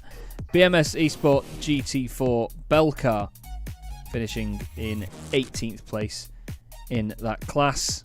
And I believe, yes, that was it. There were 62 laps down after that unfortunate incident for Laura Luft, which of course leaves us with the TCR class, which Optimal Sim Racing Blue took a very commanding win over Flemish Sim Sports White in, but Ferry Monster Esports, Ben Thane's right there at the end.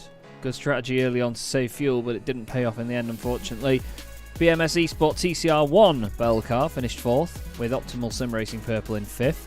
Then it's BMS Esport TCR2 Belcar in 6th. CCTS Esports Belcar 7th, ahead of BMS Esports TCR4 and TCR3, with Radeon Motorsport by QSR just 2 laps down, so still nice and close within the TCR cars there, but, well, plenty of action once again, Hasse. Plenty for us to enjoy, really. The whole thing was absolutely mega, wasn't it? Yeah, very much so, and yet again, in several of the classes, it's gone all the way to the line as well, which is, to be fair, what we really love to see is that real tension and excitement we get over the last few minutes of a race like this, when everything is coming together in a battle, especially when it's with top placing, especially when there's championship points on the line. And I think this one has been another stunner of a race. It certainly has. Now, I'm not sure how long this replay screen is going to show to to us, but it's obviously got a lot to rewind to with the formation lap, as we'll try and get it back to go to it. There we go. So, who better to start with than the man himself, who crossed the line and took his team's second victory of the season, Fabrice Cornelis. Fabrice, I know that it's not easy what you guys do, but my God, you make it look easy. Did you enjoy that? Yeah, you enjoy every moment of this series. This one wasn't. They made it a tough challenge for us, the guys of Traxxas. They had good pace and yeah. Well, the Radical always seems twitchy, no matter what you guys do to it. It's right on the edge all of the time. Did you find that this circuit played a bit of an advantage to it because a lot of it's quick, or did it make it more difficult? Yeah, Spice quite some straight, so you need low wing, and then the rear is very twitchy. I had some moments where I was drifting through corners, but yeah, it's fun to play with. In my opinion, I like this more than having a car which understeers in every corner. So yeah, it's fun. I like it. It keeps you on your toes, doesn't it? This sort of car for sure. In terms of the rest of the championship, now 2 from 2. No one really challenging you at the moment. But, a lot of the guys out there, no disrespect to them, they've got some incredible pace. We go to Road America next time, where you would think there was even more advantage given to cars that can slipstream well, but do you guys think you could drive away again there? It depends. I mean, we had quite some luck that turn 1 some issues happened this race, unfortunately. Some issues happened with others, so we had some luck that we could win away that way. Otherwise, I think the first hour would have been a draft fest the whole time. And I think Road America will be the same, probably. It's a lot of straights, low wing. Will be easy. It won't be easy to break the pack, I think. But yeah, let's see. Well, we certainly do look forward to it, mate. Well done again from everybody here at Simracersworld TV. Do you want to give a quick shout out to anyone? Yeah, for sure. First of all, the team sponsors of Urano, Huawei, HP, Hacking Media. Then my work, Simtag, for supporting me in everything we do. And then Andy and Ronald for organizing this. And then last, you guys, of course, for broadcasting this. You deserve a good Christmas break now. Enjoy it. Thank you very much, mate. Same to you. You guys have been unstoppable this season, and we hope, of course, for your sake that it continues. But thanks for joining us again, Fabrice, and we'll see you at Road America. See you guys. Bye-bye. Cheers. And from one class winner to the next, Boudrin Kuster joining us in the chat from the Bingo by Simtag EMG Porsche. Mate, you guys are always at the front. How do you do it in such a difficult car to drive? Yeah, hi guys. Well, first of all, I think fun and passion are the most important ingredients. And after that, things will find their way, and I think that proves our results today. Yeah, definitely. I mean, you guys we were talking about the fact that in traffic it always seems to go your way. Like, there was a lot of battles further behind you guys in the Porsches, and they were just getting stuck up in traffic all of the time, and it just seemed that because you were that first car spearheading your way through it, you just didn't seem to need to worry about that. You just had it all under control. Did you feel like you were being reserved through traffic, or were you really pushing hard? No. I think when you are pushing, then you are. In Holland, we have a saying which is called hardlopers zijn doodlopers, which means runners are are meant to die. Because if you're gonna run too fast, then you will kill yourself. So you gotta be patient and wait till the